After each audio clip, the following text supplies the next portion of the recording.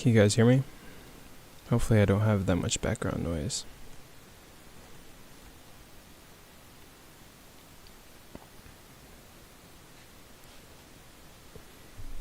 Yo, what's up everyone? Another day, another live stream. I'm currently editing 2 videos and trying to put them out.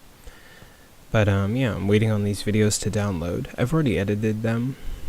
I'm just waiting for them to download, and then I'm gonna upload them to YouTube, then I'm gonna upload them to TikTok, and boom. I'll be done with actually all the editing that I need to do. And then I need to work on my blog site, and then I should be good to go.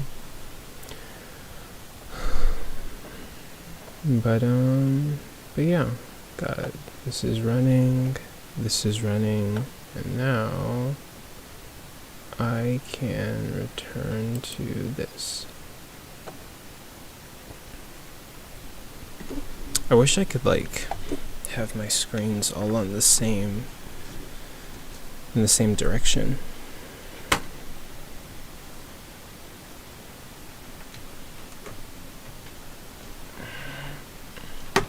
Oh shoot. There we go. What's up? If anyone wants to talk with me, feel free to request up. But also, comment in the comment section. I'll answer any comments. And yeah.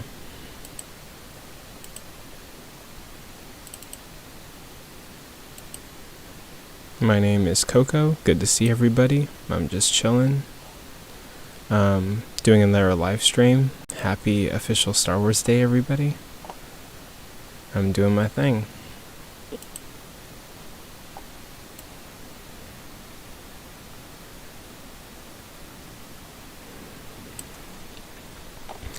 But let's see. Let's see.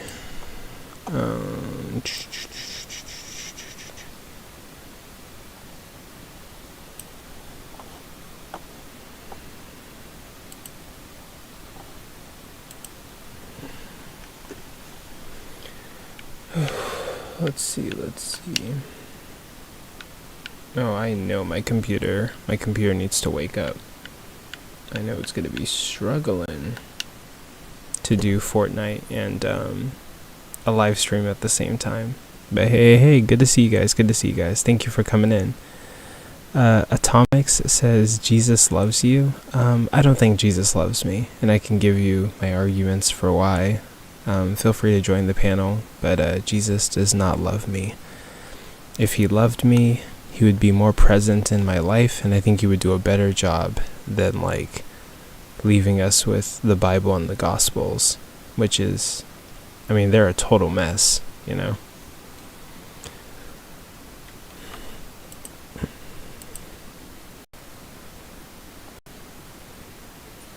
Hey, how's it going, brother? Oh, shoot. Hey. Oh, I gotta fix my headphones. They're wonky. Thought they were doing pretty good. Okay, go for it. Jesus does love you, brother. Oh, I would heavily disagree with you on that. God loves you so much, he sent his one and only begotten Son to die for your sins on the cross. John 3:16. I mean, I'd probably prefer if God would have shown up and had a conversation with me. That would have been a true act of love, right? Being present in my life, rather than leaving me a book written by other men. It wasn't even written by God. It was written by men that God chose. Yeah, but let me ask you this, right? If you had a father, and your father claimed to love you, but I mean that's a stretch, right? God never even told me that. And let's say that this father left you with a book that he didn't even write, and he hasn't been present in your life, not once. Would that be some kind of demonstration of love, or just lackluster laziness? You gotta look at it from both sides. Are you chasing God, or are you just wanting him to come to you? Yeah, so that's good. Yeah, God doesn't work on your terms. Yeah. So that's gonna be one of the reasons why I don't believe in Christianity, because there is the problem of non-resistant non-believers and non-resistant believers. I used to be a Christian. I was Roman Catholic, and I was chasing God all the time.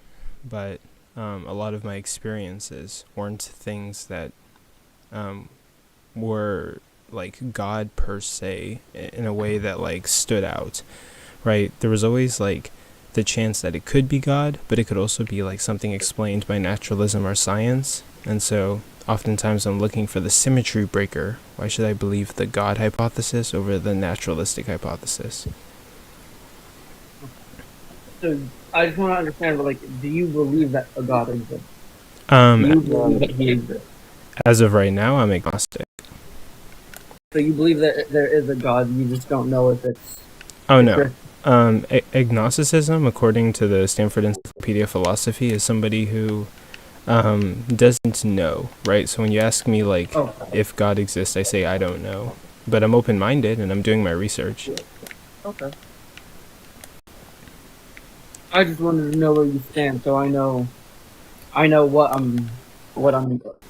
Bible verses I need to consider. Yeah, but ultimately, like, whenever you like, if you were to ask me like, hey, what would be a demonstration of love, right? To me, love would be like showing up in someone's life, being present, like making an effort, right, to be there for somebody. And when I look at God, God seems to be like this father who wasn't really there for me in my life and left me a book that he didn't even write. And I mean, sure, you could say Jesus died for our sins, but I mean, I don't know. That's based off of the book that God didn't write, and there's a lot of issues with this book. There's a lot of errors in the Gospels. Was God on earth, or was Jesus on earth? Jesus, the man, was on earth, but I don't think Jesus was divine. You don't think Jesus was God as he claimed to be in John 1? No, yeah, like I don't think Jesus was God. I don't think he did any miracles. I don't think he's divine. I don't think he rose from the dead. So over 500 people report seeing him after he was crucified. Okay, And he didn't rise from the dead. okay, yeah. So let's get into that, right? So That's from Paul, by the way. yeah, the 500 is going to be from Paul and his writings in Corinthians, right? And basically, Correct. Paul is going to be somebody who never met Jesus. Paul's going to be somebody who slaughtered Christians at first. And he went on a trip on the road to Damascus, and that's when the conversion happened, where he saw like a very vague vision, which can be explained by naturalism. And then he converted into Christianity. So like when Paul is writing these writings, he's basically just a spokesperson from the church. He's just repeating church tradition or what the church is telling him to write. Paul started the churches. I would disagree. Paul was writing for... It says it in the Bible. Paul started the churches. Paul helped start a lot of the churches. I think Paul helped like probably expand the church or start like other like sectors of the church, but the early church was Matthew, Mark, Luke, and John, and the apostles and the disciples. That was the early church. That was when Jesus was walking on earth, being as a teacher. Yes, there were churches, but the churches that we know now today kind of originate from what Paul was doing. Yeah, so I think Paul helped expand the church and establish more churches, but I don't think he started the first or the early church, right? The early church would have been Matthew, Mark, Luke, and John. That may have been my fault. I probably worded it wrong. Yeah. My point was the churches we know now today kind of formed more from what Paul started than from what was founded in Matthew, Mark, Luke, and John. Okay, I wish that churches would focus more on what was in Matthew, Mark, Luke, and John. I could probably agree to that. But yeah, I would say, what was my point? But yeah, with the 500, we don't have 500 testimonies. We simply have what Paul is saying. And basically what Paul is saying is something that he's repeating based off of like church tradition. And like, why should I trust church tradition? Also, like some people who study the literature say that the 500 is just like an added detail that we can't verify to bolster the claims that Paul was trying to make in Corinthians. I honestly haven't heard that one, so I don't even think I have a rebuttal. Yeah, but like, I believe the 500. If we had 5 people reading and adding their names to the writing, saying that, hey, I saw Jesus, but don't. So essentially, like, I would have to just take Paul's word for it. Just one person saying 500. Yeah. But what would be like some other, like, what would be like some other things you would say in regards to like resurrection? Like, why you believe in resurrection? I don't know, just no bones were ever found, no body was ever found. Yeah. Shroud is a big part of it. There was literally his blood found on it. I do need to No bones, no body. The only tomb that is ever found to be empty 3 days later.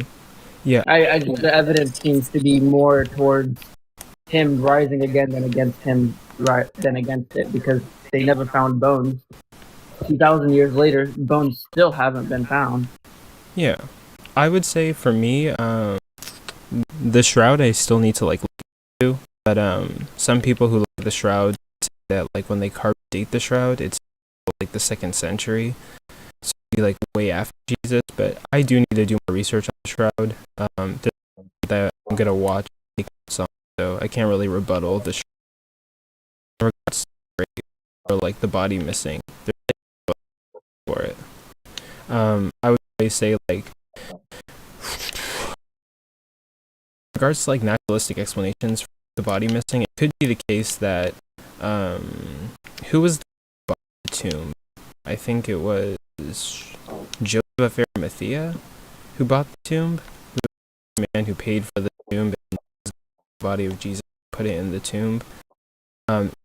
It was someone. I'm not Joseph of Arimathea, but he talks to Pontius Pilate and his crew, and he said, "Hey, I would like to take this body," and they said yes.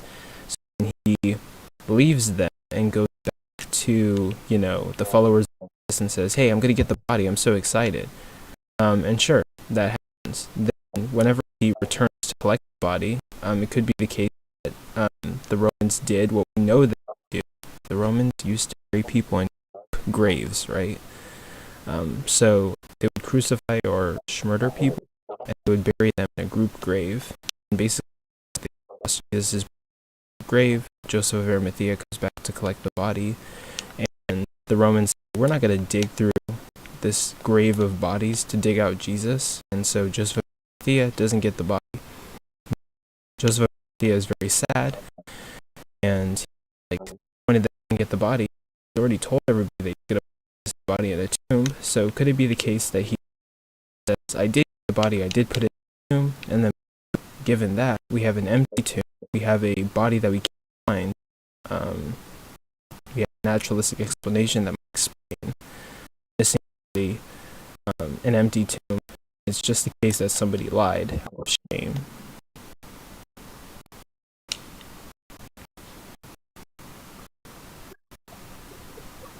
Oh, and Yeah, but like, okay. Good. hold on, sorry. Oh no, you're totally good. I'm just waking up. I just got off work, so my brain's a little fogged. Oh no, you're totally good. You work a night shift? I work the graveyard, yeah. I used to work those shifts at Tesla. I was a forklift. Oh. Yeah, it was rough.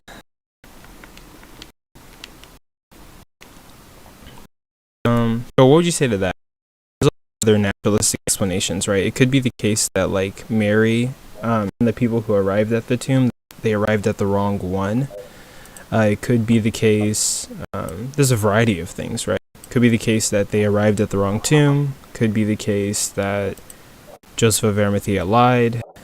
Could be the case. A lot of things could be the case. Could be the case. Oh shoot! Got an echo.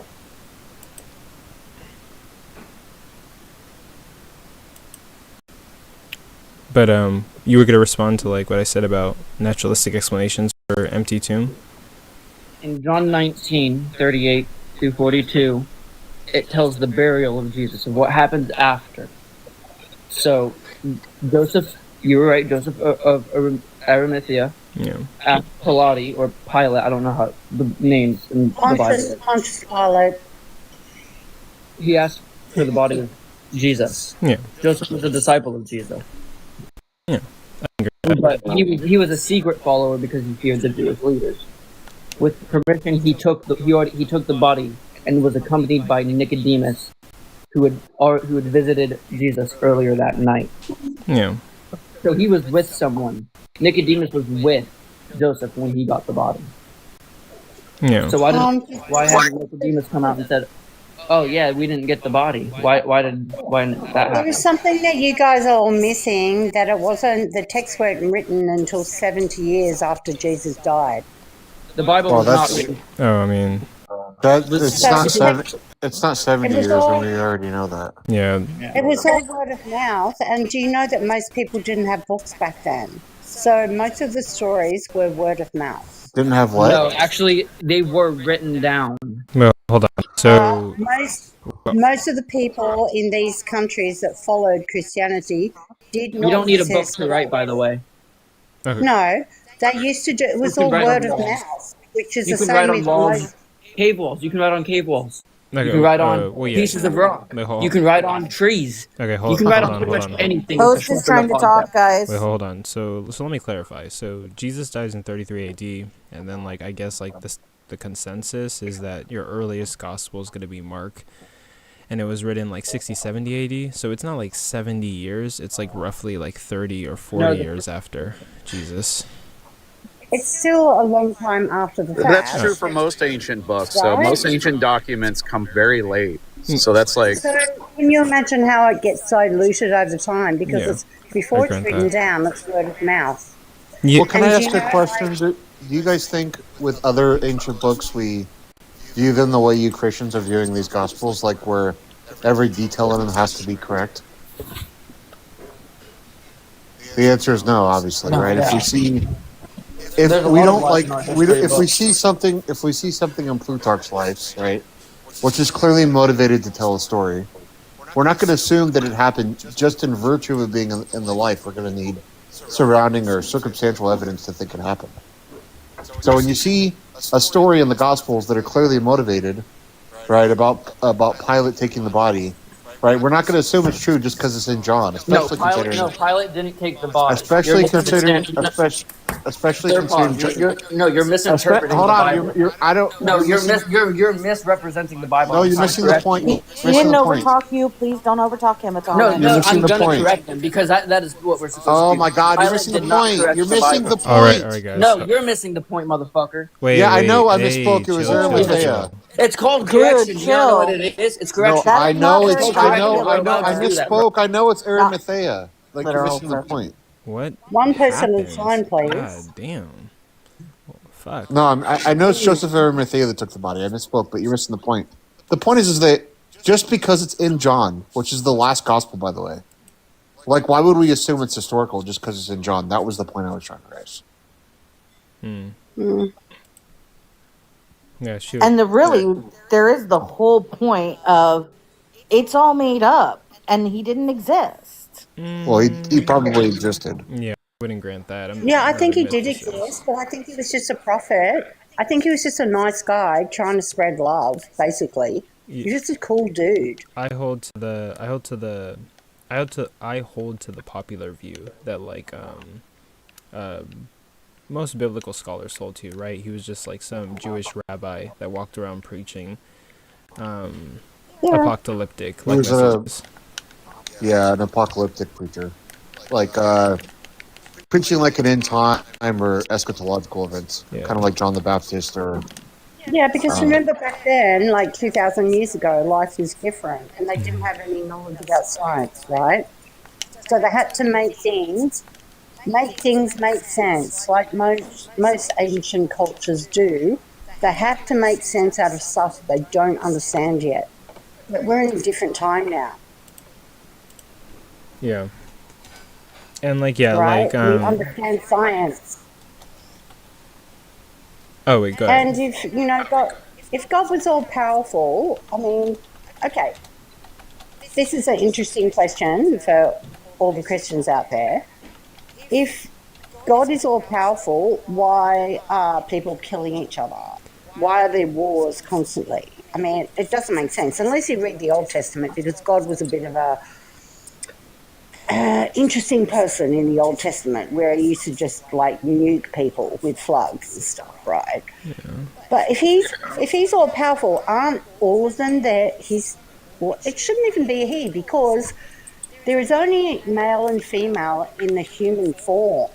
Okay, a spirit doesn't have a body, so why is he always called he? Well, I'm not sure about all that, but okay. Wait, really quick. I'm wondering where that Atomics guy went. We were having like a good conversation, but then like he kind of like bugged out last minute. Well, yeah, I mean, he was harping on me misspoken and saying pilot instead of Joseph of Arimathea. But that wasn't even relevant to my point. I was just trying to say that, like, when we look at other ancient documents, we don't assume something's true just in virtue of being in a document. Like, Yeah. it has to fit things like the time period. It has to make sense to the culture of the person. We presume the person not be motivated in what they're saying in that specific instance. There's a lot of things that we take into account. We don't just say, hey, if this document says this, then it happened. Like, that's not how it Yeah. works. And there's also multiple translations as well, remember? How many versions are there of the Bible these days? It's absolutely crazy. Yeah. There's all these different versions because they've been translated over 2,000 years. So really, I mean, that's mind-blowing to me. Well, some of the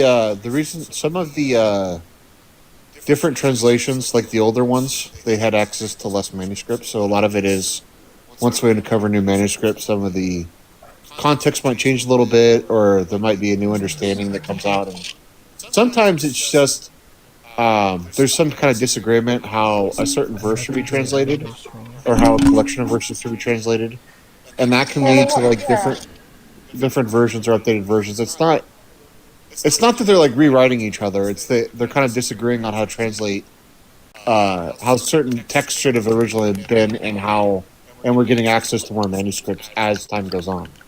Yeah, Like the because King James was before we had the Dead Sea Scrolls and all this other stuff. correct, but languages change over time.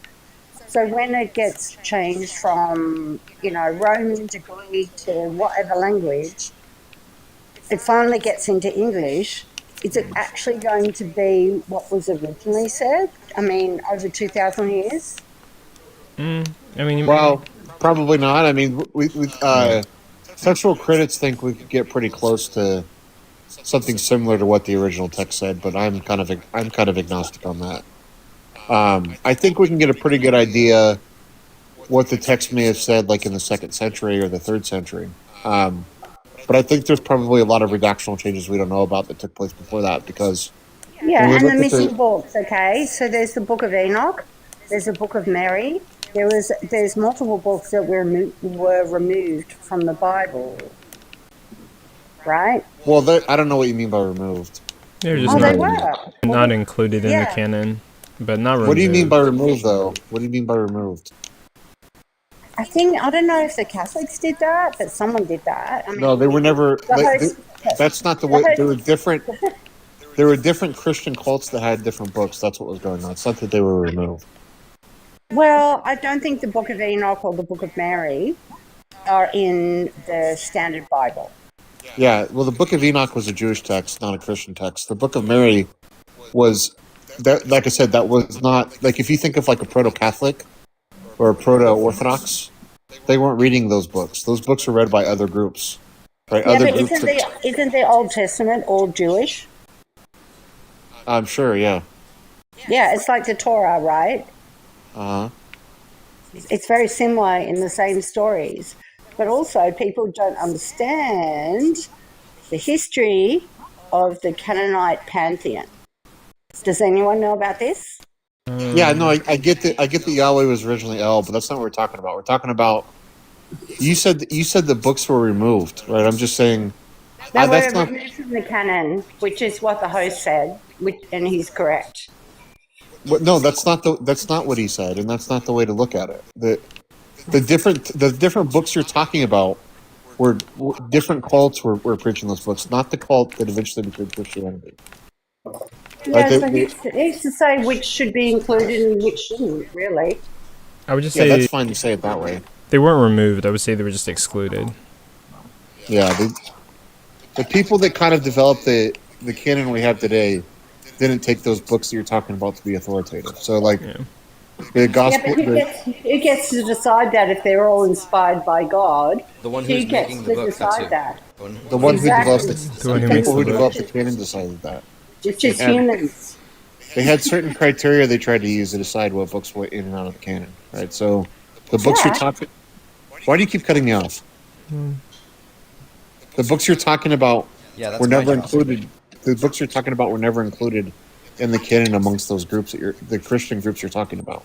They were different groups, different Christian cults. All right, but there's lots of different Christian faiths today. There's lots of different Christian cults.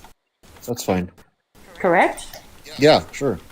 I So agree with you. I've got friends who are full-on evangelical, and they take everything in the Bible to be literate, but only the New Testament. They ignore the Old Testament and just focus on the New Testament, and that's what their church does.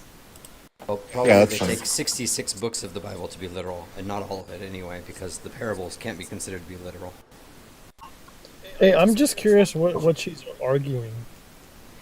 I don't think we were arguing. We were just having a conversation. That's all. No, not you, Chris. Like, it's. I feel like she's trying to like educate people on stuff that she doesn't really know or understand very well, and maybe she should be listening a little bit more. I'm definitely listening, and as the host said, we're just having a conversation Oh, well. to share Sorry. opinions. It's said not the that. host. Well, I'm always the host. Oh, wait, okay, I don't know about that, but like, On every panel I'm on, I'm like co-host or host. I'm the host right now. Sir is the unholy host. Sir is the I'm just- yeah, but Coco's just the entertainment right now. I'm the Fortnite and I guess the graphic designer, Jericho, but also like go ahead and tap the screen and share the live. If you have any comments, go ahead and come up. And, I know times are tough, but us content creators really need those gifts. So go ahead and send the gifts. Here, Also, we the appreciate controversial your candor. topics there at the top of your page. yeah, absolutely. Hey, Coco, stop interrupting the host. Oh, and also, I do want to wish everybody here a happy official Star Wars Day. It's May 4th. Star Wars kind of I think George Lucas or whoever the owner of Star Wars is, they kind of like claimed this day to be the official Star Wars Day because, May 4th. The fans did. It wasn't George Lucas. Oh, it was the fans? Oh, okay. So, Yeah, may the force be with you. Exactly. Yeah. So, happy Star Wars Day. Oh wait, so the fan. Hey, what's your favourite movie? Can you tell me what your favourite Star Wars movie is? My favorite Star. It's been a minute since I've watched Star Wars. To be completely honest with you. I would say the original Ewok ones that were Adventure. made in the first Yeah, but three movies which- were my favourite. Yeah, but which one? There's three of them. Oh, I love them all. The old ones I love. The new ones not so much. Two is the best. Well, Yeah, Empire Strikes Back technically, is the best one. 5. No. Empire Strikes Back. Yep. Yeah, I just grew up with them. I grew up with them when I was a kid. So, and I don't know. I just felt that they were when I watch the new movies, I just don't feel the same love. And also because it was further in the past. Anyway, I just like the first three movies. They're my favorites. Yeah, it's kind of shocking that Disney's found a way to kind of somewhat ruin Star Wars because Yeah. it's such an easy, you would think, property to make successful, but it's like now it's like this new Grogu movie. I don't even really care to see it. Right, I'm gonna go see I it, won't. but just because I go to the movies a lot. But if I didn't go to the movies a lot, I would probably skip that Star Wars movie this year. I just don't think you can beat the old ones. The old ones were just so raw and beautiful. I don't know. I'm just romantic about the first three movies. feel Yeah, that. my favorite was the original too. The Phantom Menace, the first episode. That one was the best. Well, I don't know. Are you being serious? That's really your favorite? Well, it was the first one I ever saw. He really likes nice. Jar Jar. Jar Jar Binks. Hell I yeah. will say the Phantom Menace does have some of the best parts, like the lightsaber battle in the Phantom Menace and like the pod race. Like it has really cool parts, but I think as a movie, it's down the list quite a bit for me. Yeah, I would probably have to agree with that, to be honest. Yep. But also, I think it just gets a bad rap, though. yep. Yeah, well, a lot of people I think were expecting something different when it came out, so it made people kind of. They're all movies for kids. They're just, people are mad that the movies didn't grow up with them. Seriously, like they're all for kids. Well, Yeah, but also nerdy adults as well. Like, just because you're an adult doesn't mean you're not into those sorts of things. I mean, like I don't think. they're marketed towards kids. Yeah, but it's like the new movies I just don't like. I just like the originals. That's I've said my piece. Yep. But yeah, if there's any Christians who want to come up, feel free to come up.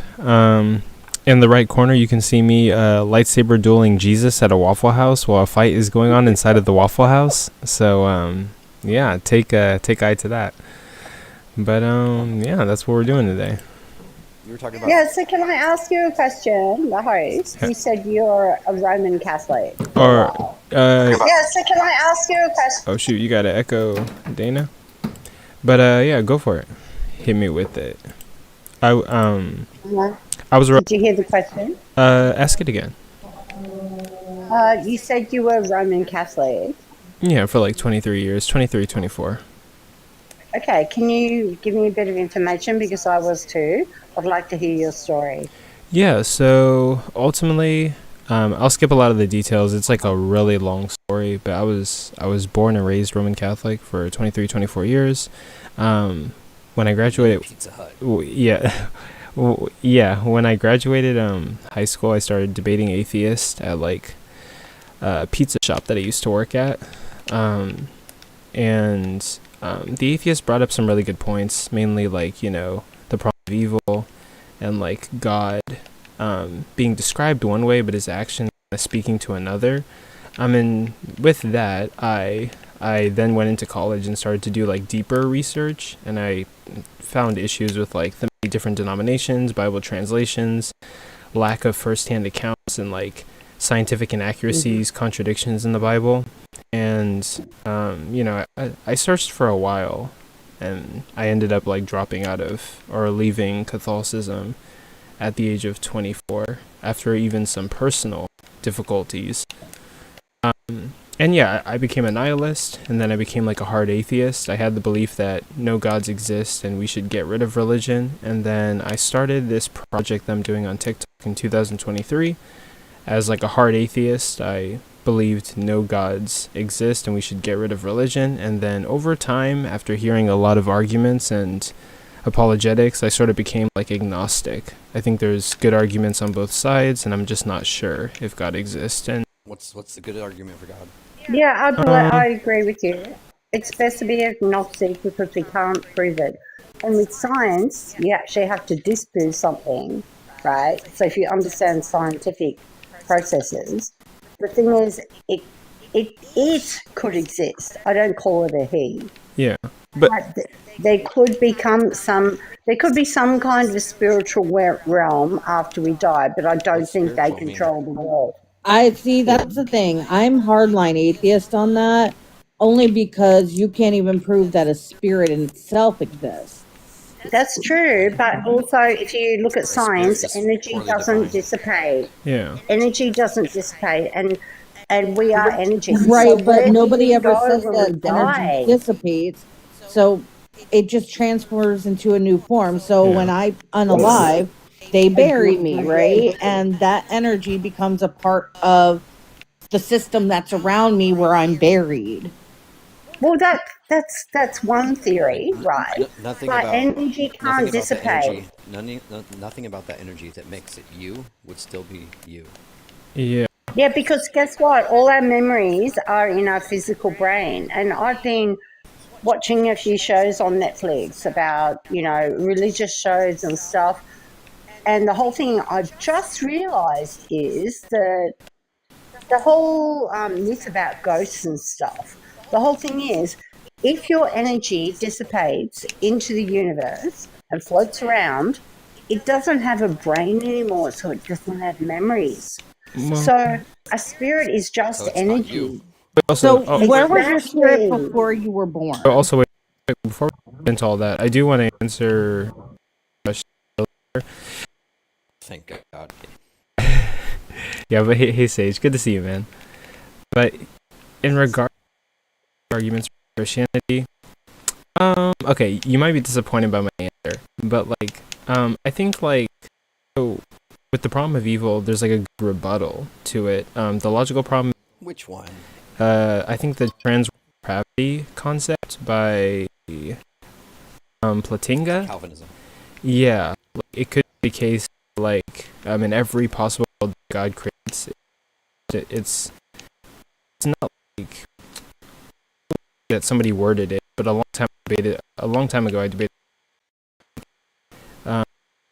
possible that could it be possible that in every world that God creates, no matter what, somebody like commits a sin and evil, not by necessity, but just evil just like always happens, and like it's just If God exists in the world alone and doesn't create, does evil still happen? Yeah, but sin is a construct. yeah, but Sin is a construct yeah, but by humans, yeah, right? yeah, but hold on. Yeah, I agree with that. That would be like a good rebuttal to that rebuttal. But it also like might that given God's nature of being a father, it's necessary that he has to create. But That's yeah. I would say God is a mother. Omnipotent means I would cannot say be because required of any. the whole thing is, why do you think a father? You have to have a female to create. So why do No, they you make don't. God a Why would he? that be the No, case? Shelley, no. That's You have plenty of species out there that reproduce asexually yeah. without having male or female. So are you Wait, saying hi. but why do you say God is a he? Why isn't it an it? Often It's a social He is a convention. general It's a social term. convention. yeah. Yeah, it's just social convention and it's a general term Patriarchy. for being. What if it's a woman? What if it doesn't exist? Wait, I mean, Exactly. What if it doesn't exist? hold on. Wonderful But this statement. is all Hi, beside. my name Dana. Hey, that's it's Okay. kind of like a side point, but yeah, like Alvin Platinga's concept seemed a little interesting to me, and yeah, there's like rebuttals to it. Yeah, I guess that's why I was confused about it, but I guess okay, wait. So what would you say? So you said omnipotence require. Like, if something is omnipotent, you cannot require anything of it. It has no requirements because it can do anything. But I think that Mhm. like if God was like all powerful and that's it, right? That's the characteristic he had. That would work, but like the other sort of like entail certain entailments, don't you? I think you're being too kind. Well, I mean, like, of course, a I'm Christian. sorry, I missed what you said. Oh, My neighbor was talking. so I think if God was like all powerful alone, like that was the only characteristic that he had, then like then yeah, like he wouldn't have any requirements. But I think the other character traits provide like issues or problems or like now has to adhere to. Okay, so what I would say to all the religious people is, if God is so perfect, why is the world in the mess that it is right now? Sorry. If he is created, if he's omnipotent and he's all powerful, why isn't he healing the world? Why is it just such a mess? That's the problem. Facts. That's the problem of evil, but we'll get to that. But Dana, what you got for me? I don't think it's about evil. I think it's just that Or like, there isn't. or that would be like the problem of evil and suffering. It'd be the philosophical problem of evil and suffering. But But that sounds biblical to me. I come from a pretty big family. My great grandmother only had 3 kids. yeah. But 2 of her kids, both of them had 6 boys, 2 girls apiece. One side, my great grandmother, she's Christian. So one of her daughters, all her kids, Catholic. My grandmother became Christian, so now all her kids are Christian. My mother, she never was, but we the type of family, we believe, they had us believing in this, higher being, God or Jesus, but we wasn't like really religious people like that. You know how some families are religious, we didn't go to church, like that. My mom did send me and my brothers to church, but I always had a feeling every time I went there, like Hmm. I just wasn't in it. Like it when I got older and I read part of the Genesis, it just seemed like a fairy tale to me. Dana, A you were story. like Yeah, me when because you you went to got critical church. thinking. Shelly, hold on one sec. Dana, you were like me when you went to church and they were singing and doing all their praise and worship, and you looked around at these people with their hands on their hearts and their, fists raised and all of that. You were going, that looks really stupid. It was just like unreal to me, it's just like these people. For one thing, I don't have to be a good or bad person just by reading the Bible. Like I know what's wrong, what's right, just through Yeah, my because you have experience. morals. You have your morals are in your heart, right? You don't need a Yeah. book to tell you what's right and wrong. Yes, yes, and my mom, was like that. Like she, when her sister so-called found Jesus or whatever, I don't know, maybe because it was her sickness or something. She tried to get my mom to go. She was like, "No, I don't want to go. It's too much drama." You know, my mom just wasn't into it. She said if she want to talk to somebody, she just say the words. Oh, so She we you're a non-believer? I don't know how to put it. I just feel like when it like you said, why should I believe or trust in the Christian God? It's just the people who believe in this Christian aren't good people. Sometimes they They are. Yeah, it act sounds like like that. you're agnostic as well. It sounds like you're agnostic, which is totally cool. But also, most people don't understand where this religion is based from. It's based from the Middle East and it's Hmm. spread all over the world. Ye- Most people don't question anything. Yeah, I think a lot of people in the Christian community, well, maybe not like a lot, but like, yeah, there are some like horrific people, who are Christians. I mean, I've even interacted with some of them on the app. Um, but, uh, but yeah, so, Yeah, we don't want to talk about what the Catholic Church has done to children, do we? but, so would you say like, I don't know God, if a God exists, or would you say like no gods exist? Dana? I mean, somebody do, because I don't. We don't really know why or why we here, but we here, Yeah. and that's just it. Yeah, it's So evolution, darling. It's Well, that in evolution. itself is, presupposing that there has to be a creator. Yeah, like there could be like an it infinite has universe to. model, or it could be like a Yeah, naturalistic it source. has to do with something, this universe thing. I don't know. I've been meaning to get into it, even the Scientology or whatever that part. But these people who buy the Bible is just like It's about they control, darling. always do the opposite. What if we Opposite just of need to what they make our believe own in. Bible as we You're go so along? right. Oh, you're so right, sweetheart. Because I think that people use religion as a crutch and a control, right? The whole thing is where you can choose right or wrong. You don't need to be part of a religion to know what's right or wrong That's right. That's right. because it's inherent in our being to know what's right and wrong. You That's don't need a nonsense. religion That's to tell you nonsense. that. That's Not sure nonsense. about that. No, I agree. Morals are I agree with taught. that. Morals are taught. Yeah, that depends on it, morals and everything. they're a social construct. It's I- basically like me. I am a horizontal humanist. Have you ever heard of those? No, that's the No, first time please I'm hearing of that. explain. Okay, so what it means is that basically I believe in my heart that I shouldn't do something to anybody that I wouldn't want done to myself. Yeah, Correct. Yep. Excellent. I love that. I Because abide by that. Can I we don't need just religion to teach us I that. wouldn't want to We do already anything to know it. people that can they I wouldn't want done to themselves. say something about religion? Sure. Thank you.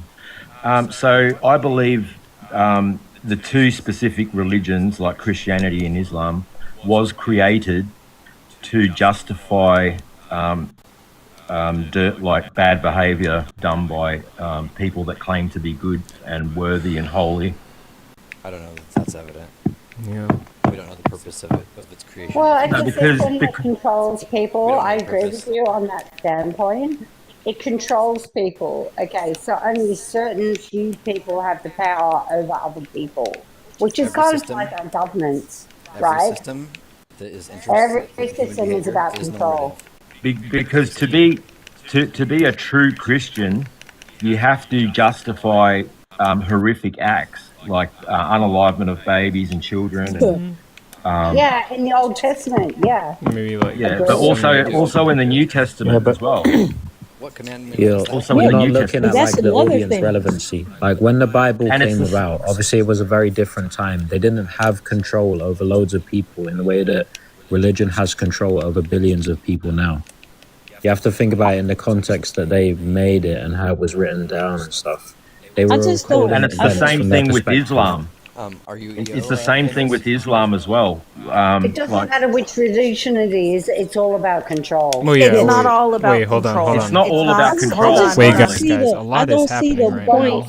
now. Hold on. I don't see point the is- point the in point is- following something Wait, that's guys, already guys. happened. Well, hold on, really quick. A lot is happening right now, so let's like K-Miz get a word in, and then I think Sage asks K-Miz the question. Yeah, I mean, all I'll say is I think the control point is kind of like arbitrary. Like everything is a control thing. Like I think religion originally was just literally an explanation. It was stories and events that was happening at the time when people were recording them. Hmm.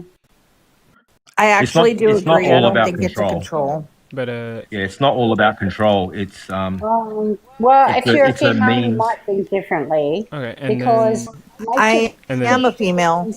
yeah, but most of these stories about patriarchy, where women have to be submissive to that. Shelly, I don't think it's all about control.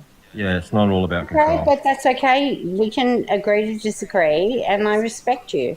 all right, and then and Sage, what was your question? Are you EO, Camus? No, I'm an atheist, bro. I don't know why I thought you were I thought you were a theist or something. No. Oh, so, sometimes I play devil's advocate, but I'm an atheist too. Oh, okay. Yep. But I guess a really quick mod break. Let me make an announcement. Thank you guys. There's 17 people in here. If you can, tap your screens, please. That helps get more people in the live stream. If you're a Christian and you want to talk to me and do like a 1v1, let me know and I will, make sure that happens. But yeah, I'll answer any questions. I'll have conversations with people, and I'm just playing Fortnite and having conversations or debates with people. And also, happy May 4th. May the Force be with you. For all those Star Wars fans out there. And yeah, that's basically the live stream today. And I'm also editing videos. I'm waiting for like two videos to finish downloading on my computer so I can post them to YouTube. But yeah, I host debates. I debate people and I document my journey to figure out what I believe in. I've hosted debate events with PhDs on matters of atheism and Christianity, and all of that can be found on my YouTube channel. Check out the Controversial Compass on Hey, YouTube. I'll follow you. Hell yeah! That's awesome. You're so Okay. amazing. Oh.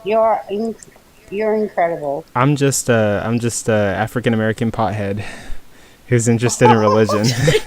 Okay, one question to W you, gang. Sally. Hey. One question to you. Yeah. Do you know Hey, he where has a your calm African voice. roots are? Did you say Coco is incredible? I said it's incredible. But my question was, does he know where his African roots are from? Yeah, I'm Nigerian descent. Excellent, because I have Nigerian friends and South Sudanese friends. So I spent a lot of my time. There's a lot of African refugees in Australia. Hell yeah. So I've spent a lot of time around them, and they're Christian as well. Oh, and yeah, actually Nigeria is like, yeah, very Christian. Because they were colonized by Europe and like. So Yeah, majority was so I Christian. debate them, and I say to them, where's your original culture? Yeah. And they really get pissed off with me when I ask that question. Yeah, and I guess I don't really know what Like, religion. what you mean? Yeah. Because Christianity was in Africa before it was in Europe. It was in Ethiopia, I think. Yeah. Yeah. Ethiopia. Yeah. But I do have to read more on that, but Yeah. yeah, that's something I hear a lot, that it was in Ethiopia. But I don't really know what was like the original like religion before Christianity, or maybe No, Christianity it's was like the first They one in believe Africa. that They they believe ancient that gods. King Selassie is Jesus. Some of those Yeah, people. that's what Rastafari believe. Yeah. But also, Jesus wasn't blue-eyed and blonde-haired. Oh, the Bible He was doesn't. He Palestinian. was. He totally was. We don't even know. I mean, We don't know. He yeah, was not blue-eyed and He's whatever culture. blonde-haired. He's No, looks but like my- whatever culture who depicts him. yeah, but also like No, but I think- the Bible doesn't really make a Since my mom description had- of Jesus that much. I think it says like he had my like my It bloodline. says he had hair of wool, skin of bronze. yeah, skin of brown. I pray yeah. to my mother. Bronze. My bloodline goes back to Jesus because my father's from Bethlehem, where Jesus was born. Oh, really? That's And cool. everybody Yeah. in Bethlehem. So that's was Palestine, related to right? Jesus. I swear. So No, that's I didn't say I'm Palestine. related to Jesus. I said, yeah, I didn't say I'm related to Jesus. I just said Yes, you that did. That's what bloodline my is. bloodline goes back to the time of Jesus. I said. Oh, the time of Jesus. Okay. Okay. Okay. So that's Palestinian, by the way. Yeah, but really. Yeah, like my father's Palestinian. But That's so cool. Yeah. Oh my gosh. No, but he just said the Palestinians My that bloodline also goes live back to the in bloodline of Jesus. No, Yeah, keep speaking. the Palestinians that live in like Bethlehem and the towns around that, they're predominantly Christians. They're not like and the Palestinians in Gaza and that they're Muslim Palestinians. Yeah, But yeah. Yeah, but there's a mix. Do you know before the British carved up after the Second World War, the Jews and the Christians lived together harmoniously with the Arabs in Palestine. Everything was fine Yeah, but before also, then. but really quick, let Not me really. let me address the new guest real quick. But biblical, what you got for me? Are you above the age of 18, by the way? Oh yes. Oh yes. Oh, okay. Yeah, you got anything for me in regards to the topic on the screen? Oh yeah. Yeah. So are you a Christian? I'm an agnostic. Oh, okay. Okay. So, I'm also a Christian. I'm a Trinitarian, and what I have for you is that Christianity is the truth because our God Jesus Christ is the truth, and He's trustworthy. You understand me? Yeah, because He doesn't have He doesn't have the sinful human nature. You understand me? No, Because but he does. doesn't Wait, hold- have- Yeah. Yeah, because he doesn't have a biological father. We inherit our sinful nature from our biological fathers. He alone doesn't have the biological father. So, it disqualifies him. Biblical. It disqualifies him to have a sinful nature. You But understand me? did you? Wait, hold on. Let me one-on-one with him for a Yes. little bit, and then everybody. Okay. Yeah, sure. Okay. Yeah, so so he's sinless. Okay, so he's trustworthy. Whatever he says is final. You understand me? Then number two, everybody need to be connected to a source because your life comes from a source. You understand me? Now, where is the source? Yeah. You understand me? We have the empirical evidence currently. Now, your biological father is your source. How did you go to your biological father? Through the blood or through the intervention of your mom. Now, Jesus Christ is telling us that we can also get to the source through his intervention, through his blood, through the cross. Why shouldn't, if I No. can, if I believe that the blood of Coco, my I'm hitting mom, my preaching you know, limit. Yeah. yeah, wait, if the yeah, but blood, if the blood of Yeah, my, we're if, definitely wait, hitting a preach limit if the, here. I don't like the blood yeah, and guts. if the blood, if the No, blood of let a him woman finish. can make you a citizen in this world, why can't the blood of Jesus Christ also make you a citizen in his world? Oh my You god. understand me? So Christianity is true because we have the empirical evidence through the blood of a woman. Thank Okay. you. Okay, Missy, could Through the you? blood of a Can I do woman? this real quick? Did you just say that? Wait, hold on, Did guys. you just say through the blood of a woman? Wait, just hold on, hang tight. Missy, can you do timers or can you not? I can figure it out. I'm wondering if your powers are working because I'm on my PC. Let me. I'm gonna test on Sage. I want to. So Jesus, Wait. Jesus, because if do you believe in Wait, hold on. inherited like that? Wait, we're trying to. Do you believe? We're trying to figure, Okay. something out real quick. I'm gonna have. No, let the Aussie speak. Wait. I'm Aussie too. Wait, hold on.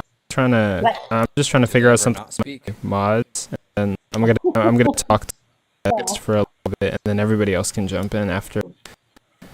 Miss, you Okay. should be able to tap and hold on the box. Yeah, I And then can't because you're on manage- your PC. Oh, yeah. I don't have access to those. So sometimes with mod powers, it depends on whether or not you're based in PC or if you're based on your like iOS or whatever other Okay. device you use. If you click on the arrow to share, Yeah. some options should pop up. Could I just ask And you might be able biblical to do it there, something? to change it to show Yeah, time. yeah, of course. Go ahead, mate. Yeah. Like, do you believe that we inherited Adam and Eve's sin? No, No, absolutely no, not. No. Oh, It's a wait, hold on. construct. no, Jack's biblical. Let's hear a biblical. no, Yeah, but no, I'm asking biblical, like, Yeah, like no, asking a no. valid question. because Christians, as far as I know, Christians say that we inherited Adam and Eve's sin. Yeah, No. and because We the never Old inherited. Testament, We never, it depends. Wait, Shelly, Depends. Shelly, let biblical answer. He was asking the Christian on the panel. Yeah, so we never inherited any sin from Adam. Rather, we took the sinful nature, the corrupt sinful nature from them. You understand me? Because it's just like that was the sinful nature was like the spiritual DNA. Your DNA comes from your source. That is your biological parents. You understand me? So we took the sinful nature, which is the spiritual DNA from them. Yeah. So a sin is a byproduct of our. All right. Of our, Well, I can of our- prove it to you. I can prove it to you. So, if let you me type it in on focus. Google, did we inherit Adam's sin? It says yes, Yeah. according to Yeah, it is- traditional Christian theology, humanity inherited a sinful nature, or the original sin from Adam. Yeah, sin is different from a sinful nature. Sin is different from So- a sinful nature. So Yeah. therefore, if we inherited a sinful nature from Adam and Eve, that means Jesus inherited Eve's sin from Eve, from Adam and Eve, like Jesus' mother inherited the sin. So that means that sin was passed on to Jesus as well. Okay, so really No, quick. you are wrong. No, you are wrong because sin Go comes ahead through and the explain. fathers. It comes through the seed of a father because you are a seed planted. You understand me? So No, you but it's are not a seed. because Wait. you said. Let him finish. Let him finish. Okay, and sorry. then I'm gonna set a timer. And I'll talk to Yeah, him because for a little bit. you are a seed from your dad. You understand me? Therefore, No, but it's the sinful you understand? nature. Wait, let him The finish. sinful nature. Your nature comes from your dad. Jesus Christ doesn't have a biological father, so he cannot get a sinful nature because he doesn't have a biological father. He did. Joseph Well, was his it can be father, inherited from the actually. mother as well. Let somebody else Mary talk. actually had sex with Aussies, Joseph. quiet. Yeah. Yes, Get it? yes. Jesus Christ. Okay. Okay, wait, hold on. So let's pause here. What? Okay. This So will only take a minute. So, for everybody here, what would be the longest you'd be willing to wait for me to have a one-on-one conversation with this guy? 2 minutes. 2 minutes. I was thinking Yeah, about 2 minutes. I was thinking about 15 minutes. It's your life. No, It's I your won't life. be here for 15 minutes. Take as long as you want. Right? I can't find the timer thing. I do think it's because of. Let me see. I'm trying to think because I've looked at like everything. Okay. And Can I just say one quick thing before you do? I prefer if you save it for afterwards. It'll just take 10 seconds. Oh yeah, I'd prefer if you save it for afterwards. Allow it. yeah, so everybody mute up. Jesus' Everybody- mother would. Wait, Jesus' hold on. mother was a Hold on, Palestinian. Chief. Hold on, Alexander, Chief. I prefer. Alexander, be an adult and mute up like everyone else. And then we're gonna let Coco, who's the host, speak to this individual. Okay? I thought I was the host. He's joking, by the way. But okay, so I'm gonna do 20 minutes with biblical and address some of the things that he was saying, because I did say like if any should I make it like 15? Mine will take like less than 2. Okay, I'll do 20. How about until there's a natural conclusion? Yeah. I thought we were Until there's a going to natural conclusion. interrupt But like I'm gonna set it for 20, but like I might not even use all of the 20. But yeah. Okay, so I'll do this 1v1. Biblical, I'm speaking with you, and yeah, we'll get started. So I'm asking the question, why should I believe or trust in the Christian God? And basically, okay, so you said like Jesus didn't have like a sinful nature. I would say, yeah, Jesus, according to like my research on Christianity, Jesus would be like 100% God, 100% human. But like saying that he didn't, I guess he didn't have a sinful nature, but he was susceptible to the same temptations or corruptions as humans. He just never really sinned. Wouldn't you agree? Yeah, I agree to that. So yeah, so during passages where he was like tempted in the desert, right? Jesus' nature was good, right? He never committed a single sin, but I guess he was susceptible to temptation or like corruption, right? Yeah, if you're susceptible, yeah, what do you mean by susceptible? Like he could be tempted, but like he just wouldn't commit sin. Jesus just never like caved into the temptation. Okay, you're right. Given his human body. Okay, so we can agree on that. Okay, so I guess I'll ask why should I believe or trust in the Christian God? What would be like your key reason? Yeah, you should trust in because number one, he doesn't have a sinful nature. That's number one. So he is trustworthy. You understand? Because we need a trusted person to entrust our eternity. You understand me? Yeah, because our eternity is key. You understand me? Because you cannot just trust a sinner. Oh, okay, yeah? okay. And So moreover, he has a divine nature. Oh, okay. So pause there. Divine nature. You understand me? Yeah. Oh, okay, so pause there. So sure, like I could grant for this argument that like we shouldn't trust individuals who have a sinful nature, and we should trust God who doesn't have a sinful nature.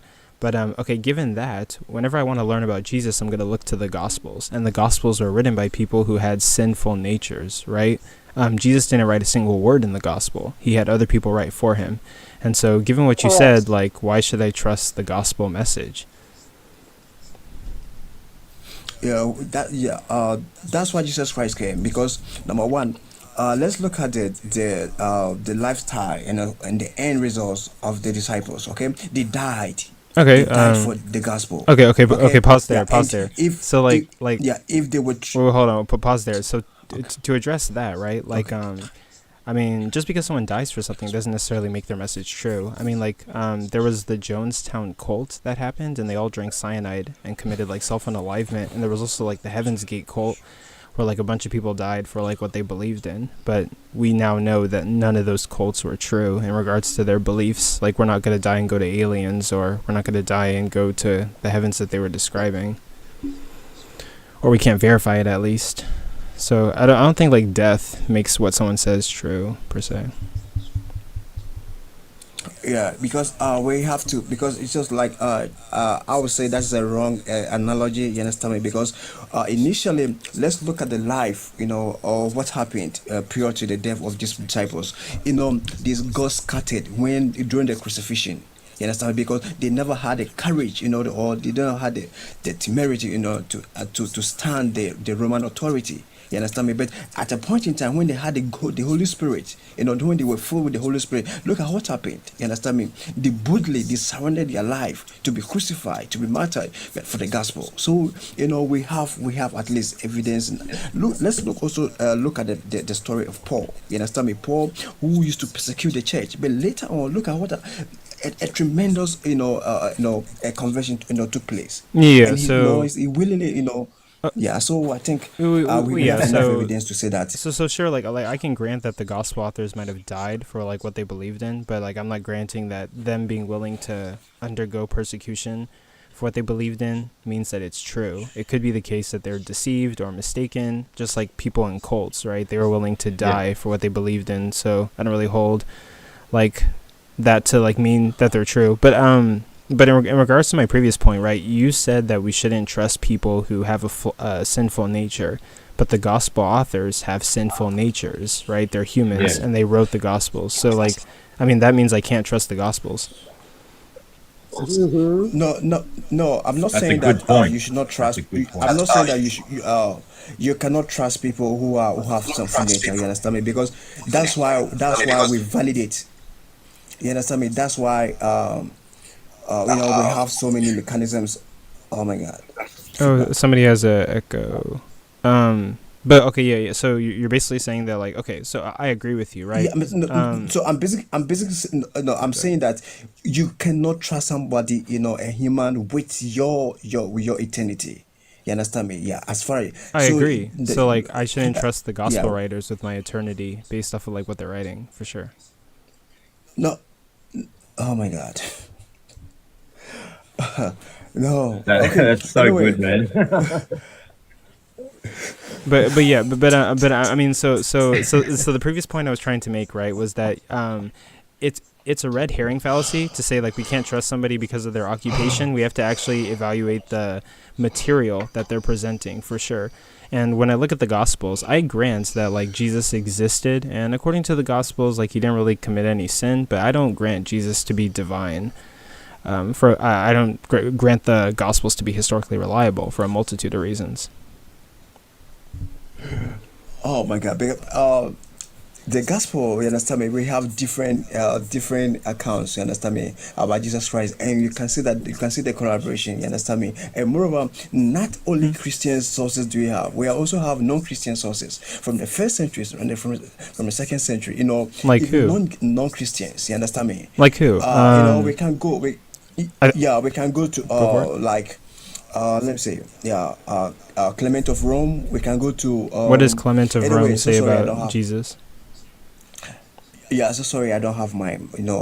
So sorry, I don't have a second device, but I do recollect. Maybe, so sorry to, but at least I'm just trying. I'm not trying. I cannot recollect. You understand me? Oh Yeah, yeah. so sorry for Yeah, that. you're You totally understand? good. I don't have access to my notes. I'd be like looking at them, but I'm going off of like some of the stuff that I have in my head. But like Yeah. first century sources that we might have for Jesus might be Paul, but Paul is writing about his experience on the road to Damascus, and then he's also just saying what early church tradition is, right? Given like the Corinthians Creed or like other things that he writes, he's regurgitating what the church is telling him to write. And then, anything we're going to get for like Jesus, aside from those things, from any firsthand accounts are going to be like 60, 70 AD, with your earliest gospel being like Mark. And then all the other gospels are going to get dated later. And there's a variety of issues with those gospels. Sometimes there's even a contradiction in those gospels. Yeah, we also have Tacitus. Okay, we also have Josephus. You understand me? Yeah, and Tacitus happens to be a Roman centurion. You understand me? Yeah, And but didn't the possibility. Tacitus didn't he only write about Christians, not necessarily like Jesus? He wrote about the people that were following Jesus. But then it means that it means at least that proves the existence of Jesus Christ, right? Yeah, I'll even grant you that. I hold the position of the majority of scholars, right? That there was a man named Jesus who was a Jewish preacher who preached apocalyptic messages that was walking around like during that time. I'll grant that Jesus existed, but I don't grant that Jesus is God or that he holds any divinity. He did any miracles or anything. Yeah, okay, very well. Your source determines who you are. Do you believe? No, will you grant me that your source determines who you are? I don't even believe a soul exists. No, I mean your source, your very source of life determines who you are. I mean, like, I'm a hard determinist, but I guess to an extent, yeah. Yeah, because if your dad is a human, definitely you are going to be a human, right? Sure. But Oh, okay. how is it? How Now, is this related to like how is this related to like the writings that we have about like Jesus or like the Gospels? no, because I'm trying to prove the deity of Jesus Christ to you. Because you granted me my paradigm that your source determines who you are. Now, I want to ask you, who is the source of Jesus Christ on it? According to the Gospels, it's going to say that Jesus was like divinely incarnated, right? So it's going to be born of like a virgin. But again, like I don't see any reason to trust that. No, I'm saying, yeah, but everything has got a source. Well, Who yeah. is the source of Jesus Christ? According to In the the womb of Gospels, it would Mary. be God through like divine virgin birth.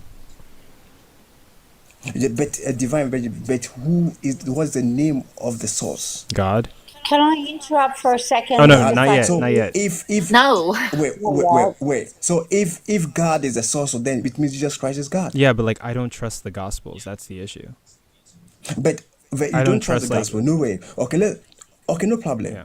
No problem. That's what I ask you. Who is the source? The gospel aside, I'm asking you, who is the source of Jesus in the womb of Mary? Yeah, so there's probably some kind of naturalistic explanation. Like maybe it could be the case that like Mary was kind of loose during that time, and maybe it could have been like some. Yeah, you have to. Yeah, it could be the case that like Jesus is going to be born of like some third party that like impregnated Mary, or maybe Joseph. Yeah, and you need to. Yeah, and you need to prove your. Can you validate your point with evidence? I'm saying it's a possible thesis given what we know about like how humans are born, and given like the trends that we see in science. Typically, for someone to be born, they need a sperm and an egg, and yeah, like, I mean, do we have any asexual births? Like, not that I know of. But yeah, given previous scientific trends. Given a naturalistic view, it could be the case that Joseph impregnated Mary or like some third party impregnated Mary. But I don't see any like prior trends or any like any priors to believe that like something divine happened and like Jesus was born of a virgin from God. Yeah, but so that's a presupposition, right? No, I mean this is based off of priors. Yeah, because you don't have enough evidence to back your, so it becomes just an assumption. You understand me? So Or I don't well, think like it's valid. a presupposition would be something that I'm asserting, given like not really any priors, right? Like I'm just like I'm just holding to this because of maybe some kind of like utility. But no, what I'm saying, Not necessarily. not necessarily. Okay, well, we'll address that later. But sure, I'll grant this is a presupposition, but it's gonna be supported by like priors, what we see in science, the typical trends, and yeah, like it's literally almost nearly impossible to have like a human asexual birth. It typically requires like a sperm and egg. Yeah, because then it means that I also qualify to enter into the Bible, because this is what if this is your paradigm, then I think you must also grant me my paradigm. Well, yeah, but like I've been asking this whole time, why should I trust the Gospels or the Bible? Like, what would be the motivation for that? Yeah, you understand me. And moreover, we also have the empirical evidence. Now let's come. Well, let's hold on, come outside, wait. okay, But from the like, Bible a but bit. really quick, why should I trust the Bible? What's going to be the motivation for that? Okay, yes. Yeah, so I'm giving you an empirical evidence, okay, of a claim that is in the Bible, okay. Now, according to Jesus Christ, okay, he said his blood, through his blood, we can enter into his kingdom. Now, we need that evidence to support this claim, okay, not biblically, but we should come outside the Bible. Now, how did you enter into this world? Wait. Everybody enter into this world. This is not giving me reasons for why I should trust what the Gospels Yeah, say in regards to yeah, Jesus. yeah, This is now yeah, it's becoming like a critique my worldview. Like, how do I think like everything got here? But I'm asking, like, why should we trust like your paradigm that Jesus was born of a virgin birth or did miracles or any of that stuff? yeah, but you asked me that why should you trust the Bible? Yeah. You understand me? So I am just trying to support my argument. You understand me? I'm just trying to support my argument, from a non-biblical source. You understand me? So that you at least you can see if that'll be helpful. Okay, sure, right. We could do that. You understand me? Now the core message of the gospel is we entering or we become a citizen in a different world. You understand me? Yeah. Yeah. Now, we can see that That's a claim. to attain citizenship. Yeah, that's a claim. Yeah. I'll give it to you. That's a claim by Jesus Christ. Now we to attain citizen to attain or to become a citizen in any country, blood must be involved. Not necessarily. Yeah, to become a first class citizen. Yeah, no, blood. First class. Blood doesn't need to be. You don't need to kill anybody to become a first class citizen in a different country, or you don't need any blood. I'm not. Yeah, but you because of the bloodline of your mom or your dad or your parents, that makes you a citizen in your native country, right? Yeah, but there's also other ways to become a citizen. You can fill out the paperwork. You could have like lots of money. There's plenty of ways that don't require blood per se. Yeah. A citizenship cannot be revoked. Do you know that? It can be revoked. Yeah, like there are people. There are people who have broken the law, and like their citizenship was revoked from the country. Yeah. Well, there's also you can deny you can deny it. Yeah, you could also deny it. Yeah. For all things being equal, as a Nigerian, I'm a Ghanaian. Okay, regardless of what I do in my country, as far as crime is concerned, my citizenship can never be revoked. Well, because of the blood in me. I think you're mistaking like citizenship with like your nationality or like your race. I mean, like if you're born Nigerian and you have Nigerian genetics, right? Like, I guess you're a Nigerian, right? You come from a Nigerian bloodline. But in regards to like citizenship, whether you're a citizen in that country, that's more of a legality thing. And I mean, like, yeah, that could easily be revoked. Yeah, but this is the first time I'm hearing from you because it's just like once you become a citizen of a country, you understand me? You are a property to the country, and your citizenship cannot be revoked. But a second-class citizen, somebody who filled the papers to become a citizen, his citizenship can be revoked because he is not part of the blood in that country. Yeah. I don't know if you know. Well, I mean, like even if I grant this, I do want to get to how this demonstrates we can trust the Bible. Yeah. Yeah, okay. So now Jesus Christ is telling us that just as blood can make us, the citizen of our native countries without it being revoked, likewise his blood can also, do that. Now, example is our mom, okay? You became a citizen through the blood of your mom. He said, if your mom is capable enough, why can't Jesus Christ also, why can't the blood of Jesus Christ also be capable enough to do that? You understand me? So now we're taking a cue from these scenarios. Yeah, and I mean, think like what Jesus Christ is saying, at least. Okay. Yeah, so I think we know. So the blood of my mom validates what Jesus Christ is saying, because if the blood of my mom can help me, why can't the blood of also Jesus Christ help us? Yeah, but moreover, Jesus Christ is even sinless. My mom is sinful. Yeah. So like, if a sinful blood can help me to become a citizen in this world, why can't the sinless blood help me to become a citizen in His kingdom? Well, like the reason why is because for one, like I'm not even sure if I'm a descendant of Jesus, right? That's like in question, and also like, two, Jesus' blood is supposed to like grant us some kind of citizenship into like heaven, is what you're saying? No, I mean, we attain citizenship through blood. You understand me? Through bloodline. Yeah. You understand me? We attain our citizenship in the true bloodline. So Jesus said through his bloodline we can become citizens in his kingdom.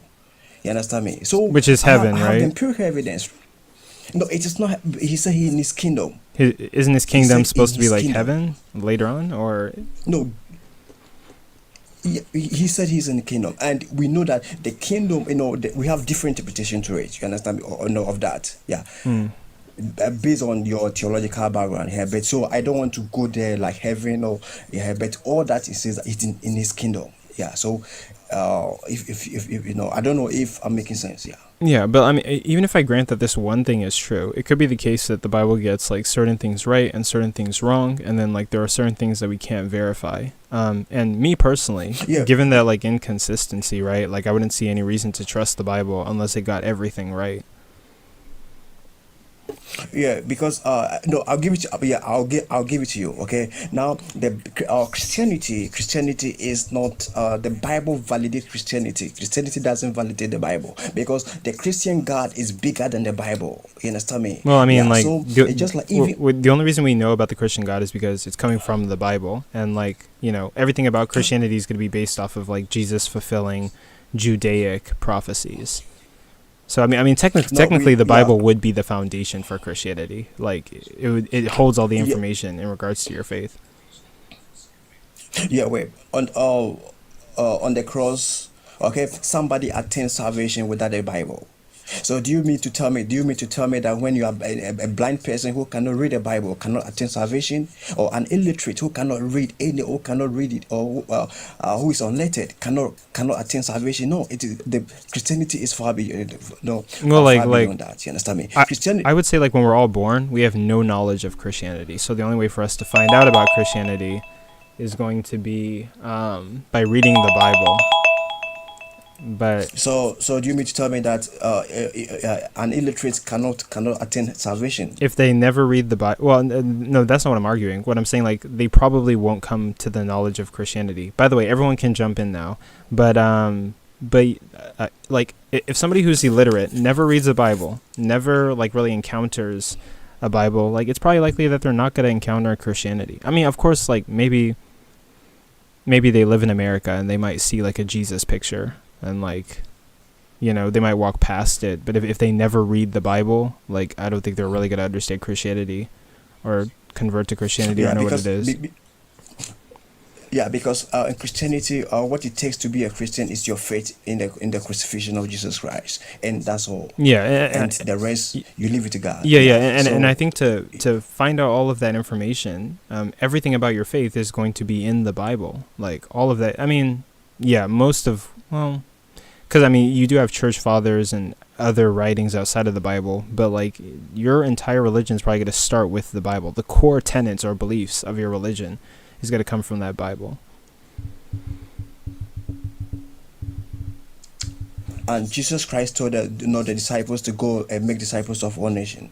He never gave them the Bible. He gave them the message. So the message is enough to convert the person. Well, yeah, but where do you get that message from?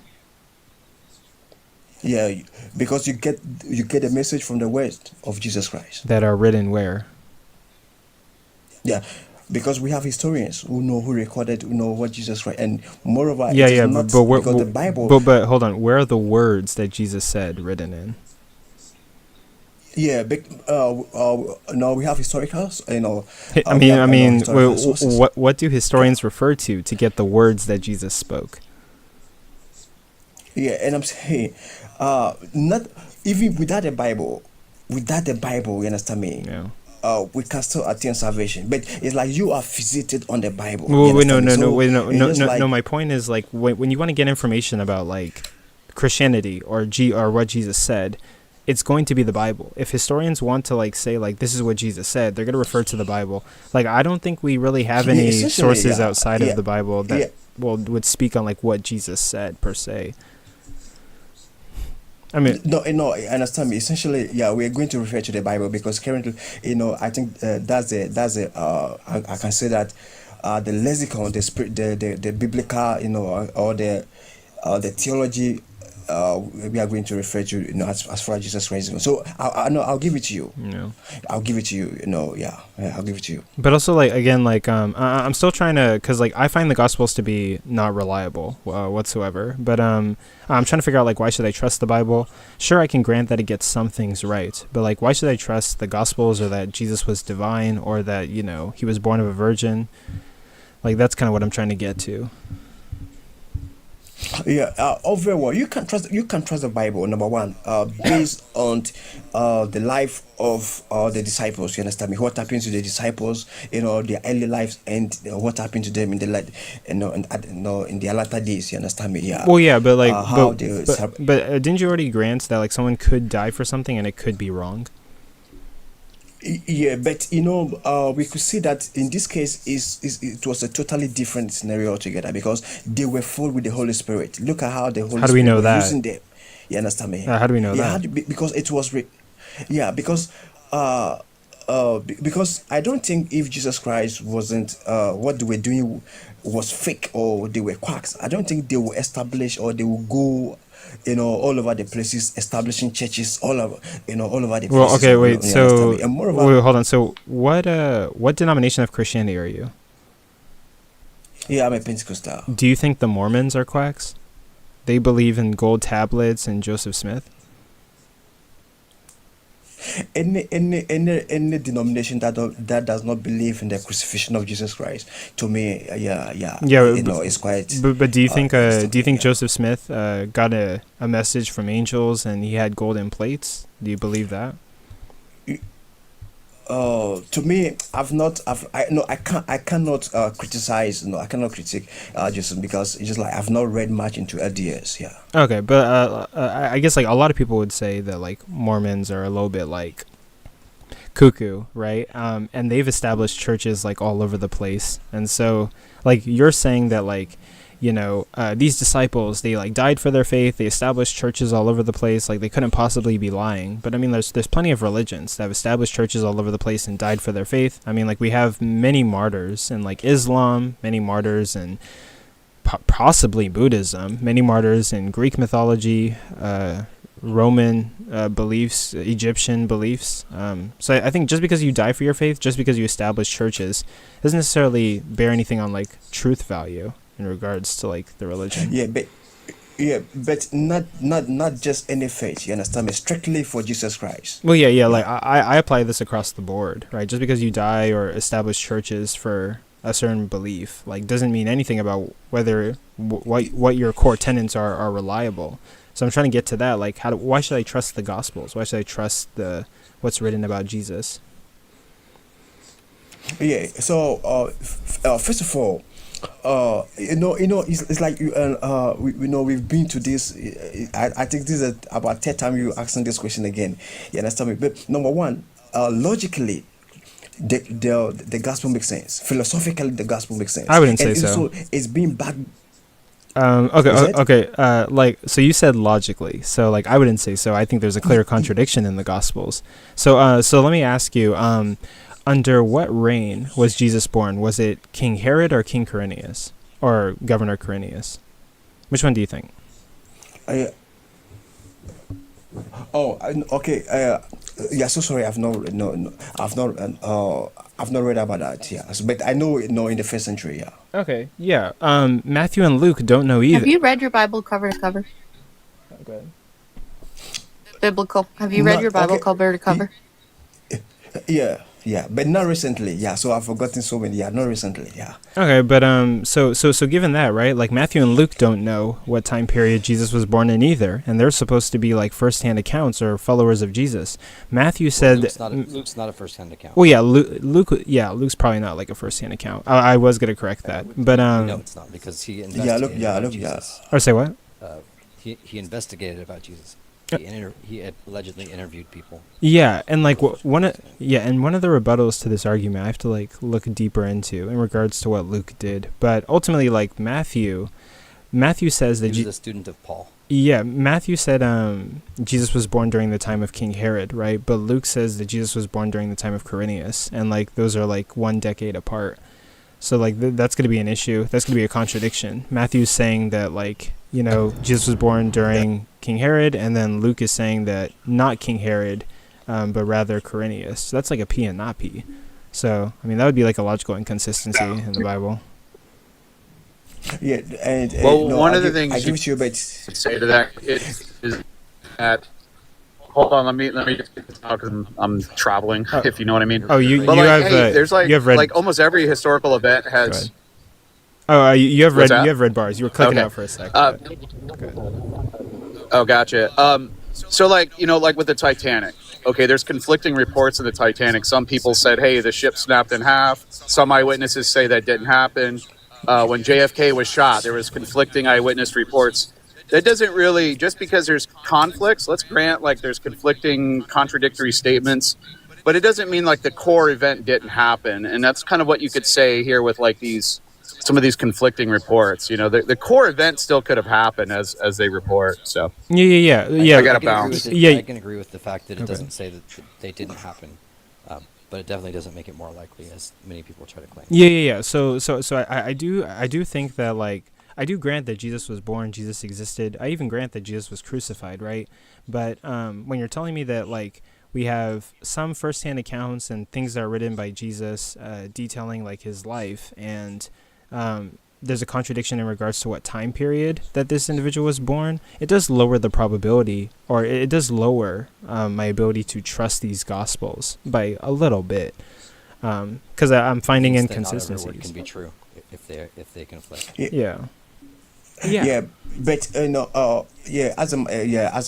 the brother said, that's why it's called a gospel account according to, you understand me, because this it means that the core event really happened, you understand me. But by all means, we are going to have a conflation, because writing from a different angles and different, collecting data from different, a group of people, there's going to be a conflation. So we have to understand that. Yeah. Wait, but do you believe like these gospels were like biblical? Oh, go ahead. Can I jump in here for a minute, Coco? Yeah, say it. Go ahead. Yeah, because imagine. You were talking about so sorry. bloodline, Wait, right? and you're a little bit quiet, Sage. But is this better? Yeah. Go ahead. So you were talking about Jesus' bloodline, and you said that he didn't receive sin because he didn't come from Joseph, right? Yeah. Do you know what else he didn't get from Joseph?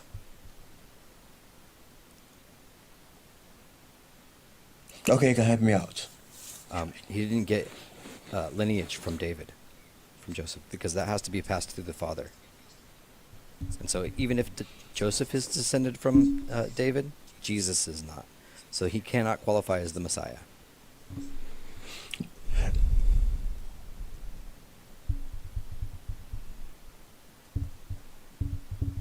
Yeah, and this, you say he cannot qualify as a Messiah. You understand? Okay, Yes, he the can. Messiah Jesus has Christ to can be qualify. of the bloodline of David. Yeah. So, was it just a physical, or it was just a divine son of David? You want to answer that, Sage? I'm sorry, I didn't hear because my wife was asking me to do something. Oh no, you're good. Happens. Yes. Yeah, I'm saying the Messiah, is it going to be a physical or a divine son of David? I'm sorry, I could not understand you. Yeah, I'm saying the Messiah who is coming, you understand me? Is it going to be a physical son of David? You understand me? Or a literal son of David, or is it going to be David? It has to have the bloodline. Yeah, because now we are trying to talk about he didn't metaphysics get from over Joseph? here. No, because the Messiah is not, the Messiah is going to be it's going to be a divine son. It's not going to be a literal son. Not going to be a what? It's a divine personality. It's not biblical. They don't grant that the scripture is true. Like, you'd have to justify that Jesus was divinely. You get what I'm saying? Jesus Christ is. Yeah, Jesus is divine because he doesn't have a a literal father, biological father. We know what the Bible says. What I'm saying is the man Jesus that existed and was crucified, He was a human just like me and you. Me and you got a mom and a dad. You gonna have to justify that Yeah, he was divinely concepted. yeah. A human. What makes you a Being human is your divinely human conceived nature. is a problem Concepted is because crazy. Divinely conceived. I'm so Conceived. tired, bro. That's crazy. being divinely Yeah, I'm conceived is saying, a yeah. problem because then he won't have the bloodline of David, which is a requirement for his Messiah.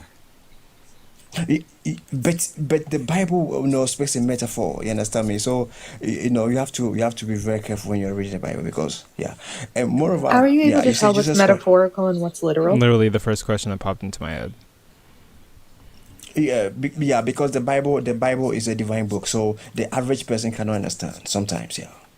Yeah, it's written in layers. Everybody's layers is different from oneself. I might get to a different part of the layering than that I can read and see, and So it's then subjective? Yeah. Yeah, because it, the Bible addresses God your as our perspective. husband. Yeah, is It's it? your perspective. Yeah. It's Mm. your I Yeah. can't So even yeah. So explain. sorry. Yeah. So Hey, sorry. Yeah. So sorry. My time is up. So I have to leave. Yeah. So thanks. Yeah. Yeah. Yeah. Talking to you guys. Oh yeah, What yeah. up, Runner? Come back anytime. nice to meet you, Biblical. Okay. Okay. Yeah. Yeah. Okay. Yeah. Missy, I could give a better answer than that.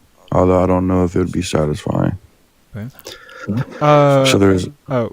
oh my bad. Go ahead, Coco. Really quick. As long as you don't mind, I'm currently cooking. Really quick before you do, let me do a quick mod break. Thank you guys for being here. I do appreciate all of you guys. There's 27 people on the live. If you can, please tap your screens, like the live, and share it with anybody who you think might be interested. If you're a Christian and you want to have a one-on-one conversation with me, feel free to come up, and I will prioritize you and set 20 minutes on the clock for that. And yeah, basically right now I was playing Fortnite and having these conversations. I probably will go back to playing Fortnite eventually, but I'm hosting this live while I'm currently editing videos and posting it to YouTube. So check out my YouTube channel. You can just go on YouTube and type in The Controversial Compass, and you can see all of the debates that I've hosted, some even including PhD professors that I've hosted a debate with. But yeah, I'm currently waiting for 2 videos to like download so I can post them. A debate that I hosted last Friday on is full preterism biblical between Godless Engineer and Cole HH. And then also I recently did a Fight Night Friday where I host mini debates. And from now on Fridays, I will be hosting mini debates, 20 minutes each. Anybody can come up, anybody can debate. It's typically Christians versus atheists, but you can debate any topic. Just tell me what the topic is, and I'll make a background for it. But thank you guys for being here. Tap your screens, like the live, share with anybody who you think might be interested, and we'll get back to the program. Go for it. So Missy, there's exoteric and esoteric knowledge within Scripture. Exoteric would be like base level stuff like Sky Daddy, Genesis story, etc. Esoteric will be some of the more like intimate or inaccessible knowledge. So my answer is just going to be that as your relationship with the Father increases and you are divinely revealed more information, that you'll have access to higher and higher esoteric knowledge. What if these esoteric knowledges contradict each other within individuals who would be considered of similar faith and resolve and if that makes sense? Yeah, you know how there's like scripture that talks about like coming together, like multiple people coming together and talking about scripture. The actual purpose of that is to compare ideas, so that way you can see if you have some contradictory belief and then discussing it between people who share the spirit. That's at least what you're supposed to do, but that doesn't always guarantee that you'll come to the same conclusion. Absolutely, it's just like the contradictions will dissolve and the illusion will be, disappear in front of you, and then you'll realize who you are and who we all are. It's just a consciousness. Oh, okay. Interesting. But So how are we verifying this divine knowledge that is being revealed?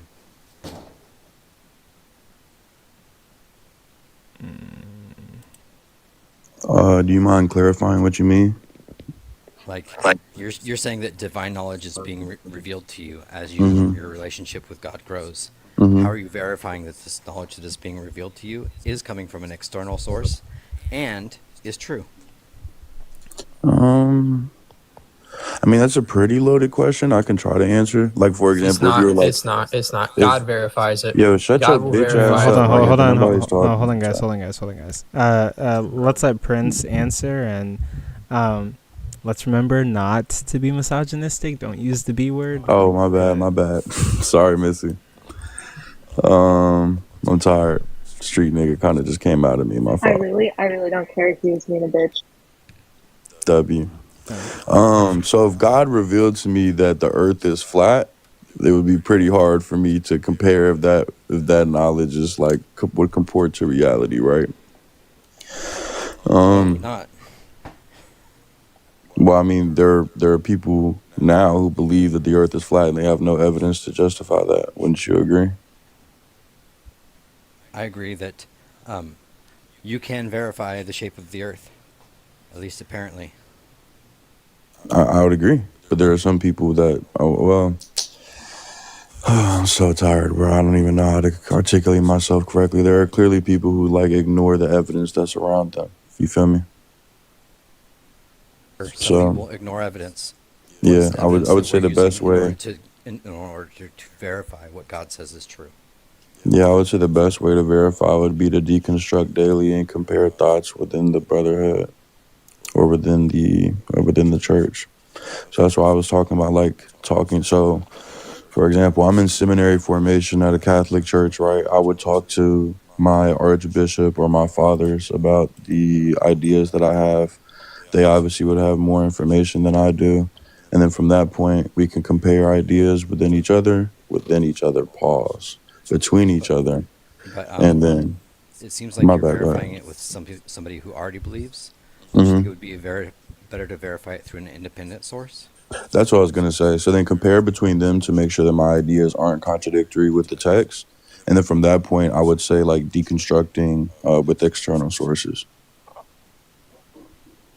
But that's just me personally. Like, I'm obviously a lot different than most Christians are. Here we go. But what's up, Rob? Hey, Coco, what's up? I'm chilling.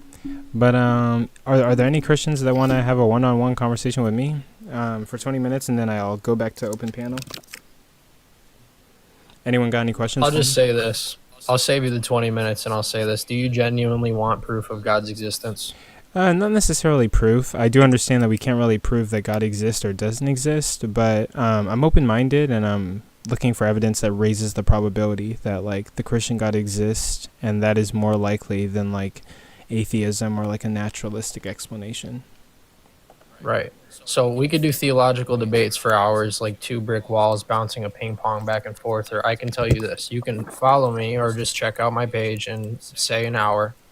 I'm going to repost 12 posts after this, and I guarantee you things are going to resonate to you heavier than they ever have, and this is how the Lord speaks through his people. We're not meant to go around spewing verses verbatim. And I've done this with plenty of people, and it's how I brought them to God, because it's things that are way too ironic, and you can either chalk it up to irony, but I promise you there's going to be something for you. So when are you planning on getting off this live, and I'll drop the post around that time? Well, I mean, like, doesn't the Bible talk about like going around spreading the word, or be ready at any time to be able to give reason for your hope? There are Bible verses that talk about like there's many contradictions within the Bible, yes, and they want people to limit their connection with God. If people walked in the way that I do, they wouldn't be having these theological debates. We'd actually be making progress in the world. Wait, so are you a Christian? You can say that. But you deny the revelation in the Bible? There is plenty of contradictions within the Bible that points to man's corruption within it, yes. Oh, okay. So how do you get your Christianity if not from the Bible? When are you planning on getting off this live? I'm a content creator, and what I do is debate. You're not gonna tell me to not debate, and I'd be like, sure. Because I'm not wasting my time. I value my time, right? We're not going to get anywhere. I can give you all the facts in the world. We're not going to get anywhere. You're not going to get anywhere by having one fool, but one fact. Wait, hold on. Scholars. You're not going to get anywhere by having a conversation with me, or when debating? Are you going to get off this live, and I will drop proof. I'm caring for your future here. Oh, okay. Wait. My help. You just drop it now. What are you scared? Explain it. Oh, okay. So no, I'm not interested in dropping from my live. I do this to make money, and I'm asking And- when you were gonna get off it, but you don't want the proof. So anybody who does, go follow my page. Well, no, watch what I'm about to do wanna after give it. you That's interact. You're afraid of scrutiny. What did believers do before TikTok? I'm not gonna waste my time with fools. It's that simple. I can have God speak for me. Whoa, One wait, simple- wait. No free clout. Can you No, hold create on. a Free clout. Hold on, guys. Hold on, guys. Create time. I got it. So, okay. Well, he dropped, but like, if you're gonna post videos and then tell me to like watch the videos, like, you can't have a conversation or a debate with me and explain your worldview. Are you afraid of like scrutiny? You said that if we sat up here and talked, it would be like a waste of time. But if I watch your videos and they're like dog shit, and like, I mean, I have questions, right? Like, and we can't talk, then there's no point in me watching your videos. I'll just be even more confused than when I started. But okay, like, sure, like, I guess you value your time, but I mean, you value your time in being like an intellectual coward, I guess. Like, you just want me to watch these rando videos. And again, I didn't want proof. I wanted evidence that would raise the probability of like the Christian God existing. Like, you can't prove it either way. So you didn't really understand what I was saying, but I also didn't understand what you were saying. I guess I misinterpreted what you were saying. You were asking me when I was going to get off, not to get off immediately. But the art. One little nuance, Coco. Proof can be evidence. Like, there can be interchangeable. Like, you can have proof for something. Like, when someone says, like, can you offer me proof for this? Like, evidence would be sufficient. It doesn't necessarily mean that it proves it. That's a different story. But evidence for something, proof for something, those are pretty much synonymous. I sent you something, Coco, just a while ago before I got on. Actually, I sent you a link. Bro, I sent you a link, and the link I actually just watched about numbers and patterns and consistency and sequences in technology, and the way technology can trace back evidence, not just evidence, but like through numbers, and not just through numbers, but through logical science systems, and more than just that, mathematical equations that connect and design everything. Holy word salad. What the hell are you saying? All patterns, like all forms, all things are connected through a pattern or a design, like down to the simplistic cell or your skin. Can you give me the first 11 digits of the Fibonacci sequence? All right, that's cool. No worries. Oh, well, I mean, like, my rebuttal to that would have been like, okay, like, I'm down to look at the link. I'm open-minded, but I'm wondering if it's going to give me like a symmetry breaker between, like, it could be the case that God specially designed everything, but it could also be the case that it's just happenstance, coincidence. These things could have happened. I mean, or at least are logically possible of happening without God intervening. And don't believe him. I send Coco videos and he fucking ignores Wait, me. no. I'm a very busy man. I spend hours editing. I spend hours planning debates. I spend hours job searching. Spends all that time cooking ramen. I spend hours. Yeah, I spend some time cooking ramen and eggs. I spend time doing a variety of things. I'm a busy man. I do try to manage my time, but I suck at it. But I will check out your videos. I'm also studying for a debate. I'm going to be debating on July 10th on Are the Gospels Historically Reliable? So, Coco, you know what I was gonna ask him? You said, how do you determine, bro? I just say, yo, if Scripture is fallible because of man, how do you determine that Jesus was real? Which part of Scripture is actually like real Scripture or not? Yeah. And actually, and if you don't hold to the Apostolic Church, you quite literally can't be a fallibilist. And actually, that's kind of part of my argument for like the Gospels, right? The Gospels tell me some things that are true, verifiable. The Gospels tell me some things that aren't true, aren't verifiable. And then there are simply things in the Gospels that are just unverifiable. And given that would be my reason to kind of be skeptical of all of the Gospel, and like, how can I trust anything in the Gospel? And so then I start to further investigate. But to answer some comments, Anderson, atheism is not a worldview. It's one part of a world. You can have an atheistic worldview, but atheism is only going to tell like one part of your worldview. While as if somebody says like, I'm Christian, right, there's going to be a lot of entailments that might be able to produce like almost all of the worldview, right? Like where your morals come from, who your God is, what grounds everything, but all atheism entails is a lack of belief in God, or that there is no gods, and then you have to kind of figure out like what meta-ethical views that the atheist holds to. You got to figure out like what's grounding everything for them. You got to figure out so many other things. So I wouldn't say atheism alone is a worldview, but yeah, like if there's any Christians that want to 1v1 me, come up. I'll 1v1 you for like 20 minutes, and then I'll. You want me to send it to J-Rod? I take it back sure. what you said, Coco. I was wrong. Proof is conclusive. I was looking at it from a colloquial perspective and how we use it, but like logically, proof is conclusive. So I take that back. Oh yeah.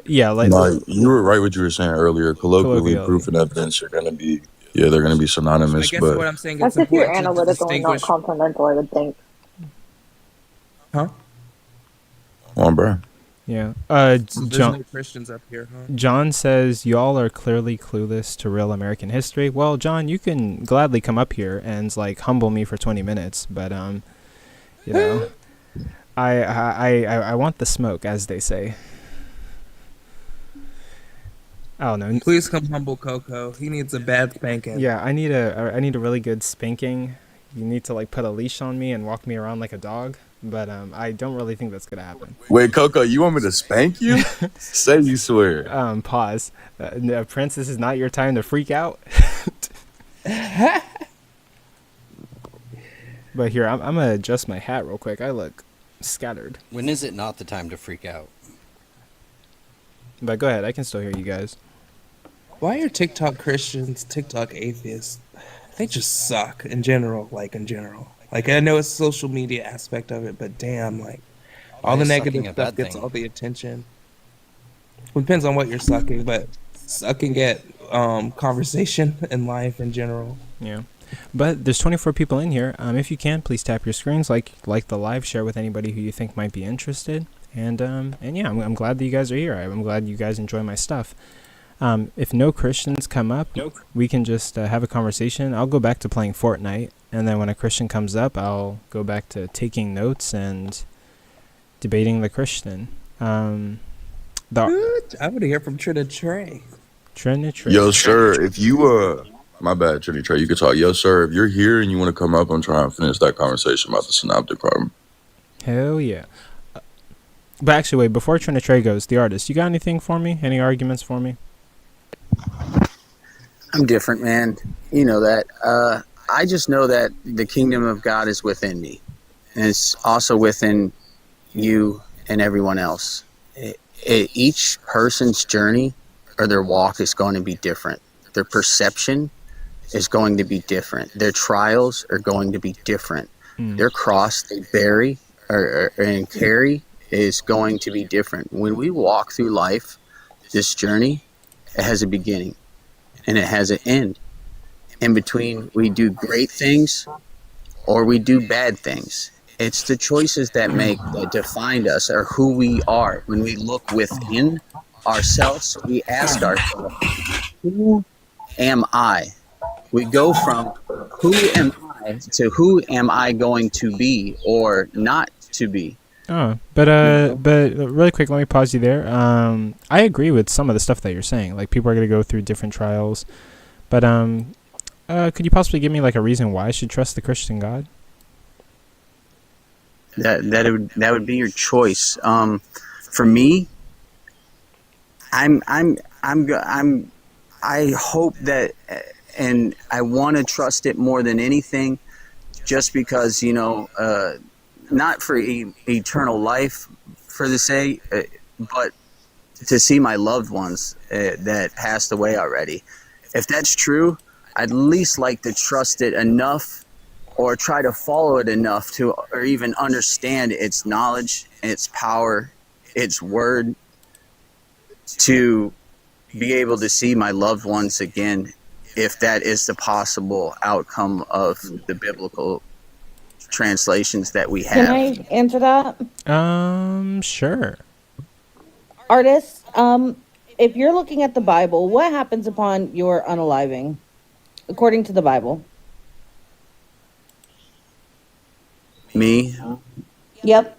I hope that I did enough here. No, not hope. I'm asking you for biblical evidence.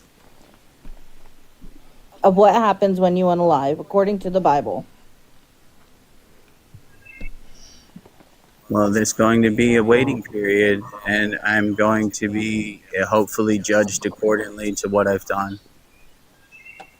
You're going to be at the gates, and you're going to be judged, yes. And then after that, what happens? I don't think there's gates. I think the kingdom's different. I think there's multiple kingdoms. Well, is that biblical? Because you're saying biblically. There's layers to this, you know. And what you see is what you see. What I see is what I see. No, you're saying biblically, right? I can't tell you what I see, and you see the same thing. Artist, hold on. I need you to track here. Artist, track with me here.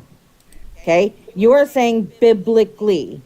So it has to be the parts that are written in the Bible. Let me ask you can't just say, well, this is what's written in the Bible, but I believe. Because either it's biblically correct or it's not. If you read the Bible, do you hurt when you read the Bible? How is that relevant? I don't believe in the Bible. That doesn't have any. That doesn't have any. You don't believe in it. That has no. You can't feel it. it. Hold on. Because you again, artist. It doesn't matter what I think when I read the Bible because we're not supposed to lean on our own understanding. So if you're saying biblically, I'm asking you, what do you feel when you read the Bible? Constipation. I read it word by word because that is what the Bible says to do. Lean not on your own understanding. I'm asking you, what do you feel when you read it? That I don't have any feelings towards the Bible. You go there right now. I don't care where you're at. You grab the Bible randomly. Everybody grabs it right now and opens up there a random spot, but from what you feel inside, and I guarantee you will have a message that will just completely. No, that's not the way it goes. So you don't just open up to a random spot. And if I decide to do a tarot reading for you, then I guarantee you that there will be a message there for you as well. Yeah, I also, when I read There's the Bible, a message in anything that you choose. It's your choice to see that message and pattern. Whenever I read the Bible, I don't know, feel, the designs and patterns are right, but you're basing your life off of the Bible. Am I right or wrong, artist? I'm basing my life off of my life. What? That's kind of circular. That is very circular. So either you believe in the Bible or you don't. Which one? Which one do you? I don't believe in the Bible. I'm an atheist. That's okay. No one said Great. So what I'm asking you, instead of being circular, I answer the question. Do you base your life off the Bible? I base my life off of life. Fail. How am I supposed to not answer? What is the disagreement? I'm not even tracking. What's the... So he's saying that biblically, answering your question with my answer, and how is that? So, sir, he's basically saying that biblically, how is he that wrong? follows the Bible, blah blah blah, and then he turns around and says, "No, I don't follow the Bible." I never said that. You said that. You just said that. You said you follow life. You figure out what to do in life by just following life. I'm not even. So I think that, I think he's just trying to say that, he's living life in accordance to the prior information that he's received. Okay, check this out. When you get on full Christ consciousness, right? When you develop full Christ consciousness, you start to walk like Him. All right. Nobody even knows. Nobody even knows what that means. You start to think like Him. And how do you develop a Christ consciousness? You start to imitate or mimic Him. And the artist, how do you develop a Christ consciousness? What do? You try absolutely everything. You start to eat right. You start to No. You're not getting what I'm asking. Right. That's why I'm trying to teach you. How do you figure out what Christ is? Yeah, how do you get there? You follow Him. How do you follow Christ? How do you follow Christ? Yeah, that's you're following Christ when you're doing these things. Yeah. How are you not? This conversation is literally what is going on? Yeah, I don't know why I'm engaging with him after listening to this entire conversation. Can you tell me This What's is the kind of subject? ridiculous. We should like change No, topics. Is there another Christian? yeah, I'd love a different topic. I just like the fact that people are afraid that God is real. We're not afraid. Look, I'm you're not speaking, afraid God Shelley. is real. I know God is Look, not it real doesn't in my matter what art. you believe That's the thing. in. That's the thing. You want him to not be real because look. if he is Oh my real, God. what's that do for you? Does he get to judge you? Israel. Oh no, Look, your not answers Israel. are very esoteric and like not clear. Like you're like saying stuff like it's very hard to interpret what you're saying. You're talking about gaining full Christ consciousness. Nobody knows what you're talking about. You're not attempting to be clear. Then when you ask for clarification, like not understanding the question. Yeah, we're a bit So I don't really confused. see what we're supposed to do to even progress this conversation There because isn't anything. talking to you seems close to impossible.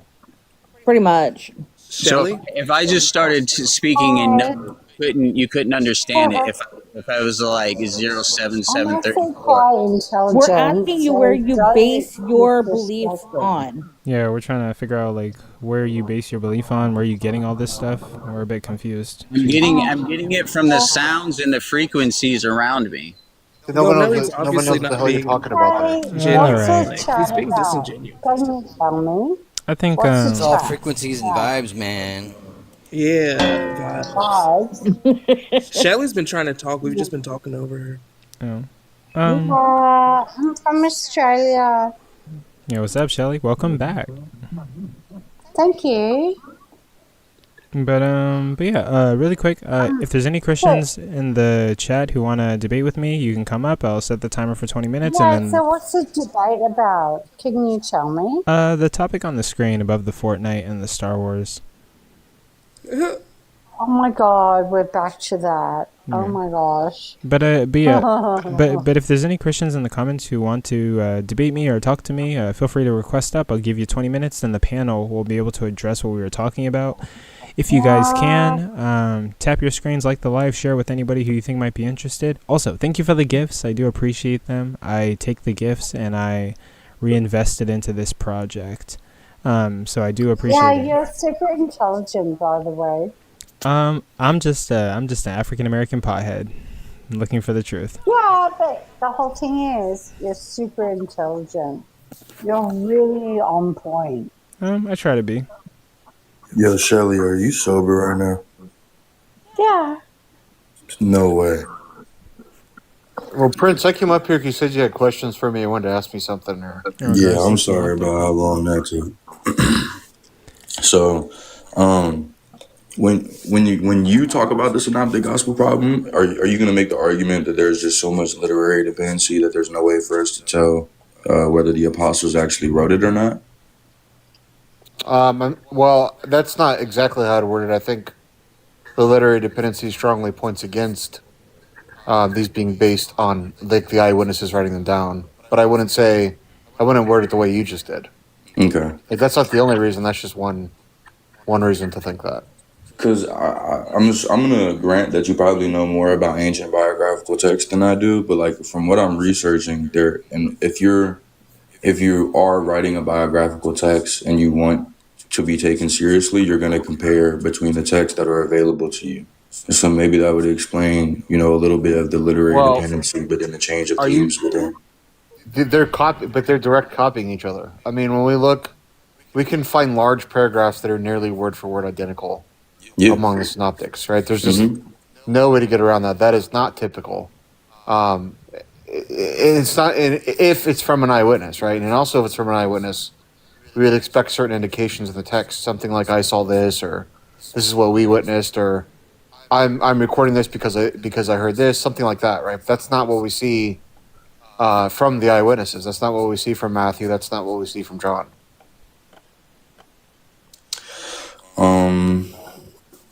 I'm trying to think how to say what I was going to say. So when I was talking to Constantine about it, he made the argument that it's possible that they were divinely inspired through the text of Mark. And so as such, they trust. I mean, obviously there's like some places where Matthew and Luke both agree to change certain things, like who hit you, or it's prophecy, right? That thing that you brought up with Jesus. But if they were divinely inspired and Mark's text was like, impeccable for the most part, wouldn't it just make sense for them to copy it? I mean, even Luke says that Why do they try he to has change it? access to use it. Why do they try to change it so much then? And that's going to be an issue for Matthew. That means Matthew's no longer a first-hand account. Matthew's just Matthew is essentially the Paul of Mark. Essentially, that's what he's doing. He basically just copying what Mark said. If they had this view that Mark's gospel or work was impeccable, why are they changing so many details when they're copying it? I mean, I typically say that because Mark's gospel is basically Peter's gospel, so Peter is like the highest esteemed, apostle. So I would see reasons why they would use Peter's gospel as like the blueprint, and then also add on, their perspective on a couple things. But that can explain why they might use Mark as a source. That's not what's in question. What's in question is how come when they're copying large swaths of paragraphs from Mark, nowhere do they indicate they're an eyewitness? Nowhere, and why do they not have? Why do they have so much literary dependence on the stories from Mark? Well, it's really just Matthew, right? Because we're not talking about. Well, it's Luke too, but yeah. But Luke isn't like an eyewitness. Okay, that's fine. So really, we're only because John doesn't depend on Mark. Why does Matthew copy large sections of Mark and never indicate that it's his own personal testimony?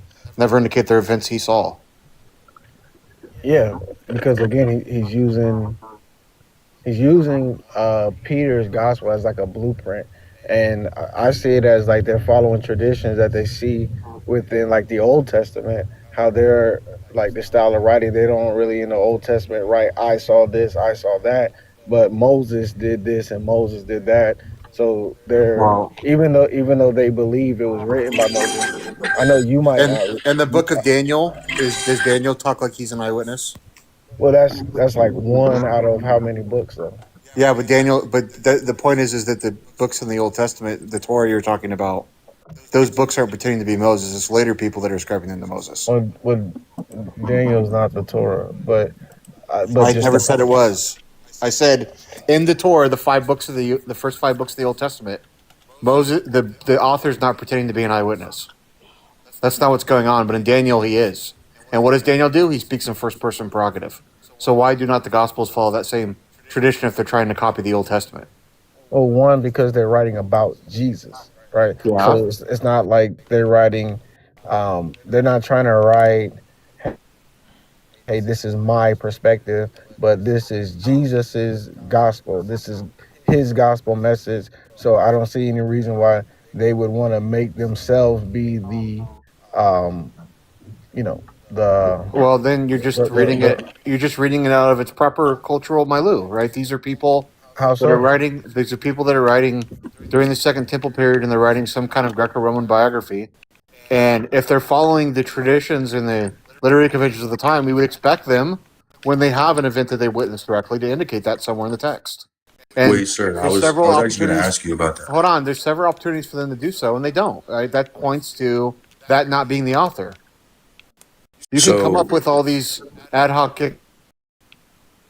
explanations why they don't you want, but the fact of the matter is, we would expect them to identify themselves somewhere in the text. Well, I just Googled it, so like obviously Google isn't the best source, but like I Googled in first century biographical texts, would they document events or claim witness? And it just says that the majority of texts just documented events and didn't focus on, claiming that they were a witness or attributing Okay, it to question themselves. for you.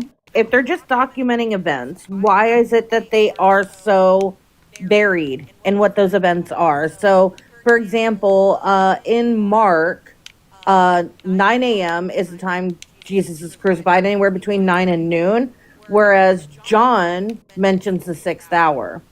Shoot, I need Yeah, the 6th hour is just another word for. Yeah, I'm pretty sure the understanding is that one is using like a Roman clock, basically, and the other Coco, one. I gotta leave and come back. My screen's doing this weird glitch thing. I'll be right back, okay? Yeah, one of them is like using the Roman way of counting, and then the other is using like the Jewish way of like clock. Right, but you have one that says third hour, one that says sixth hour until the ninth hour, and then Jesus died at the ninth hour. Can you So why repeat? is it Can you repeat what I just said? you're not getting it? Well, Again, why is it so diversified? Again, that's what I'm because trying you to say, say. well, Can one you? says from the Roman and one says from a different type of view, and blah, blah, blah. Again, if Right. they were actually Right. unified, then it wouldn't have different accounts. Okay. Well, let me just elaborate then, because what I'm trying to explain to you is that like the Roman way of counting their clock that they use, they would say the third hour, whereas in the Jewish clock, they would say the sixth hour, the ninth hour, or whatever. That's the reason why the time isn't Yo, I'm changing. not gonna lie. But This is just but one Google search. Jewish clock, Roman clock. Like you just had to Google this. I'm not gonna hold you. uh, Like I don't even. Yeah. Prince, I just want to say, back to the What's good, previous sir? point. So the convention at the time, if someone is witnessing an event, they indicate that in the text. They either speak in first person, they'll say, "This is my friend, and I know this because he told me." They'll say something like that, right? They'll speak in first person perspective in the text when it's something that's involving them, right? We see this all throughout the literature we have in this time period. Yeah, There are two exceptions I know about, but those two exceptions are outliers, and there's specific reasons why those two authors didn't do that. The two exceptions are going to be Xenophon. Now, Xenophon is writing under a pen name, so that's the reason he doesn't do that. And then the other exception is going to be Julius Caesar, who wrote the Gallus Wars. Yeah, but 9 a.m. and noon are not the same time. Bro, okay. I just googled what the 6 hour means in Roman, and it says noon. Well, do we want to talk about? We can talk about that. That's what you guys want to talk about. Yeah, we get back to that. I did want to say something about what. But let him. Let Sir finish. But yeah, technically for Greco-Roman literature written in antiquity, most of them are going to identify themselves in the text or write in first person. If they're like one of the two. Yeah, claiming to be like eyewitness to like an event that there's going to be something we can point to in the text that's like, okay, that person's writing, and we can kind of see when they're talking about their own experiences. But do you agree that most of these biographies that you're referring to, they're not about like in this case about somebody who is like believed to be God? You know what I'm saying? No, that's not true. Actually, the biography, they thought Alexander the Great was God. They thought Julius Caesar was God. That's the same kind of God the gospel authors mean by Jesus. They didn't believe he was God in the same sense. Yes, they did. So they believe he was the creator of the universe. That's not the only person that indicates that anywhere is John. The synoptics don't have that picture of Jesus. They have a picture of Jesus where he's some exalted human being. I disagree, but that's fine. But keeping it with John, okay? So John clearly thinks that Jesus is God. So yeah, John thinks Jesus is the Logos, right? He thinks Jesus is some eternal hypostasis of this creator of the universe, and that Jesus was there when God created the universe. Yeah. So what? Yeah. So John is doing exactly what I just stated. So. Okay. So what? Okay, so that's what I'm trying to explain to you, that Julius Caesar is not God in the same sense that John is referring to Jesus as God. Does John think this divine Logos walked on earth as a human being? Yeah. Is John writing an account of that person on the earth as a human being? Yeah. Was John an eyewitness? Yeah. Does he indicate that anywhere in the text? I would say so, yeah, but not in a like he doesn't say I am John. No, the author of the book claims he's getting the information from people that knew this beloved disciple person, right? No. And he never identifies who the beloved disciple is, first of all. But second of all, then nowhere in the text does he say, I saw this, or this is what I know. He says that they saw this, right? If you're talking about the verse in John 21, but also that verse is probably added later too. I don't know if you know that, but a lot of scholars think even if I conceded that, that's still dealing with my point, because I'm saying that John sees Jesus as the creator of the universe, right? And he still writes in this way. And I'm saying that these other people that you're referring to, They don't see the figure that they're writing about as the creator of the universe. Why is that even? I don't even understand why that's relevant. They're talking Yeah, about a guy they think walked around on Earth. yeah, They're writing a because biography about it's him. gonna be a distinction of like, you know, of okay, this guy is like the most holiest being that ever. This is the creator of the universe, so I can understand reason why they wouldn't want to like make themselves like be the focus of Who said? the. Wait, did I say we should expect them to be the focus? That's not what I said. Well, you said like I this and I that, like When they you know. when they're speaking about an event they saw, right? We would expect them to tell us they saw it, right? Because Sir, can I ask you a that question? lends hold on, this is very important. That lends credence to the story in their view, right? That was very common to say if you're an eyewitness, that's going to lend credence to the story. They don't do that anywhere. What are you gonna say, Prince? So obviously take what I'm saying with a grain of salt. This is just me parroting what Constantine told me.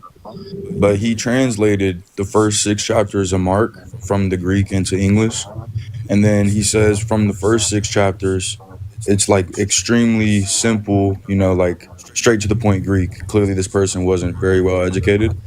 And then when it changes to when into the parables that include Jesus, it becomes much more complex and intentional because obviously, and the language changes because he's translating Aramaic into Greek. Wait, Wouldn't that what? be Say that again. Say that last part again. that it becomes much more intentional and different than the way that Mark was previously speaking because he's translating Aramaic into Greek. I mean, I've heard different. When people talk about what you're talking about there, I've heard different conclusions be raised, and I don't know Greek well enough to say one way or the other, but I know that what he's talking about. I know there's some scholars that try to make arguments kind of like that, but there's a lot of debate there about how much Aramaic is even tied to the stuff that Jesus said. I've heard that multiple times. Even I think Theologos, like he says that yeah, like when Mark is quoting Jesus's like parables and stuff, like yeah, the style, the style like completely changed, and you can see that like um, But why it would I does. care why would I care what Theologos said? Well, he's I'm pretty sure Appeal to consensus. Does Theologos? I don't even know if Wayne knows Greek. Does he even know Greek? Nah, he's an Old Testament scholar. Oh yeah, he's an Old Testament. You're right, but he still understood like Aramaic style of writing, like even though it's Greek, yeah, we agree it's Greek, but it's just like the words that are being used and how they're being used, like for Do you have an instance, example that I can look yeah, at? I mean, just kind of vaguely, it'll be like therefore unto, and like it'll keep doing it like repetitively, which would be a common way if it was in Aramaic. Like it would just the way the sentences are structured showed that it had like an Aramaic flow. It makes sense when it's coming from Aramaic, but when it's Greek, it just seems convoluted. It's like, why are you writing like this? Greek. I think okay. So this is what I think. I mean, I haven't looked into this issue deeply, specifically, but I read a lot of people that try to figure out what's going on with these texts, and these points I hear you guys bringing up. I hear apologists bring up a lot, and I know like some of the more older scholars make arguments like this, but it's not something I see in the literature I'm reading. They're not talking about this to determine who wrote it or when it was written. It's just not being discussed. Well, I mean, yeah, you should look into what they're saying about Mark's like quotations of Jesus, like specifically like parables and stuff. Yeah, if you have something you want to send me, like a link or paper I could read, I'll look at it, right? But I'm just saying it's not normally something I hear brought up, and yeah, and I believe also in Mark. At the very least, this might point to them having some Aramaic source. This wouldn't point to them being eyewitnesses, because obviously we don't think these people. It's very obvious to me these people don't know Aramaic or Hebrew well. Oh, I think Mark, if I'm not mistaken, Mark, he translates. He like makes Aramaic quotes and then translates them. Yeah, which is really unexpected if he's writing to a Jewish audience. Who said he's writing to a Jewish audience? Well, do you think he wrote before or after the destruction of the temple? Before. Then then he'd be writing to Jewish Christians, right? Not only Jewish Christians. Who do you think is reading the text out loud? From what I understood, it was meant to be for the Greco-Roman audience. What he's writing to? If this is a community, right, that has Jewish Christians in it, why would he need to translate this stuff? They didn't only have Jewish Christians. So he's translating it for a sect of the audience. Is that what you're saying? For the entire congregation. Then why for the did entire Paul have to argue congregation. for like Gentiles to be included? Paul didn't have to argue for that. That was already. Yeah. Well, I think to me it seems like, for one, okay, maybe this is just on my sort of background knowledge why I'm kind of thinking this way, but it seems like there's two kind of distinct movements happening. And in the kind of early like Christian movement or whatever, there seems to be this sort of Jewish-centered movement in Jerusalem, and there seems to be this more, I don't know if you want to call it unconventional, but breaking away from that movement and sort of the Asia Minor area. And Paul seems to be leading the movement, the latter movement, right? This is primarily going to be Gentile audience that Paul's speaking to. But the movement in Jerusalem seemed to be mostly Jewish, right? These are people seem to be arguing we should keep, the Mosaic laws and circumcision, that kind of stuff, which is what made Paul's movement distinct from them. So when I see a book that's focused on explaining these Aramaic phrases, to me that points to the book being composed after there was high Gentile influence and after the movement was primarily Gentile. I mean, I see what you're saying, but like I said, I think he's writing to the general audience and not just like the Jewish audience. But I did want to bring up something. When we were talking about John, are you familiar with the argument for First John claiming to be an eyewitness? Yeah, First John claims that. Yeah. Do you agree that it's the same author? Well, are you talking about First John is writing in first person? That's what you mean. Are you talking about what he says that they touched Jesus or whatever? Yeah, he touched and he saw. I heard that. Are we sure that the author First John means when he says that he's talking about like during Jesus' ministry, or is he talking about some kind of like divine revelatory experience? I think it's pretty clear because he kind of opens up First John similar to how he opens up the gospel, how like the word became flesh and dwelt among us. And in First John, he talks about like we witnessed the word, basically, we seen and touched, what was in front of us, basically. Okay. Well, he used very similar language to like the opening of the gospel. Do you have a reason to think First John and John are the same author? Yeah, that's what they say. They say the style of writing is almost identical. Who says that? Where have you heard that? I heard it. Hold on, I'll look it up. Where I heard it from. First John's not even the same genre as the Gospel of John. So I don't know how this style of writing can be. I'm not about the genre, the style of writing, like I said, the opening. That's going to be highly indexed to the genre. Well, no, I'm just saying like his style of writing, the words that he uses, the phrases that he uses, the language that the style of writing is similar. Not necessarily, obviously a different narrative, it's a different genre, but Someone who has the same lexicon. I don't think that's enough to identify the same author if they're using similar phrases and words. I think, like, one example, so like let me give you a parallel example with like kind of what goes on with Paul. So one reason I hear that people give to think Paul didn't write Ephesians is that Ephesians opens up with this super, super long sentence, right? Where it's like, it's almost like a full paragraph long.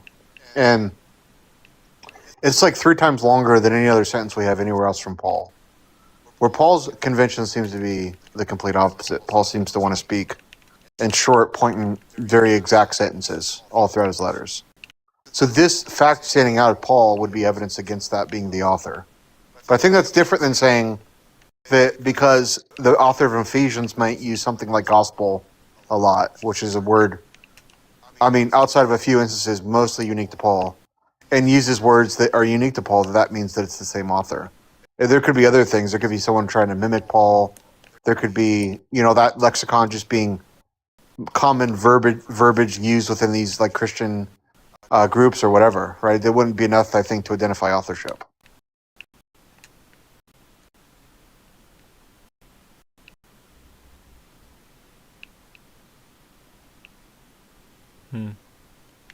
I am definitely taking notes on this later. Yeah, so what I'm looking at is so I guess what more like a lot of scholars are saying is like either the same author or the same group. Because J-Rob, do you like to read books? They think John was written by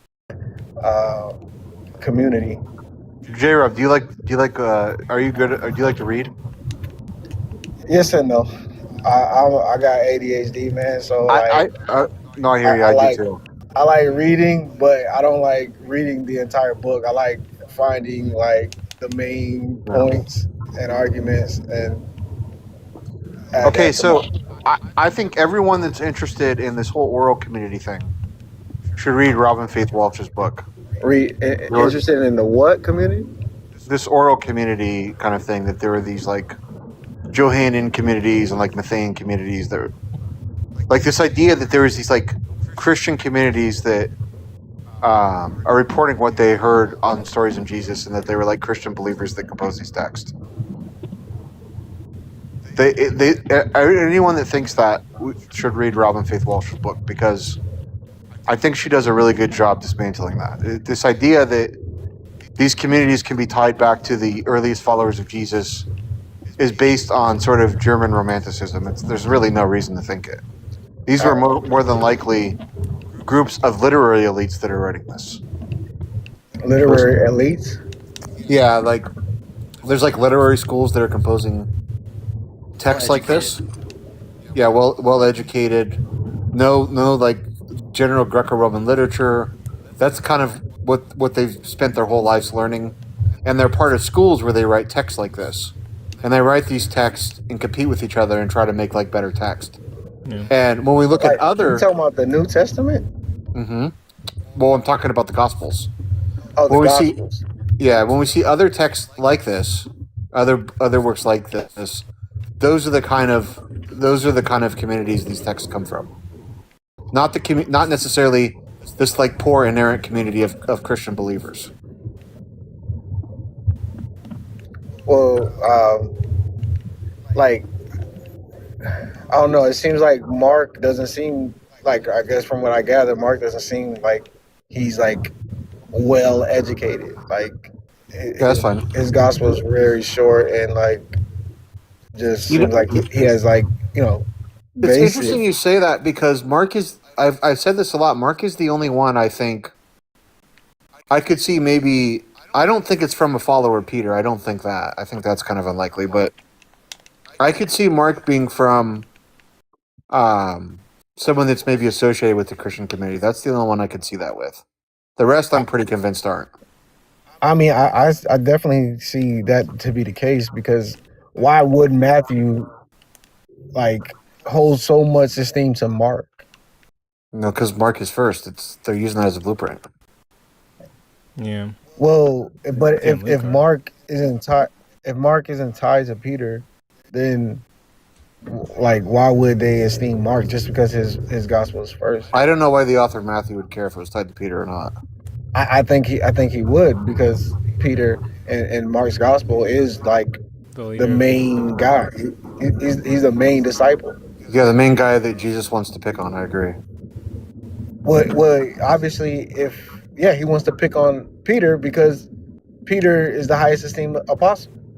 Mm-hmm. Jesus said he that is greatest. He's definitely not. He's definitely not presented in a esteemed fashion of Mark's gospel. Yeah. I mean, Jesus says, "He that is greatest among you should be the least." So it's not Doesn't he I like don't think. constantly make an example out of Wait, Peter? that's I don't think it's a coincidence that the greatest disciple is treated like the least disciple. but Mark doesn't say Peter's the greatest disciple. He's just kind of He this. he doesn't say that, but obviously within the paradigm, like we know that to be the case. And do you think that? I'm just curious. Do you think that might be?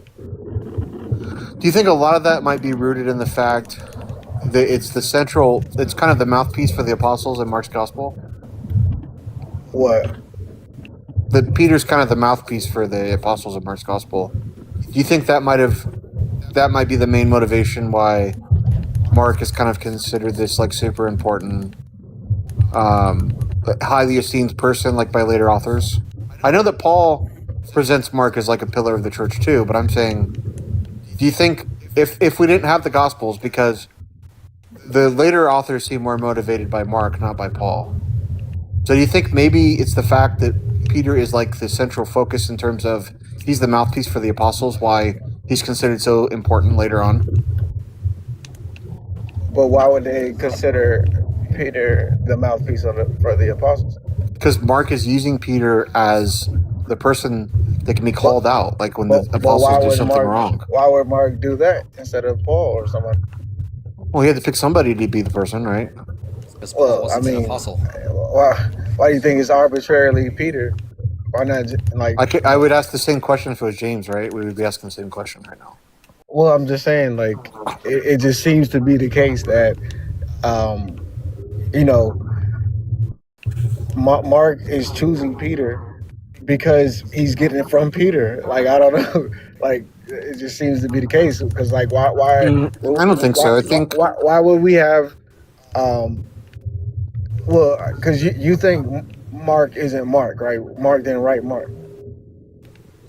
If by Mark you mean someone that followed Peter, yes, that's correct. I don't think that. Could there have been a guy named Mark? Maybe. I mean, I'm kind of agnostic on that, but I would lean probably not. But is it the Mark that followed Peter? I don't think so. Well, I'm saying, like, do you think the person who wrote Mark was a guy named Mark? Like I said, I'm more or less agnostic on that, but I would lean toward no. Okay, so I don't think they would just arbitrarily choose a guy named Mark who speaks on behalf of Peter. Like, it just Oh, makes well, it's no clear sense. why they chose Mark. Marcion? No, they chose. That's not. That's not why. No, they chose the name of Mark because they have this tradition that there was a guy named Mark who was a companion of Peter who composed some work. Yeah, That's the reason why they chose Mark. Yeah, why would this be a tradition? Like, why? Maybe Mark actually wrote something. Who knows? I'm saying, like, no, like Peter. Why would they make up this idea that Peter had a companion that translated for him? Well, because one reason to think that is in First Peter, he seems to speak about Mark as if he's really close to him. He calls him his son.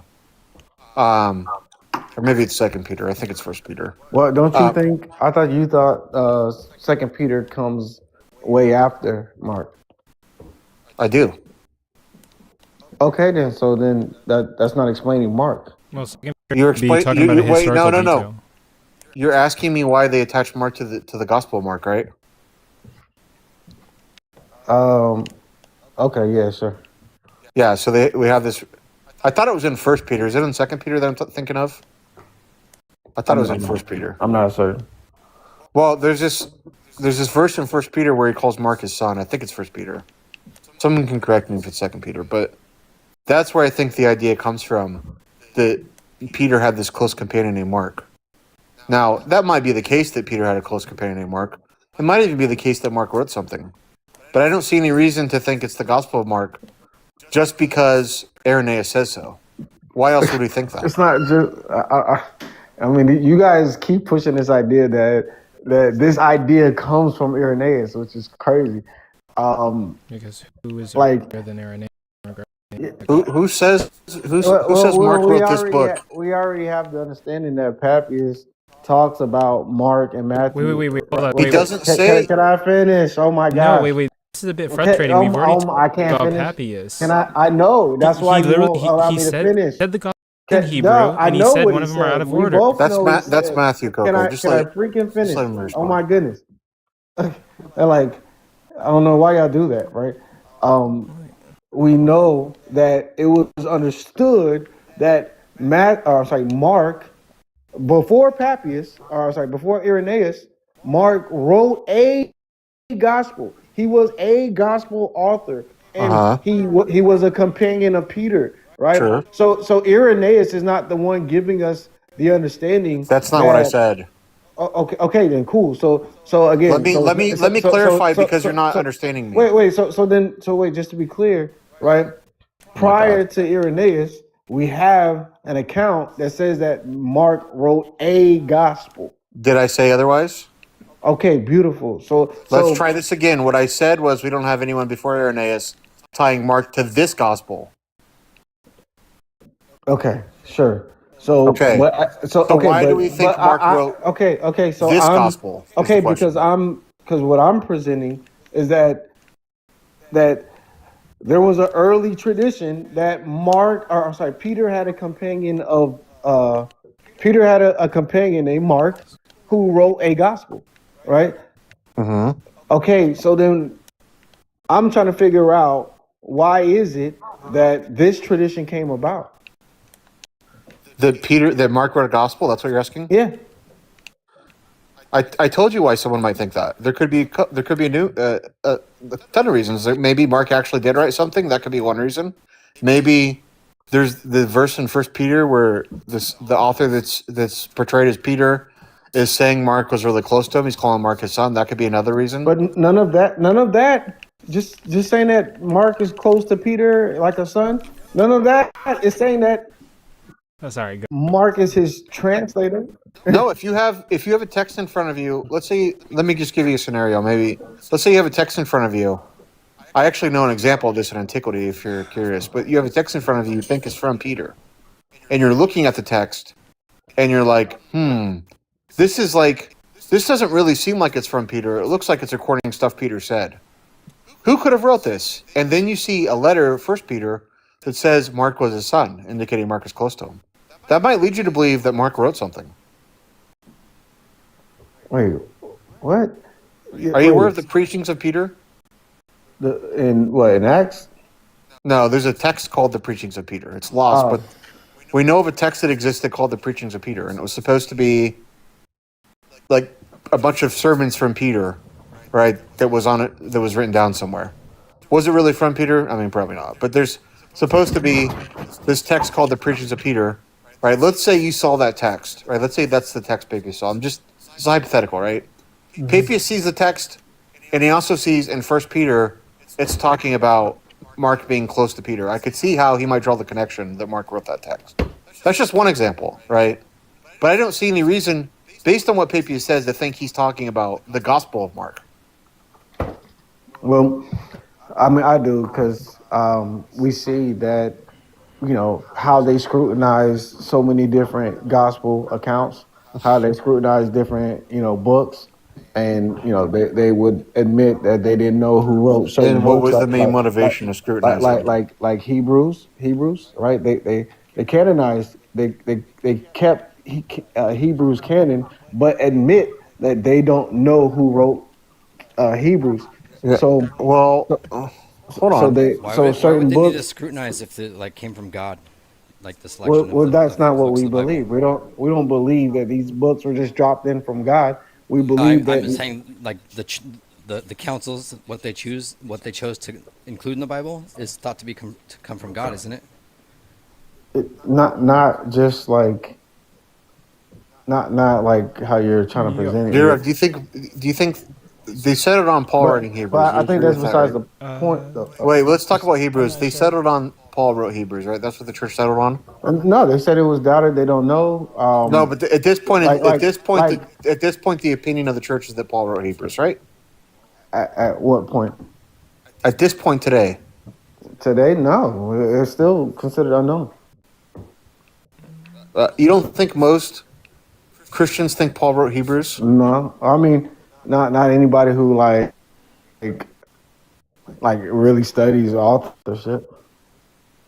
I've never, I've heard people say we think it. I'm like pretty sure. I'm like very confident you're wrong about that. Most Christians obviously think. Nah, I've heard people say it Okay. might be from Okay, Paul. but the idea is the disagreement is whether or not Paul wrote Hebrews, right? That's the disagreement Amongst who?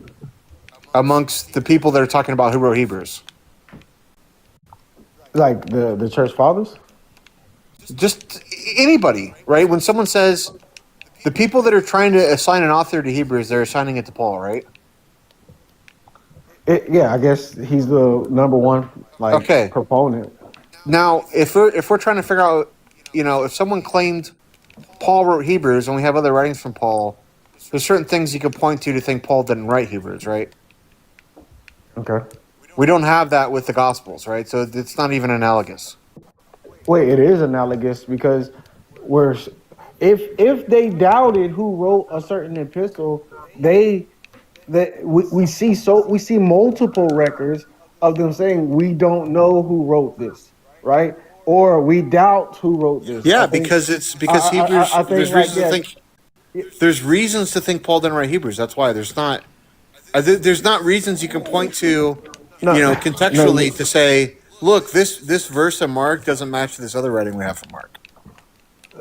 No, so like that's not analogous, right? Because we're just saying, I'm just presenting here that multiple cases. Okay, so like Hebrews, I mean, I'd have to look, but it wasn't just simply Paul. When we're talking about the church fathers, yeah, there is like some minor opinions like Barnabas, but they didn't just say Paul. I agree. Okay, There's other competing. So then we know that it's not. Oh, this is saying that it's from Paul, and we're trying to decipher if it's from Paul or not, right? Yeah.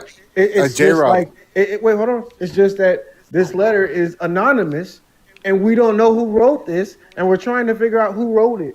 Well, first of all, Hebrews isn't a letter, but Hebrews isn't a letter. It's a theological dissertation. But if we have the people had stuff they thought was from Barnabas too, right? They had the epistle of Barnabas. They have other stuff they can compare it to and say, look, Barnabas didn't actually write this, right? They can make contextual. Wait, hold on. What letters do we have of Barnabas? The epistle of Barnabas was a letter. No, I'm saying outside of the epistle of Barnabas. Well, I don't know if we do, but so what? Okay, so we didn't have nothing to compare it to. But no, they have. If someone wants to say, Jared, please try to listen. Like, I'm trying to help you understand what I'm trying to say. Okay. I'm not saying there wasn't dispute over the epistle of Barnabas. I'm not saying that. Wait, no. Oh my fucking God! Just shut up for a second. No, hold on, sir, because this is what I'm pointing out. You said that when it comes to the Gospels, we don't have other writings to compare them to. So that's the reason why, basically, they just gave attributions to these Gospels, right? But and then I brought up, okay, well, they're questioning other writings, and you said, oh, because they can compare Paul's writings to other Paul's writings to see that it's not written from Paul. Yes, exactly, yeah. Right. So then when you bring up Barnabas, why do you think I brought up Barnabas? Well, you brought up Barnabas because you said that that they didn't know who wrote Barnabas. Nope. And you said it was being read in the church. No. Okay, what are you saying? I'm saying if someone claimed Barnabas was the author of Hebrews, they have another text they can compare it to. Right? They have contextual arguments they can make either way. Right? We don't have that for the Gospels, right? So that's why it's not analogous. Okay, so, bro, either way, Barnabas, you said if they tried to claim this, you're not getting the point. The point is that Barnabas itself, right, it was attributed to Barnabas, but they said, wait, we don't know if Barnabas wrote this. I'm not talking about the authorship of Barnabas. I'm talking about the authorship. I know you're not. I'm talking about the authorship of Hebrews. Hebrews, I know. And I'm not. I'm putting Hebrews. If someone has. I'm putting Hebrews. You're not understanding.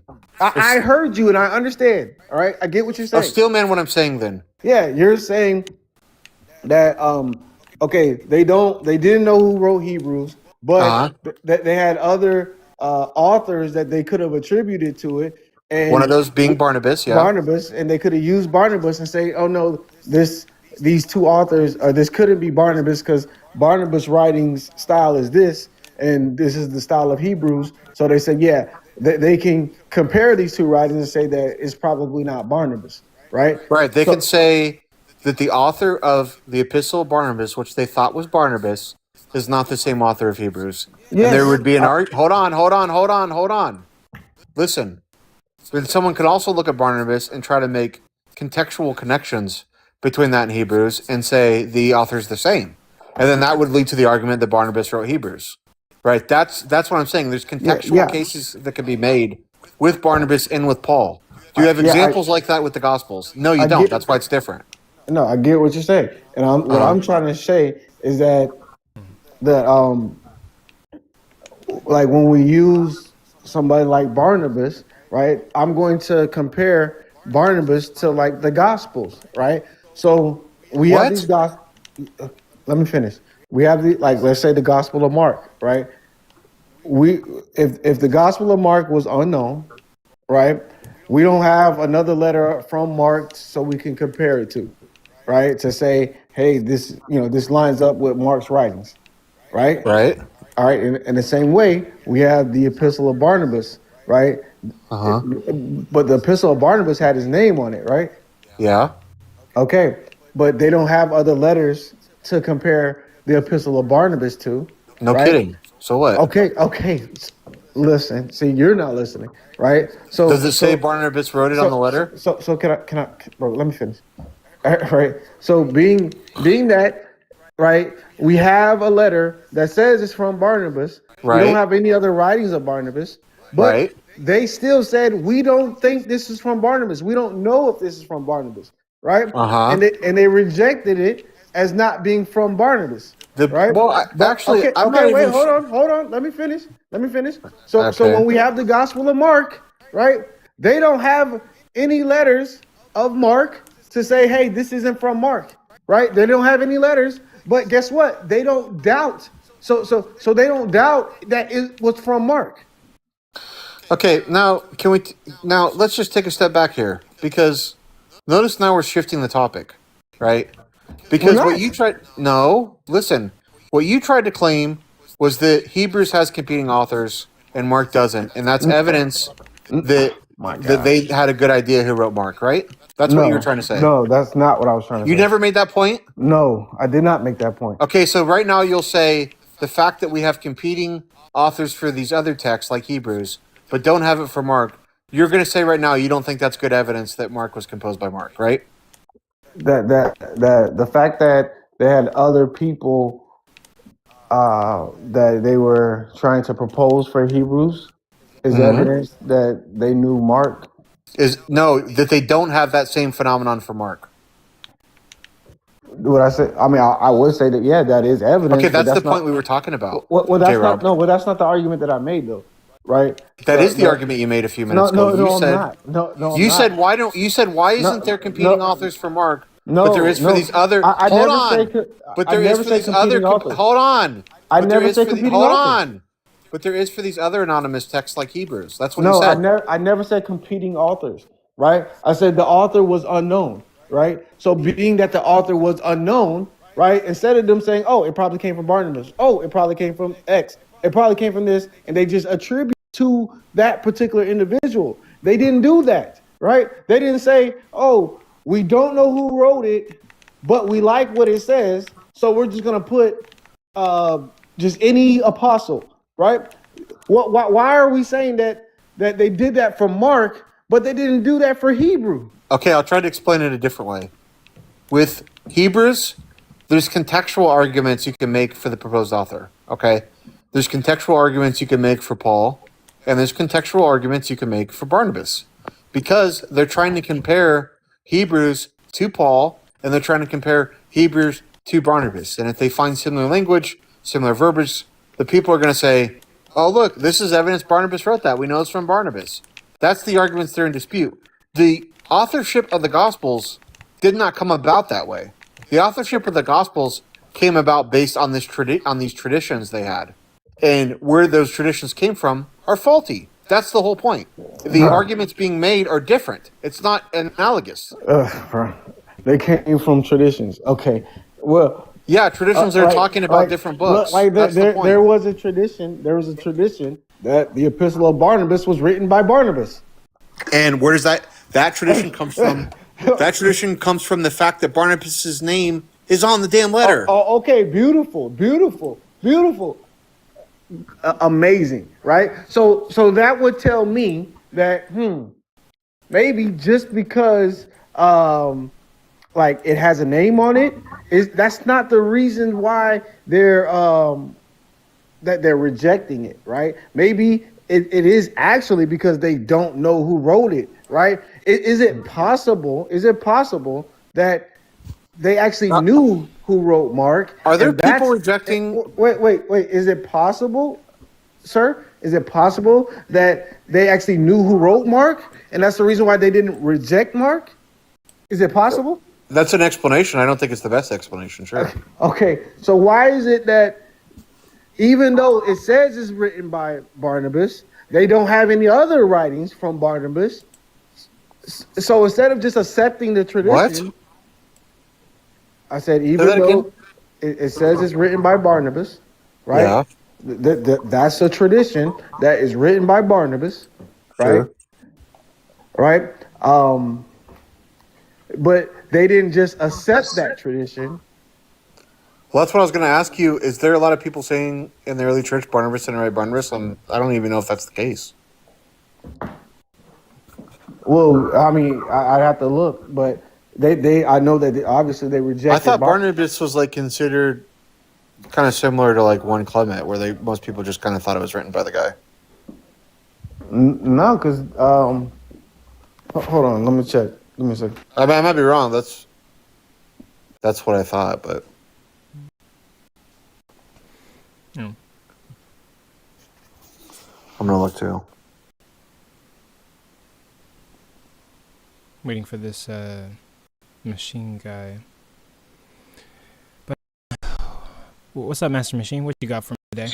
Oh, sorry, I just joined the room and I just left another room and I was just reading about the Shroud of Turin a little bit because there's an argument in the last room that was supposed to be some evidence of Jesus Christ.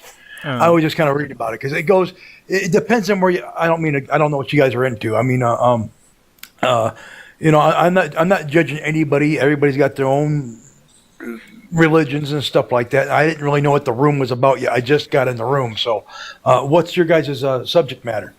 The two guys above you might know a bit more about the Shroud of Turin. Me, I'm still like doing research into it, so I would just say like I'm agnostic on it. But in regards to whether God exists, I would say I'm agnostic, and I'm open-minded to God existing. But I tend to lean towards atheism, but like I'm agnostic. So you're kind of both in a way. I'm like on the fence. It's like 50-50 for me. Right. And then you go into some Christian rooms, they'll tear you up.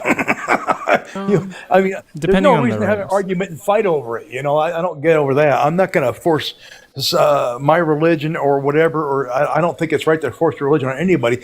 I just think it's nice to play tennis and then hit the ball back and forth and have a discussion without having arguments, like a debate, more of a debate than arguments, just to talk without screaming over everybody and that kind of thing. But I mean, I didn't know what's your guys' background. I don't see what's the other name here. Oh, sir, are you religious or I'm just kind of curious what everybody else is thinking. Oh, okay. I guess we're waiting for them to. We're looking for sources or something. Oh, they're doing research. Yeah. Well, I mean, why? This is the one thing. It looks like a bearded man. Everybody looked like a bearded man back in the day. Just talking about the Shroud of Turin. And then why does it have to be Jesus Christ? Every time they find something, like supposedly they found someone was telling me they found Noah's Ark. Okay, if you want to go down that road, and supposedly they supposedly found this, and then you start reading about it, and if you're careful where you read it, if it comes from where you had it, that's somebody's opinion. And then you have to. It's hard to find out on the internet because if somebody says they've seen an alien, my God, you'll see a whole bunch of stuff on there. I'm not going to go down that road, but I'm just using that as an example. Okay. And as far as the Bible goes, I started out religious. As a kid, I was in a really. How to explain this? I had really aggressive, strict priest. His name was Loretz Lettring, and back in those days, if you wouldn't behave, you could be hit over the knuckles with a ruler. That's how it was back then. Sure. And I you learned all. Yeah. I mean, like aggressively trying to pound religion into your head, and and in the community, if you didn't go to church in your town, you could be looked, not very. It's not. It looks better if you go to church as a family. Okay, I don't believe that just because you go to church that you can't have morals. I don't believe that at one bit. There's an argument in another room about that. How do you know what's right and wrong? Well, your parents teach you that. How do you know not to steal? That kind of thing. But I was just doing a lot of research on that, and I did find an article that was actual factual stuff about the Shroud of Turin, and then I lost it. I can't find it. I can get you an article. There's I'd have to look at my inbox here, but there's an article that goes over the different testing one way or the other. Well, yeah. I can kind of lay out kind of essentially what's going on with it. So there was some tests done in the 80s that carbon dated. 1988. I was reading that. 88. Carbon dated the Shroud of Turin to the 13th or 12th century, one of the two. I can't remember, but which is medieval, and that proves right there it's not Jesus. Yeah. Well, it dates to the 12th or 13th century, and then there's also in the historical record, it seems to match that same dating because the first mention we have from it or about it is around the same time, and it's by someone claiming that it's a forgery. Now, there have been challenges to this. I think they're mostly motivated by apologetics, but the challenges have been basically to find ways to explain why it's carbon dated. So, like one explanation that's kind of common is that people try to claim the part that was tested was part of a patchwork and not part of the original cloth. That's like one claim that I've seen made. Yeah, but there's been testing to challenge. Hold on, J-Rob. We can go back to the bottom of stuff. There's been testing that's been made to challenge that, right? So one example, there's a test done that showed that the fabrics were consistent among the area that was tested as well as the main body area of the shroud. I think that was done by the University of Pittsburgh, if I remember right. Right. Then there's another. So now there's another hypothesis. Another hypothesis is that the sample that was tested was contaminated. And I can't remember the arguments for and against that, but essentially, there's a lot of reasons that these people are giving to think that the carbon dating was wrong. But those reasons, as far as I can tell, aren't really taken very seriously by experts in the field that would be in the know-how as to where to date this thing. Well, they've done other I think they did 4 other dating methods. And those 4 methods do point back to around the 1st century. But yeah, so not all of the experts say that those dating methods are ideal. But you said something else about the record.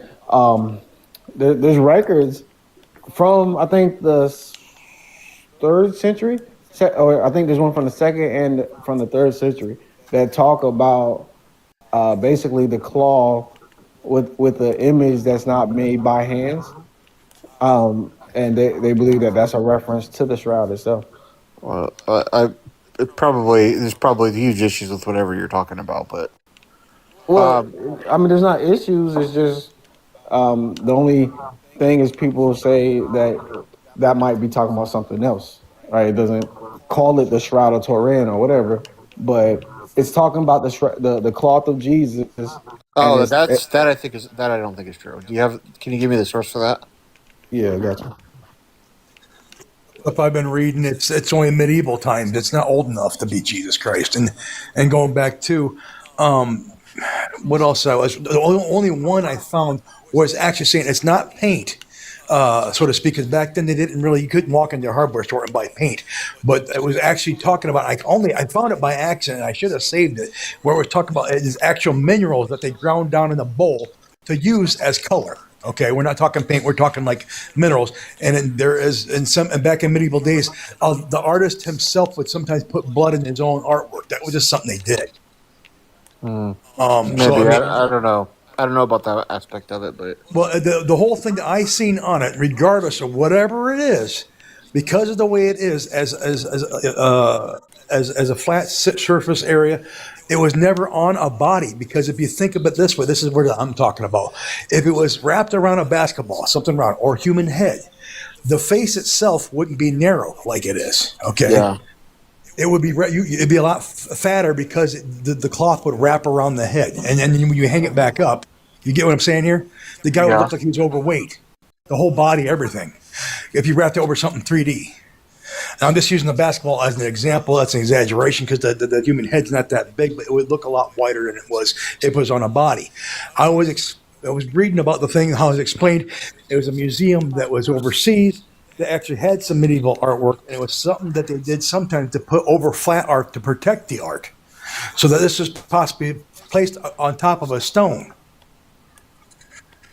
And then there's some other stuff in there that just it gets kind of crazy, saying that there was radioactive light inside here because something, and the Bible itself doesn't say that he was ever wrapped in anything that was describing this. It talked about strips of cloth and stuff like that, not just a 14-foot sheet, according to the Bible. I mean, I don't know what you guys think. I don't believe, like I said, I grew up believing in all this stuff from as a child. I don't want to be talking, I got passed the ball around because I'm not going to sit here and talk all night, but let everybody have a chance to talk. But I mean, I was taught all the beautiful stories in the Bible. You know, when you're a kid, you cut out Jesus with scissors and you paste it on, and you sing in the church basement, Jesus loves me, this I know, for the Bible tells me so. And you learn all this cutesy stuff about the Bible. And then you get a little bit older and you start reading the Bible and you see all this evil crap in the Old Testament that just blows your mind.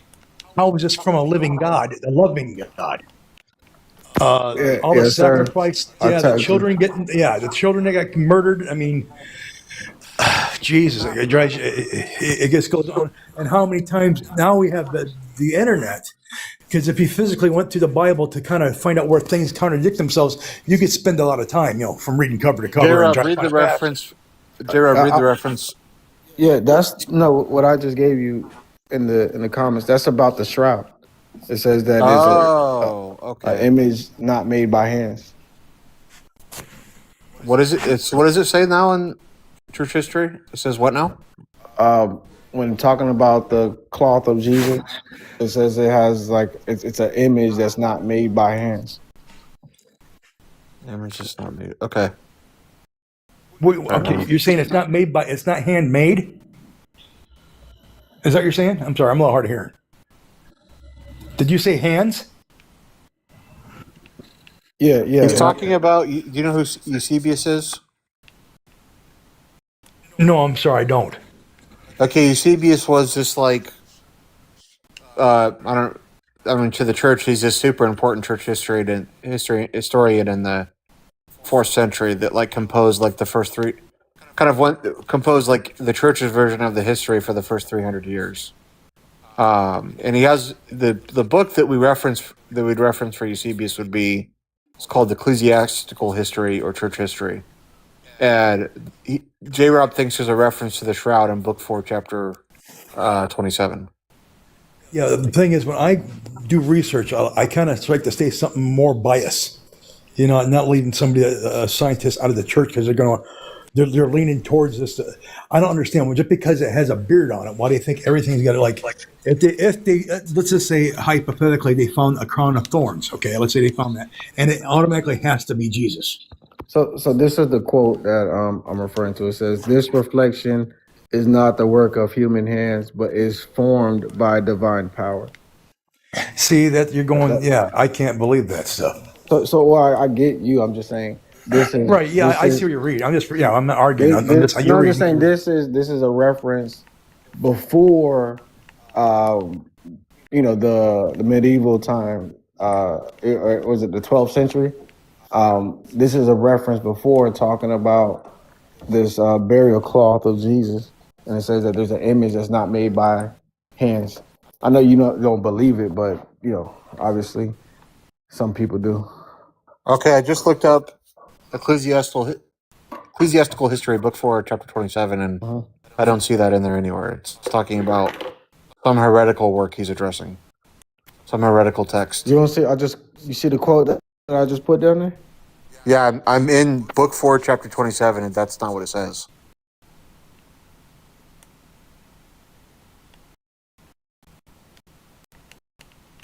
The chapter starts off with a number of works by Apollonius, which the church has deemed heretical. That's how it starts. It's not, and then it goes on. It's one paragraph. It doesn't say anything about any cloth of Jesus or any not being made by hands or anything like that. So I don't know. Maybe it's somewhere else in the text in ecclesiastical history. You're trying to find out what the Bible describes what Jesus was buried in when he was in the tomb? No, that's not what we're talking So, I'm about. sorry. Eusebius' work, ecclesiastical history.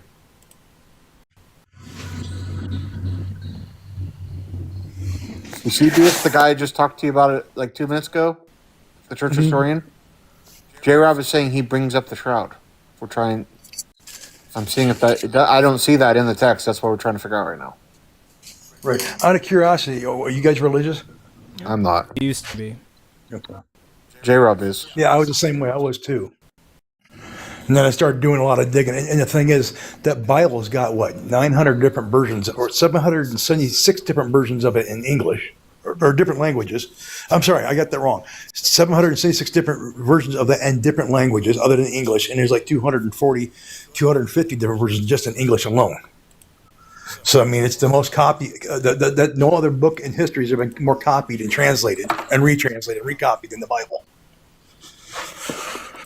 And a lot of those stories. I have to find it. I can't find I just Googled it and that's what popped up. But I have to look for it. But there was something I did find. I wish I could find it again. I should have saved it. It tells exactly what type of artwork that really is. Yeah, I'm not. It was a 6-letter word. I wasn't I familiar may have with found it. what you're talking about, J-Rob. Give me a second.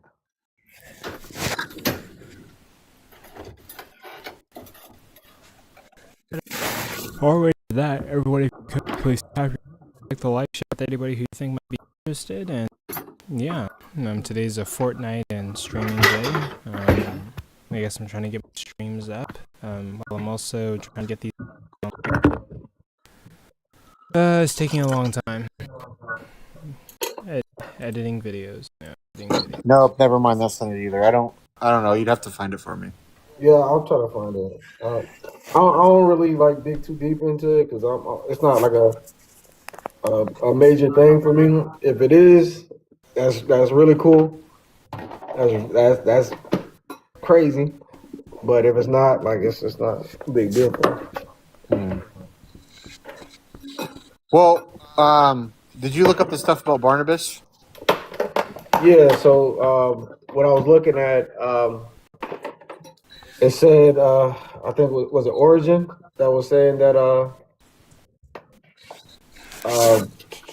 he said that it basically that it wasn't written by Barnabas, supposedly written by Barnabas. Oh, that's not what I found. All the references I found, there wasn't anybody saying that. The only thing that was in dispute. I know Eusebius says that it wasn't written by Barnabas. That's not what he says. He says it's not canon. That's different. Hold on. No, he would say the not. same thing about First Clement.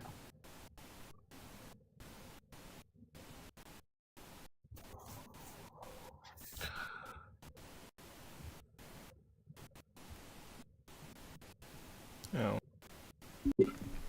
Yeah, First Clement isn't part of the canon, but that doesn't mean that they didn't think it was written by First Clement. Even though it wasn't written by First Clement, but who cares? They thought it was. That's the point. So here, this is look it up. Ecclesiastical History 325. Okay, hold on.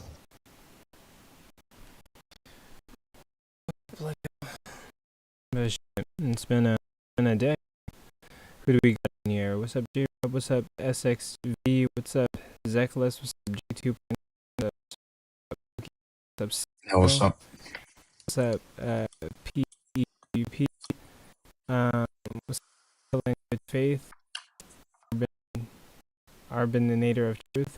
What's up, Master Machine Gun? What's up, there's 13 people in here. Please tap your screens, be live, and share with anybody you think might be interested. Also, damn, I got a big forehead, bro. Yeah, that doesn't say he didn't write it, J-Rob. It says it's rejected. Big is an understatement. It's not canonical. It, That's all it says it's rejected. You could buy property. Yeah, it You know, doesn't. It doesn't. Look, do you know that there are 4 criteria they used to determine what was scripture or what was canonical? It wasn't just who wrote it.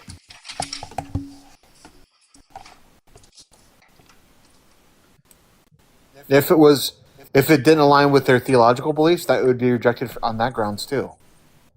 Right? It's not just because. It's not just because what's it called?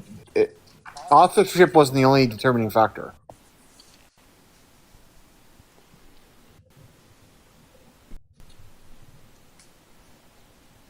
I mean, in other words, in theory, if they had a letter from Paul, but it disagreed with them theologically, they could reject that letter from Paul too, in theory. J-Rob is trying to say that Eusebius said Barnabas didn't write the Epistle of Barnabas, but that's not actually what he says. And this all got brought up because... So why do you think he says it's rejected? He doesn't say. He just says that it should be included with the non-canonical books, and he mentions some of them, like the Apocalypse of Peter, and mentions a couple others. But it doesn't say... Eusebius does not say there that Barnabas didn't write it.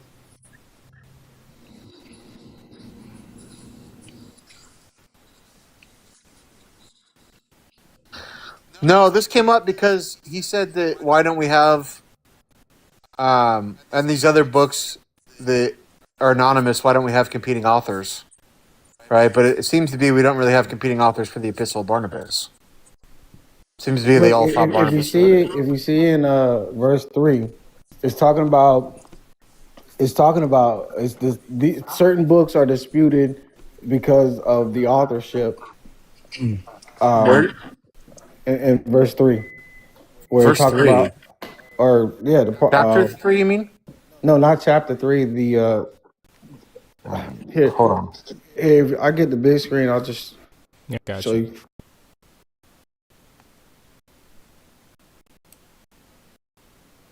It's not what it says here, Rob. It says among the disputed writings. That's what it says. Let's just read it, bro. Let's see what I'm saying. All right. So it says, among the disputed writing, which are nevertheless recognized by many, are extant the so-called epistles of James, that of Jude, also second epistle of Peter, and those that are called second and third John, whether they belong to the evangelist or another person of the same name. Among the rejected writings must also be reckoned also the Acts of Paul, the so-called shepherd, and the apocalyptics of Peter, and in addition to these exact epistles of Barnabas and the so-called teachings of the apostles. Right? He's continuously saying so-called because he's saying that these are rejected. They're either rejected or doubted because they don't know the authors. Oh, okay. Yeah, that's fair then. Okay, I see what you're saying. Yeah, that makes your interpretation makes more sense there then. I guess I must have overlooked that last sentence there. So I don't know. We got deep into this one, but that's what I guess that's what I was saying, that like we see them constantly talking about these people are doubted, and I get what you're saying. Like some of these, you can compare. Like when it talks about the second and third epistle of John, you can compare that to the first epistle of John and the Gospel of John. Same with Peter, right? You can take First Peter, like if someone wants to say Second Peter and write Second Peter, you can say, well, look, it says this in First Peter, it doesn't in Second Peter, and the same with Hebrews, right? If someone's claiming that Barnabas wrote Hebrews, you can say, look, we have this other work by Barnabas, and it doesn't match, or vice versa, it does match. You can make contextual arguments. You can't do that with any of the gospel accounts. The gospel accounts are the only works that are supposed to be from those authors.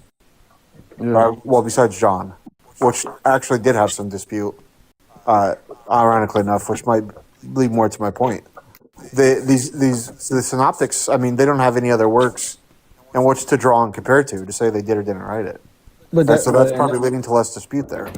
And that's what I'm saying with some of these writings, like, you know, the Epistle of Barnabas, then they wouldn't have any reason to reject it because they have a tradition that says it's from Barnabas. They don't have any other writings to compare it to, so then it should just be automatically accepted.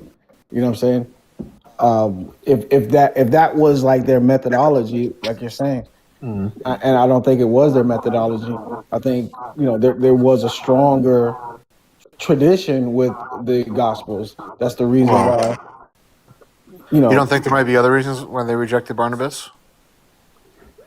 I haven't heard any other reasons. No, I mean, sorry.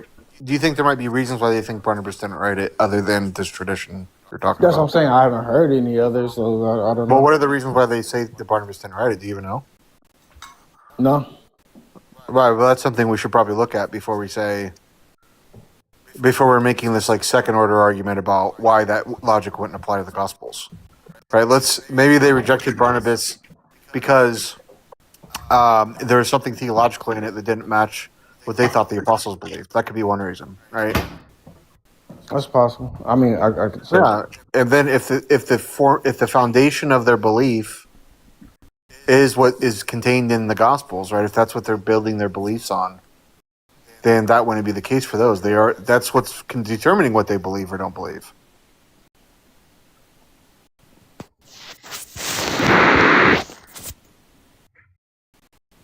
Yeah, I just haven't heard anything with like wrong with the Epistle of Barnabas, like theologically. I haven't heard anything. I don't know either, but I'm just saying. I mean, there could be other reasons. I mean, when it comes to the gospel, I think it's pretty clear. At least for Matthew and Mark, it's pretty clear where the tradition comes from, and I think to me it's very obvious the tradition didn't come from someone that's looking at Matthew and Mark. They're looking at something else. So I don't know why we would trust that tradition. I mean, just from a quick search, like that's the only thing that's coming up is just like doubts about the authorship for Barnabas. It says that some of the churches, like some people did like accept it and read it within the church, but you know, like as a whole, they doubt the authorship. Why though? Why do they doubt the authorship? I mean, yeah, it doesn't give reasons why they doubt it though. Yeah, that would need to be investigated to make this second order argument you're trying to make, I think. Well, at least we know that it's not like theologically, because like no, we don't. Well, if it was like widely accepted with like amongst the church, do you think if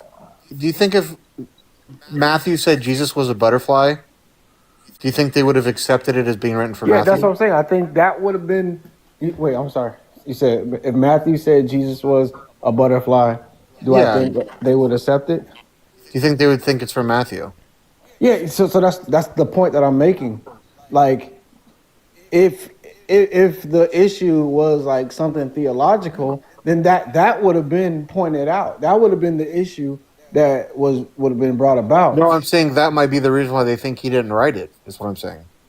Well, that's what I'm saying. Like that would have been something because like you see them in certain books. I think like the Gospel of Thomas, it talks about stuff that theologically didn't line up. Yeah, and that's part of the reason why they rejected it. What's the reason why they rejected Barnabas? For the only data that I'm seeing is because unknown authorship. But why do they not think he wrote it? Bro, I just told you like it doesn't. No, you didn't. You just said. I said it doesn't go into details. Right. So you can't then add, if you're adding a reason why, then you're coming up with a postulate, right? I can do the same thing. No, you're adding a reason why. You're saying that they doubted Barnabas because of theological reasons. No, yeah, that's a postulate I'm adding. You're adding a postulate they doubted it because they didn't have this. Wait, You're doubting it because they didn't have this tradition that went back to the apostles. We're both adding a postulate. That's the reason why they would doubt the authorship, because they don't have a reliable tradition that they seen as going back to the apostles. That's one of the reasons why that was one of the parameters in which they accepted scripture. And another one was if it aligned theologically.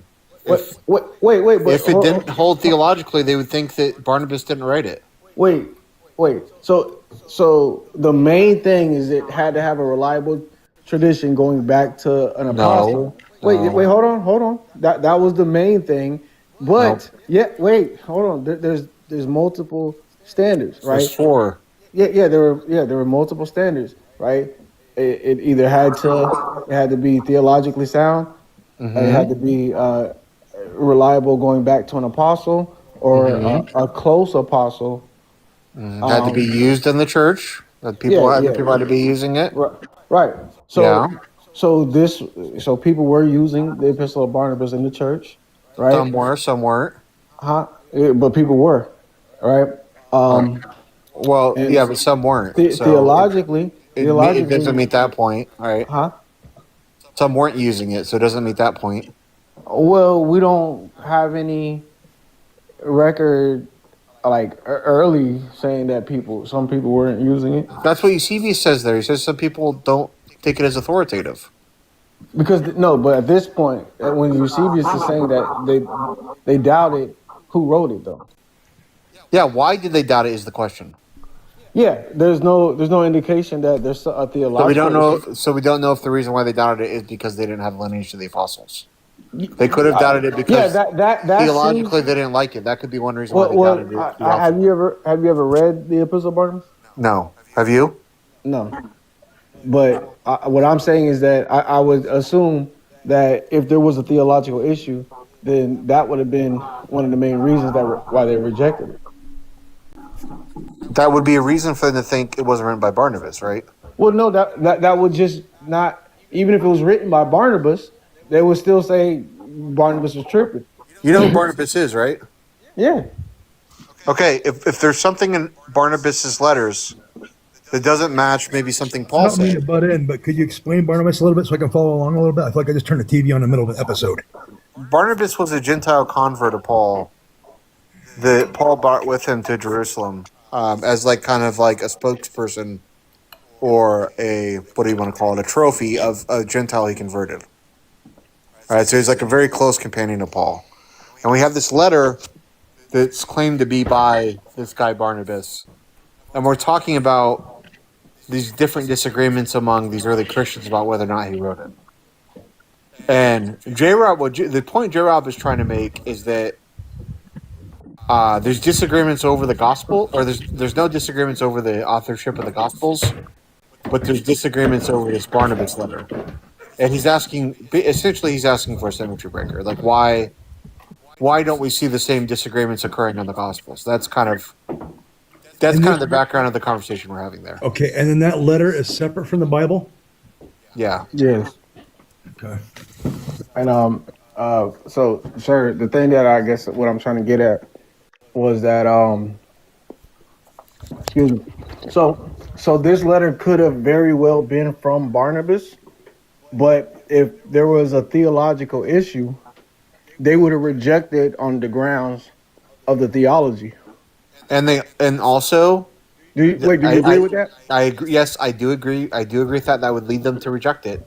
But if there's a theological issue in it, that one could stand the reason that would also lead them to reject Barnabas wrote it.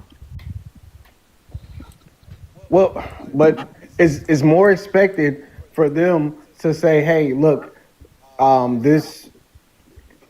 If there was a theological issue, they would directly oppose the theology of the Gospel of Barnabas. That's just an argument from silence. Why would we expect that? Yeah, because if these are the standards, hey, look, it could be written by Barnabas, but if it's theologically wrong, then we would point out that there's a flaw within theology of Barnabas. That's just another.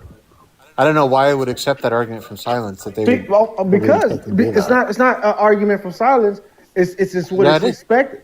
Wait, it's what is expected. That's fine. That's still an argument from silence. I'm asking why I would expect it. I mean, that's it's not. You would accept. You should accept the argument because it's what's expected, right? Why? Wait, I'm telling you why.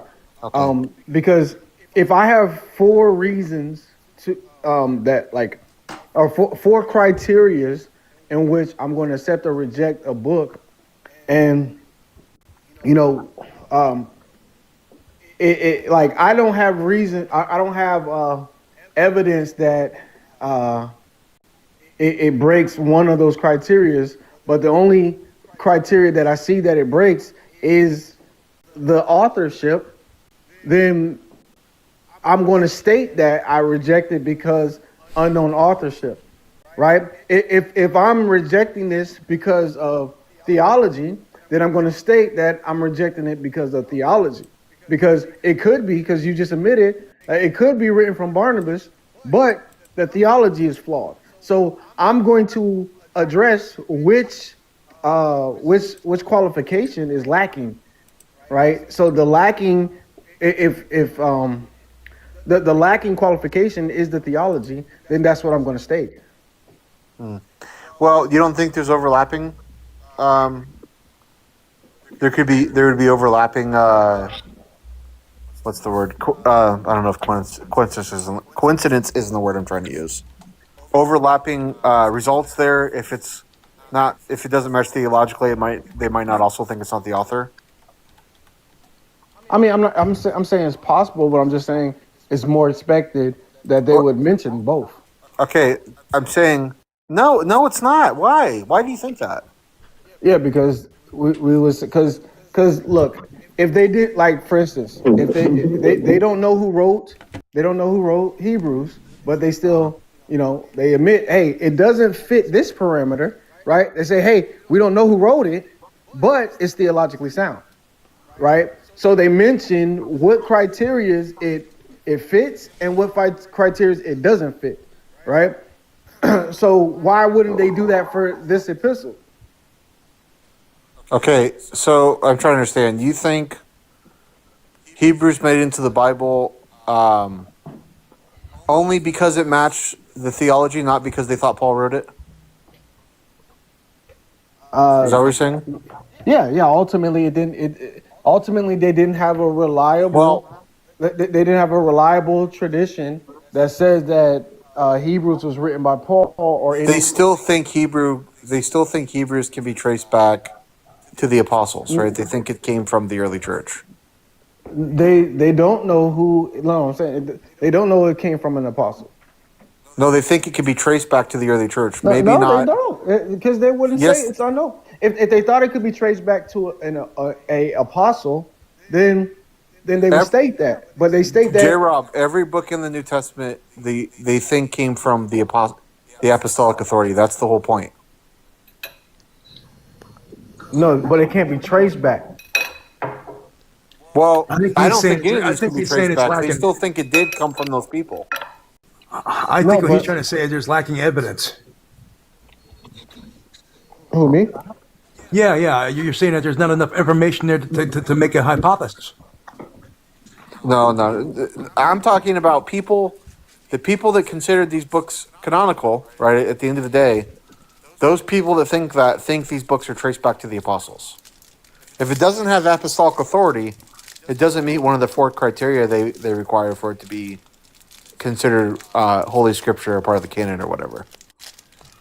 Okay, so when it comes to Epistle of Barnabas, it could, if they don't think Barnabas wrote it, there could be several motivating reasons to lead them to that conclusion. And one of those reasons could be that it doesn't match theologically. If it doesn't match theologically, it would stand the reason a lot of them would think Barnabas didn't write it. Even though it could be the case that a letter doesn't match theologically and they think Barnabas wrote it, right? Those are two different groups of people.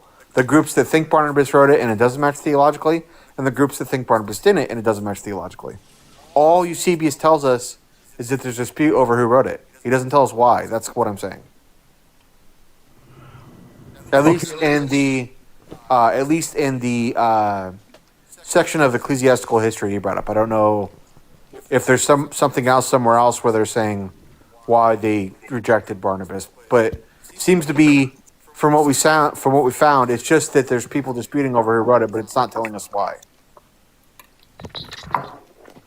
Yeah. So I mean, at the end of the day, the point that I was making was that, like, even if they did think it went back to like Hebrews went back to an apostolic authority, they still say it doesn't fit the qualification of a reliable tradition going back to an authority. That's going not true. back. They say who wrote it, God knows, right? I just read, I think Tertullian wrote that. Oh no, He there's said- dispute. I'm not. Look, J-Rob, I don't disagree. There's dispute over who wrote Hebrews early on. What I'm saying is that it meets the criteria, the 4 criteria, at least in the proto-Catholics or proto-Trinitarian, whatever you want to call them, groups that were deciding what books should be considered authoritative. And one of those criteria is that it can be traced back and have apostolic authority. Yeah, that's They can what I'm think saying. that without thinking Paul wrote it, right? No, What are they- I'm not sure what we're not getting. If they're admittingly saying they don't know who wrote it, then you can't say that they believe that they had a reliable tradition going back to an apostle or They do though. They do think that. They think it goes back. They think it has apostolic authority. They think it's part of the early Christians. The early Christians wrote that. Is what they think. not an apostle though. As far as I know, they settled on it being Paul anyway. I mean, I know there were early disputes about it, but the kind of general idea after it came to just be believed that Paul wrote that book. Same with 2 Peter, right? You don't think 2 Peter's a disputed writing, do you? It is. Oh, really? Yeah. You don't think 2 Peter should be scripture? No, I think it is, but it was still disputed. It was disputed early on, but don't you think the church agreed by the time they put it in the canonical list that Peter wrote it? Right, yeah. Yeah, the same thing happened with Hebrews, right, with Paul, as far as I know. No, I don't know. I don't think that's what happened. I think it was always All right, considered. well, let me look into. I think it is. Let me look.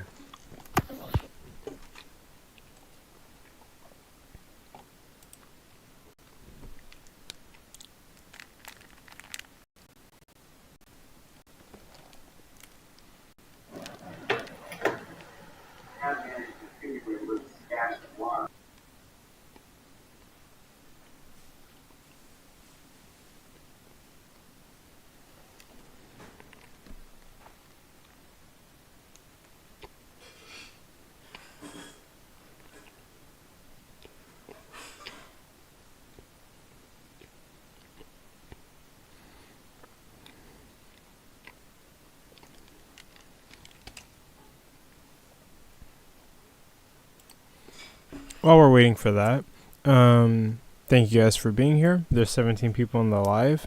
If you can, tap your screens, like the live, share with anybody who might be interested. That helps to bring more people in. I will talk to any Christian. But right now, Sir and J-Rob are going at it. And I was playing Fortnite. I'm going to continue playing Fortnite. But shoot, I've been on for a little bit. I'm a bit tired.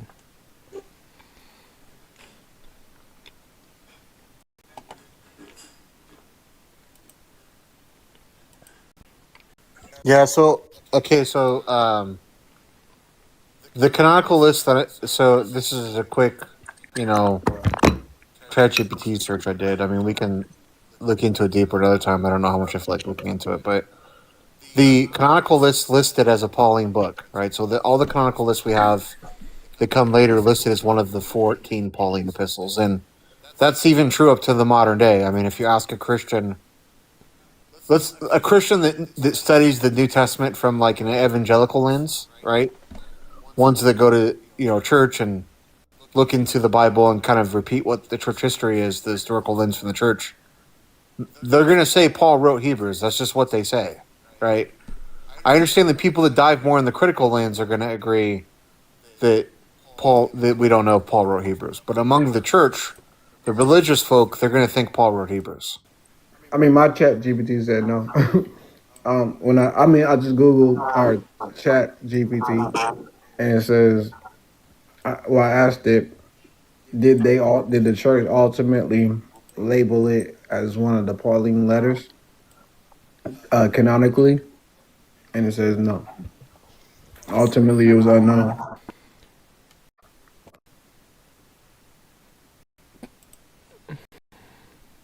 But shoot, you want to keep So going down? ultimately, it was Well, I got a list. unknown. Augustine listed it as one of the 14 Pauline Yeah, epistles. Augustine. Yeah, I saw that. Athanasius does. Yeah, but I think it said Jerome didn't.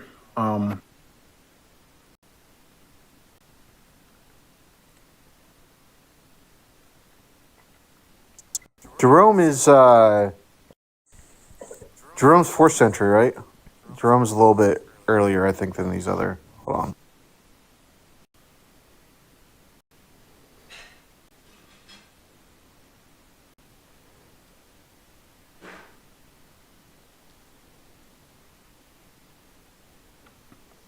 Okay, sounds like he considered it. Hold on, let me. Yeah, I mean, it He definitely considered it seems. Pauline in the church. It says, but he said in a letter that he wasn't certain about it. Is kind of what he said, but still seems to be accepted, right? That Paul wrote this letter. That seems to be what the church landed on as the That ultimate. doesn't. I don't think that is the case. I think Paul was just a suggestion. It wasn't like accepted as being from Paul.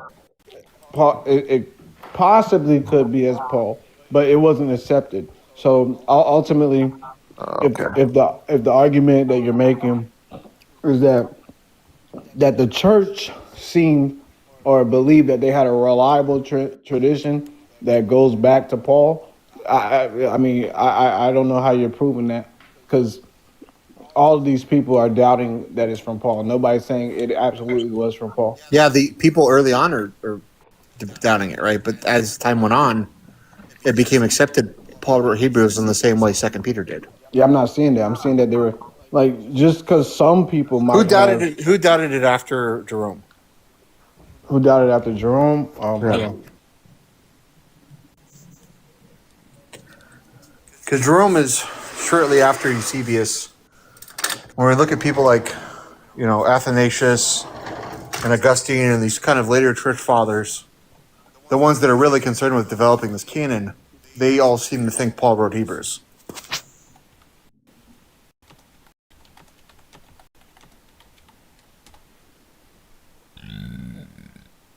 But shit, you guys want to keep talking about this? Also, nobody wants to. That's up to you. This is me and him up here. Whatever you want to talk about. I'm showing that Augustine doesn't insist that it was written by Paul either. Oh, really quick, out of the 25 people in here, no Christians want to come up and ask me any questions or address the topic. But either way, I'm chilling. I'm just playing. Let's do this, J. Rob. Let's look into this privately. Yeah. And then next time we're live, we'll talk about it in more detail, because obviously we don't have the information in front of us, and neither one of us has looked into it deeply. We're both running off our intuitions here. We're both getting different answers. So yeah, both putting in the request. Wait, we got one person. Hold on. What's up? Oh, that's my sister. What's up? Hey, are you at work now? You on your lunch break? Yeah. No. Yeah, you know. is she if she's your sister, is she the favorite child, or are you the favorite child? Base. We're all equal in the eyes of the Lord. There's no way J. Rob could be the favorite child. That's all I know. Shoot. I'm the disciple whom Jesus loved, my God. J. Rob would drive me fucking nuts if he was my kid. I'm the prodigal son that hasn't returned. No, you coming back, man. J. Rob, how old are you? You're in your mid-30s, right? Yeah. Yeah, I thought you were around the same age as me. Yeah, go ahead, Lisa. We can hear you. Hi, how you doing? We chilling. Do debates and conversations and playing Fortnite. Sorry, I'm working. Yeah, I mean, I feel like Coco, why you not a Christian yet? I'm still evaluating, trying to see whether it's true or not. But yeah, I'm evaluating the evidence. I'm setting up debate in my channel, content creation. Who knows? Give me 10 years to check back with me. Who said you're gonna be alive in 10 years? I mean, who knows? Maybe in the next 10 years I'll be again, or maybe in the next. How old are you, I'm Coco? 27. Okay. Maybe. What do you think the strongest argument? J Rob, I said hi to you and you didn't say hi back to me. I didn't. I did say it. I said that's my sister. I said what up. Hi, J Rob. Lisa, what do you? Okay. What do you think the strongest case or argument or reason is to be Christian? My strongest case when it comes to Christianity, I would say, is the consistency between all Christians or just all people in general. It's way too consistent than any other religion. It's way more consistent as far as experiences, communication with God, the Word of God, how Christians are persecuted throughout all of time. I would say that it's the Well, surely consistency. that's not true. I mean, different Christians have different results when they pray, and different kind of interpretations they get of the Bible.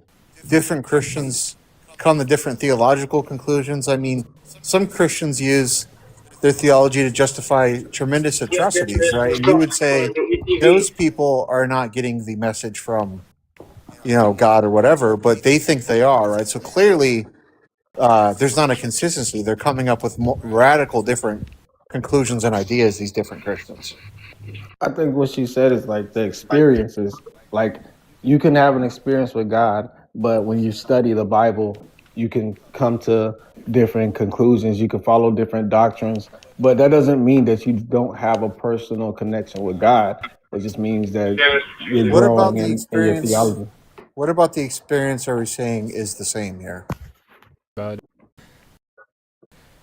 Because I mean, Sorry, I keep trying to say something, but my radio is just way too loud. Your radio. She on the clock.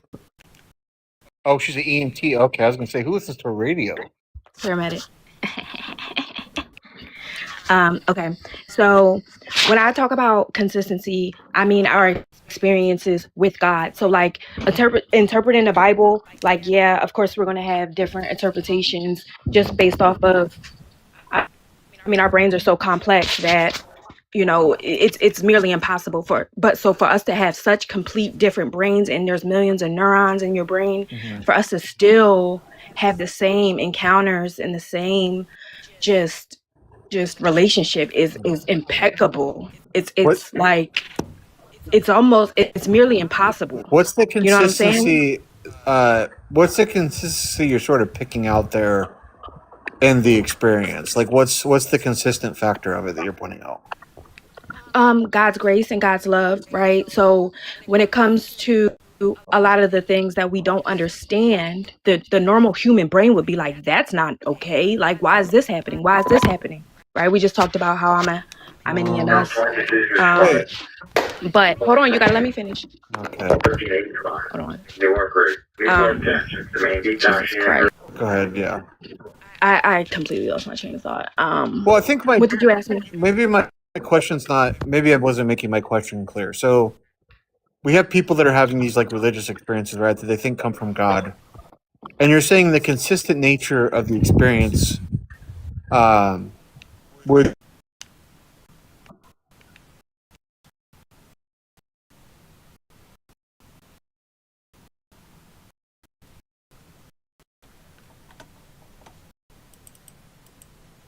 comes to God, we still can understand that this being is just an overwhelming amount of love, and I think that's very counter that's counter like our own psychology. Like our psychology is literally created to protect us. And sometimes there are things that we don't understand that happen, right? In my job, I see it all the time. But the fact that I can still have this overwhelming peace and love and joy that's consistent throughout Christianity, it's very impossible, or not Well, impossible, but like it's very odd. There's a couple things I would like to bring up to that there. First, is it the case you think that people would desire a God that would have those attributes attached to him, loving and desiring a relationship and all that stuff you brought up? You say, is it what? Do you think it's the case that people would desire a God have those things? Do you think it's I don't understand your question. Well, let me just ask you: are you glad you have a God that has those things? That's all. Am I glad that I have a God that's loving? Yes, that's what I'm asking. I guess, yeah, sure. Do you think it stands to reason that most people would have a similar intuition that they would hope God would be loving, right? I don't hope God is loving. You don't? No, I don't hope he's loving. I know he's loving. I can feel it. Well, you can know something and still want it to be true, right? No, I don't think that's possible.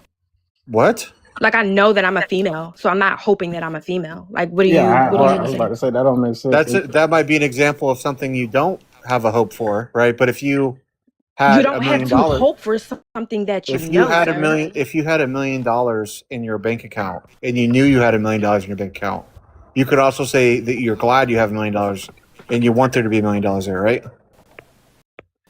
I'm glad and I hope is two different things. That's what I mean by hope, is that you want it to be true. But it is true. It can be true and you want it to be true. Those two are not incompatible. The closest thing I can give to you, sir, is I love being a mom and I'm a mom. Like, I always wanted to be a mom, right? And you know you're a mom, right? I hoped to become a mom, but now that I'm a mom, I just know that I'm a mom. I don't hope that I'm a mom. Okay, let me look. If the semantics is the issue, I'm happy to use a different term. What I'm saying is, you want God to be loving, and you know God is loving, right? I know God is loving, so I'm just not. And you want him to be loving too, right? No, I know that he's loving. Like, do you wish it was? Do you wish it? Oh my God! Do you wish it was otherwise? No, like what? Like, okay. I don't. And so you're happy and content with the result, right? I don't. I know what he's trying to do. He's trying to bait me. He's trying to bait me into like confirmation bias. I just don't think. I just don't think that tracks. Like, if I know your questions don't make no sense, bro. Wait. Like no, it does make sense. So let's say that I live in a world where gravity is happening, right? And I know that gravity is happening. I'm glad that gravity is happening. If you were to ask me, do I want gravity to keep happening? Yeah, I'd prefer that gravity keeps happening. I don't want to fly off the earth. But that's not the same. It's just, you want that's like. Holy heck. Look, this is a very simple question, right? There's a result that you know is true, right? That God is loving, right? You know that result is true, right? I didn't hear the first part of your question. You know God is loving, right? Yes. Okay. Is that a result that you're glad is true? Yeah, we're glad that it's true, yeah. Okay, great. That's all I'm asking. Well, that's not. And what is this whole part that is something completely different than saying that. That's why I said I'm happy to adopt different semantics if what I'm communicating isn't clear. Coco clearly understands what I'm asking. Mm-hmm. No, so it's not just I'm happy to adopt different semantics. Okay. But sir, the gravity thing makes sense. I don't know how that. Can we drop this guy? Can we drop this guy that made up a story about me using racial slurs? Can we drop Sam? No, actually, that's not true. Yes, you said I called someone a monkey and I never did. Can we drop Sam, I didn't make the story up. Can we drop Sam, please? I didn't make the story up. That's not true, Coco. Don't listen. So Look, I didn't make Can we drop Coco? Thank you. Okay. Do you hope that he made it up? No, I hope he didn't. Sorry. Right, but he did, right? So, anyway, like I said, I'm happy if the semantics are the issue, right? Trust me, I'm a very charitable interlocutor and person to talk to, right? And I'm happy to adopt different semantics if that's the issue, right? So the semantics I'm going with is that you're glad that God is all loving, right? And that's the case, right? Yeah. Right. Okay. Do you think, in virtue of you being glad, and in virtue of other people being glad of something to be true, that could lead to them thinking it's true? No, wait, no. That's exactly the bait that I thought. Like I Yeah. figured Just you're answer the trying to get. question. Just No, answer the question. First of all, no. I don't think that's the first of all, case. don't talk to me like that. Second of all, what was the Don't question talk to you again? like what? Ask you not to dodge the question? Yeah, when I literally I No, was if you're trying to dodging the answer. question, I'm going to tell you not to dodge the question. I mean, Okay, well, just can don't you? dodge the question. First of Like, try to all, be honest. maybe if you would stop talking for like 2 seconds, Yeah, like let's hear it then. Let's hear the answer to the Yeah, question. bro, stop. Like, yeah, you do be interrupting. Like, you doing the most. So what you're referring to is confirmation bias, right? Because if you're looking for something that you already know to be true, you're going to look for things to confirm that bias. Confirmation bias. I study it. So to answer your question, no. Wait, yeah, what I'm talking about is a little bit different than confirmation bias, but I think it's similar, right? What I'm talking about is if someone wants something to be true, right, or something is glad, it would be glad if something were the case. They might be more inclined to believe that's the case, well, no, right? that's You why, don't think like, No, that's no, the no. like, case? No, this is, that's a fair question because confirmation bias is a true thing and it's real. It's a real psychological thing. but I think that, So that's a fair question. well, However, I think that is not the fact in my case because I actually was trying to do the opposite. I was trying to make it not true for a yeah, long and time. That's fine. I think, That's fine. like, No, that's not. Look, I'm but I fine. think, I'm not talking about wait, sir, I think your Right question now, is Lisa. confused, though. Can I talk to one person, J. Rob? Like, Oh my chill. god. Like, it's too much. Like, Right. Okay, Lisa. To take you out of it for the moment, right? All I'm saying, you're bringing up this consistency of belief, right? But the kind of issue I have, right, this consistency of the belief just happens to center around the things you pointed out seem to be things that would center around things that people would want to be true, right? Or people would hope to be true, right? Or glad to be true, rather, if you want me to use that term. And I don't know how we could determine if the consistency came to be because it's actually true, or if the consistency came to be because that's what people hoped was the case. Right. No, that's a very fair question and ideology and all that good stuff.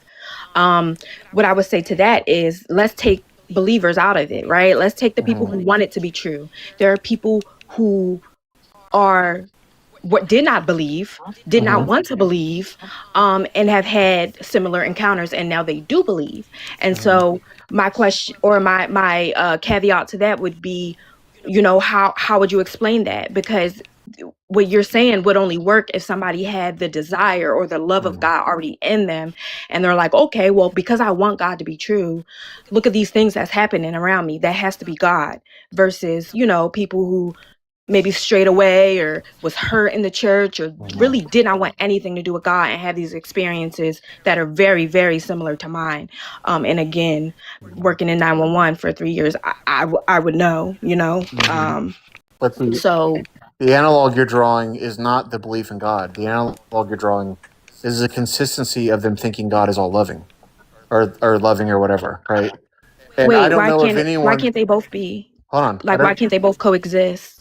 Well, because there's no consistency on who the God is. There's a lot of disagreements. We already went over that, right? But we're talking about No, not right. we're talking about the consistency of God being all loving, okay? And I don't know of anyone. I mean, right, maybe you know somebody, and if you do know, it's definitely not commonplace of someone that wants God to be evil. People want God to be loving, so it's not surprising that when people become convinced God exists, that they're also going to think God is all loving. Right. Well, no, there are people who I would say either wanted God to be evil or already believed that God was evil and wanted nothing to do with them. I've studied this type of stuff No, because it's that's intriguing to true. me. There's people that might believe God is evil, but there's not people that want him to be evil. I would say that the two can coexist. I would say that there are people who want God to be evil and believe that he's evil. I've never met anybody like that, and if you have, you would have to admit it's extremely rare, right? Yes, I would say it's rare. So the consistency that you're picking out here, I don't see how it couldn't just be the fact that these people want God to be all loving. That's why they're coming to that consistent belief. Well, consistency has nothing to do with like numbers. Like consistency is more so accuracy and the same. Like if I have 3 people saying the same thing, they're still consistent. Versus if I have 100 people that's not saying the same thing, obviously that's inconsistent. But consistency, it doesn't take 1,000,000 people to see God to say, it's consistent. You can have 2 people and we say the same story and it's consistent. So Sure, but the only thing you picked out that they agreed on are things that they would want to be true. You haven't picked out anything that's like,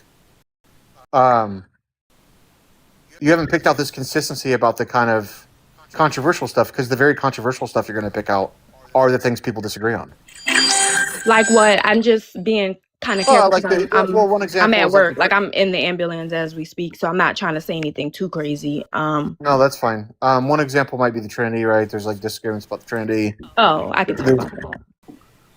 Well, no, I'm not for the moment here. I'm not like challenging the Trinity. That's not my point. My point is that these different believers have different concepts of who God is, what Jesus' relationship is to God. What happens in the afterlife. Mm-hmm. If there's some sort of like, annihilation, or if it's like some sort of eternal torment. If there's some kind of universalist perspective, right? There's like all these. That's what I'm talking about. Those kind of things. The more controversial stuff is where we get all this heavy disagreement. But then all this consistency you're pointing to just happens to be centered around stuff that people would want to be true.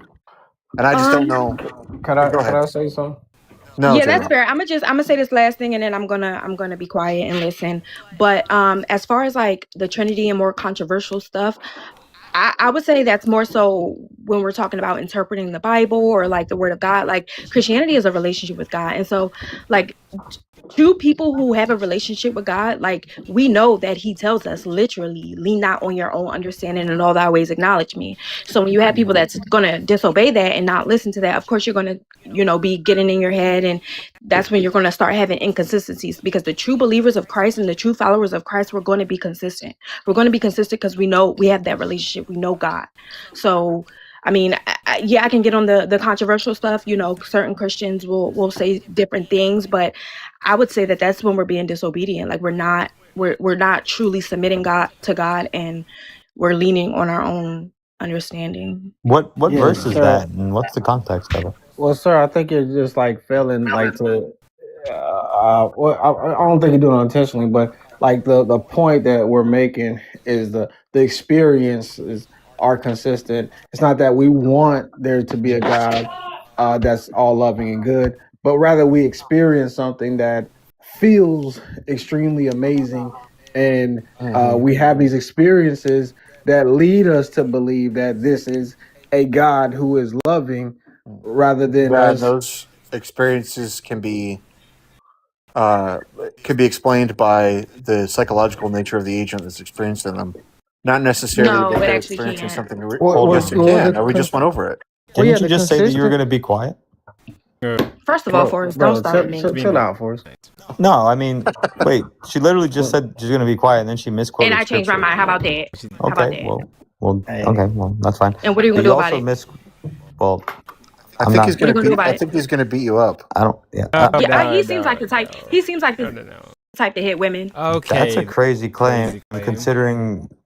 Yeah, hold on. Let me get you muted real quick. So first of all, I don't hit women. That's a crazy thing to say. So I'm gonna get you muted again because I'm gonna refute you saying that, and I need you to stop saying that because that's a disgusting thing to say about somebody. Stop fighting. Don't come on here talking. Shh. Stop fighting me, bud. So I need you to actually probably take that back because I find that to be okay. Are you just gonna act like a child, or do you want to have a discussion up here? Because I'm never rude to you on your panel. You said some pretty rude and disgusting things to me, and then you did, and then you said you love. You just came over here to bully me, bro. Can we get back to the conversation, man? He came over here to bully me. It'd be nice if this petulant child would stop interrupting. Okay, wait. Please don't ever say that I hit women again, because I don't. Forrest, can you just ask your question? Yeah, no. And Coco, I actually I need you to asked make her, me a but she mod just crashed out, and she's I fighting need me. you to make me a mod too, bro. No, you don't need to be a mod, J-Rob, anywhere. no, Jalissa, absolutely not. Jalissa, do you know what the Brown is context a of the mod. verse that you quoted is? No.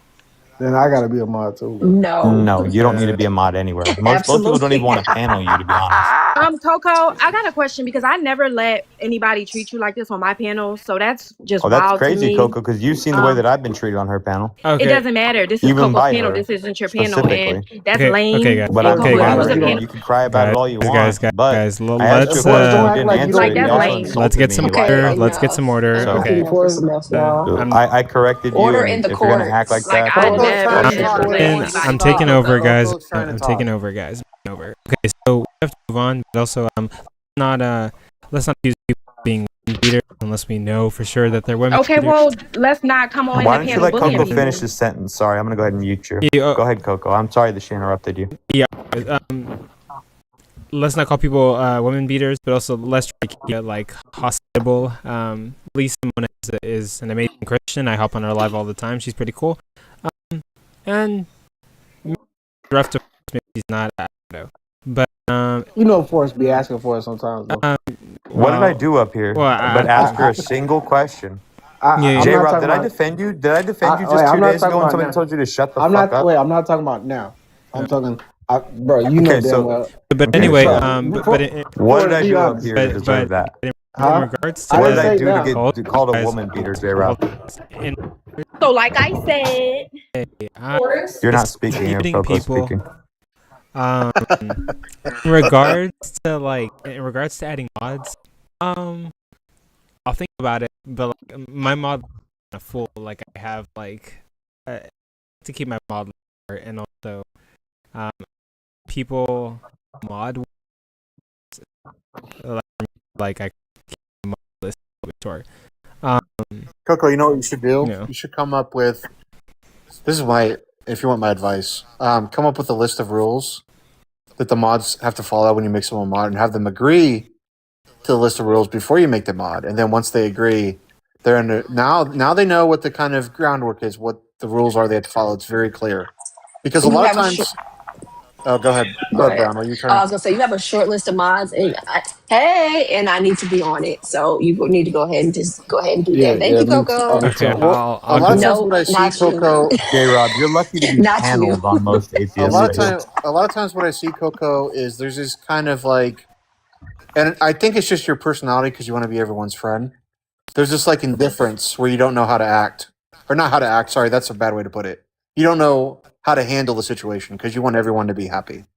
And sometimes it's okay to have your opinion and it upsets some people, right? It's okay to have an opinion that might make Lisa mad or an opinion that might make Forrest mad. That's completely okay to have that opinion.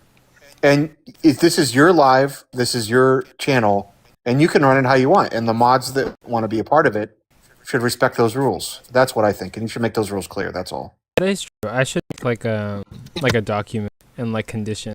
Yeah, actually, yeah. I specify mod should and then if anyone violates it, then a mod. No, I'm a mod for Brown Sugar. No, you're not gonna consider. Nope, Then y'all because could- you're a mod on my page. So thank you. And I let you take my idea of mini debates. I need you to run that mod status immediately. Ask about me. I'm a fantastic mod. Okay, I get this panel under control because you are a little bit too nice for me. Yeah, that is true. I try to keep the world peace. Yeah, and that's fine. That's why you need good cop, bad cop. Because I'll get this under control. Okay, actually now I'm concerned. Okay, I'm a mod in many different places. Ask about me. I'm great. Okay. And no J-Rob. J-Rob is not allowed. Yeah, we're not mod. Yeah, no, absolutely not. All y'all show is that y'all are biased and y'all like echo chambers. You can't even say that without smiling. Y'all don't have a fair bone in y'all bodies, bro. Wipe the smile off your face, and then I'll take you seriously. Out of everybody, but okay. Nah, you're agnostic atheist, and you hate the Christian God. So if I accuse somebody of beating women on Jalissa's panel, do you think she would allow me to still stay up there, Coco? Look, I just want to be clear. I'm the one that put that idea out there, and I was just joking. I don't really think Forrest beats anybody up. Yeah, but I mean, there's a clear indication of like you being sarcastic and her being serious, right? She didn't say you did it. She said you seem like the type who do. J-Rob. If I tell you, if I tell you, you seem like the type of guy that hangs around children's playgrounds and touches kids, what does that insinuate? You said stuff like that. What does Like that insinuate? legitimately. No. Legitimately, you said stuff Other like that. people have said that. I didn't say anything about it. I said if you have proof of the claim, bring it, and they never brought it. I have never said that about you. No, I I've said you never said said stuff. that about you. I say you said stuff like that. Especially when we talk about the Bible and stuff, y'all try to say we defend grape and all this other crap. Okay, you do. No, we You do don't. factually. No, we don't. I'm Yeah, you don't realize back. that you do, but that's why you don't get paneled a lot of places. Yeah, but let's schedule everybody. Let's be respectful of one another. Like Lisa, but also like just keep accusations to a minimum. But what were we? I don't know what's up with. Yeah, I was talking about My so panel. these experiences, they are consistent, and we've been seeing these experiences ever since Jesus got resurrected, right? Let's Or say you got an echo. since after Jesus' My bad. crucifixion, we've been seeing people like, oh, hey, I've had this supernatural experience with Jesus. I saw him. I felt him. He spoke to me. I feel his presence. He is love, right? These aren't just like, especially like Paul. We like to bring up Paul because these aren't people who are seeking Jesus. These aren't people who are who want that to be true. Like when you said, like, we want this to be true, so we're inclined to That's a little believe bit. this. Hold on, Jared. Those kind of experiences you're talking about are a little bit different than like people simultaneously coming to the conclusion that God is all loving. So the kind of experiences we're talking about now are the kind of thing where people have, maybe some kind of like religious experience and they interpret it as being Jesus, right? That's kind of what you're saying. Now, No, like those experience. Hold on, the similarity these are between all. those. Go I'm ahead. sorry. Go I'm ahead. sorry. What No, am I these are. missing, though? No, you're saying that they're different. They're not. I mean, like they might be When did I different. say that? Huh? I said that by different experiences, I mean different people are having them. That's what I meant. Oh, obviously. Yeah. Okay. I'm saying these different experiences are the same in the sense that they all interpret it as being Jesus. That's what I said. By different there, I don't mean the experiences don't align. We're going to talk about that in a minute. But by different, I mean that different people are having them. Okay? Are you with me? Yeah. Okay. Now, that can easily be explained by prior experiences leading to that expectation, right? We see this with like UFO encounters, right? Where people claim to see similar stuff when they see like a flying saucer or little green man, etc. Do we have these similar reports about what people are claiming to see, what they're claiming to experience, and those reports have some similarities. That doesn't mean that the reports are reliable. There's other things that can lead to these people reporting their experiences. It's not just in virtue of them having the experience that we should consider the experience reliable.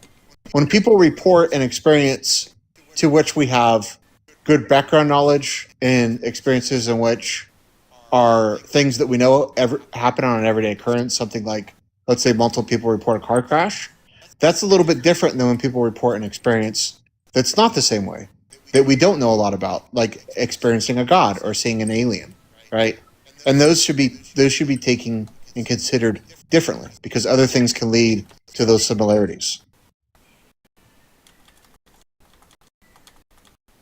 Does that make sense, J-Rob, what I said? So here's the thing.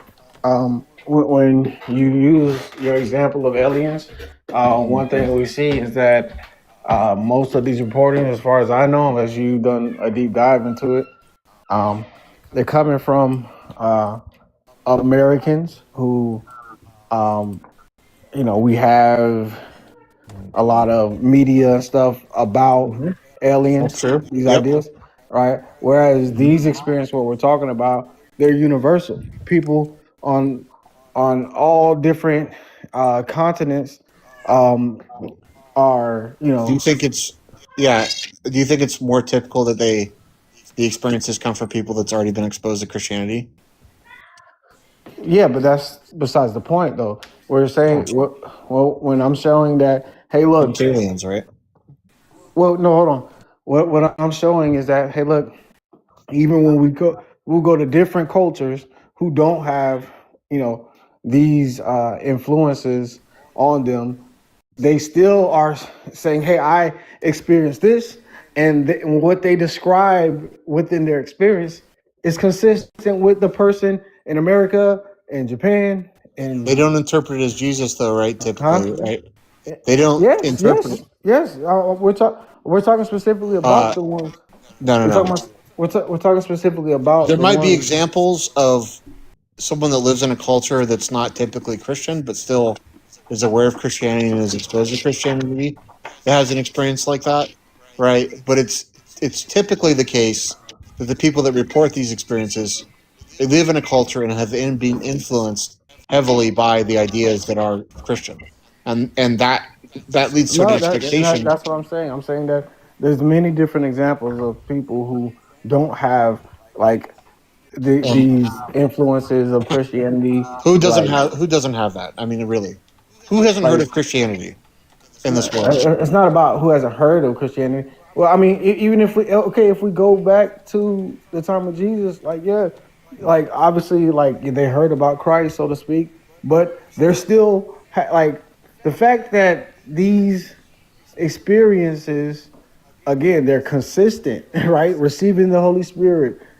people seeing Jesus, They're not consistent. They have yeah, very. oh my They god. see different things. They report different things. They have. Okay, this is the consistency, right? It is associated with Jesus, and Yeah. there's a presence. There's a presence that we call the Holy Spirit. There's a supernatural presence that is undeniable Okay, in our eyes. Jared, do you believe in astrology? Do I believe in it? I do. I believe that there's some truth to it. Yeah. Okay, never mind. Someone help me come up with another example. You could go with gematria. I don't know what that is. Oh, Like numbers. I think J Rob does. Or like What is it? Like any of the Christians who have been having like experiences and getting like Well, book let me- published for it. Let me try the astrology example just to elucidate the point, and then maybe you can see where I'm coming from. These different people. Turn my camera on because I feel like y'all are obsessed with me, so I'm gonna just let y'all watch me. Wait, Why would you interrupt? Watch it. Wait, also, Because I wait, can. Jill said, don't do anything that risks. By the way, the content. Yeah. I'm not. I'm like eating right now. Imagine but being I'm this gonna my desperate for camera on attention because that I you're feel just like annoying people by interrupting their conversations. Guys, You don't have any just decorum. stop adding me in the comments. We've got to. Cry about it. That's what the comment section is for while people are Baby, speaking. Hello. Learn how We to behave. Be quiet. we need to coexist in this live stream because it's now becoming a little bit right about whether we can trust personal testimony. So let's move on. Yeah, let me try. Go ahead. Let me try the astrology example. Right, so there's all these different people that are aware of astrology and have been exposed to astrology, and when they use astrology, they can think different things that are saying the same thing. They can take that to mean different things, right? So, like, someone might see a paragraph on an astrology or an astrology report or whatever, and think it's about them, and someone else who had a completely different real life experience will think it's about them, right? They'll think that paragraph is about them, but the thing they think that paragraph is picking out are two different experiences, right? So when it comes to these religious people and these Christians having experiences they attribute to Jesus, it needs to be discussed, the difference between what's actually being experienced, the thing that's being picked out, and the thing they're describing, what they're attributing it to. Yeah, I don't think that's analogous because, like, that's what we're talking about, the consistency, right? Whereas, like, regardless of a person's background, that like they're having a actual experience, right? I believe you agree that Paul had an actual experience. Yeah, probably. Yeah. Yeah, like these individuals are having actual experiences, and when they describe them, like we say the same things. We felt this presence that we now know as the Holy Spirit, right? Yeah, and people that do astrology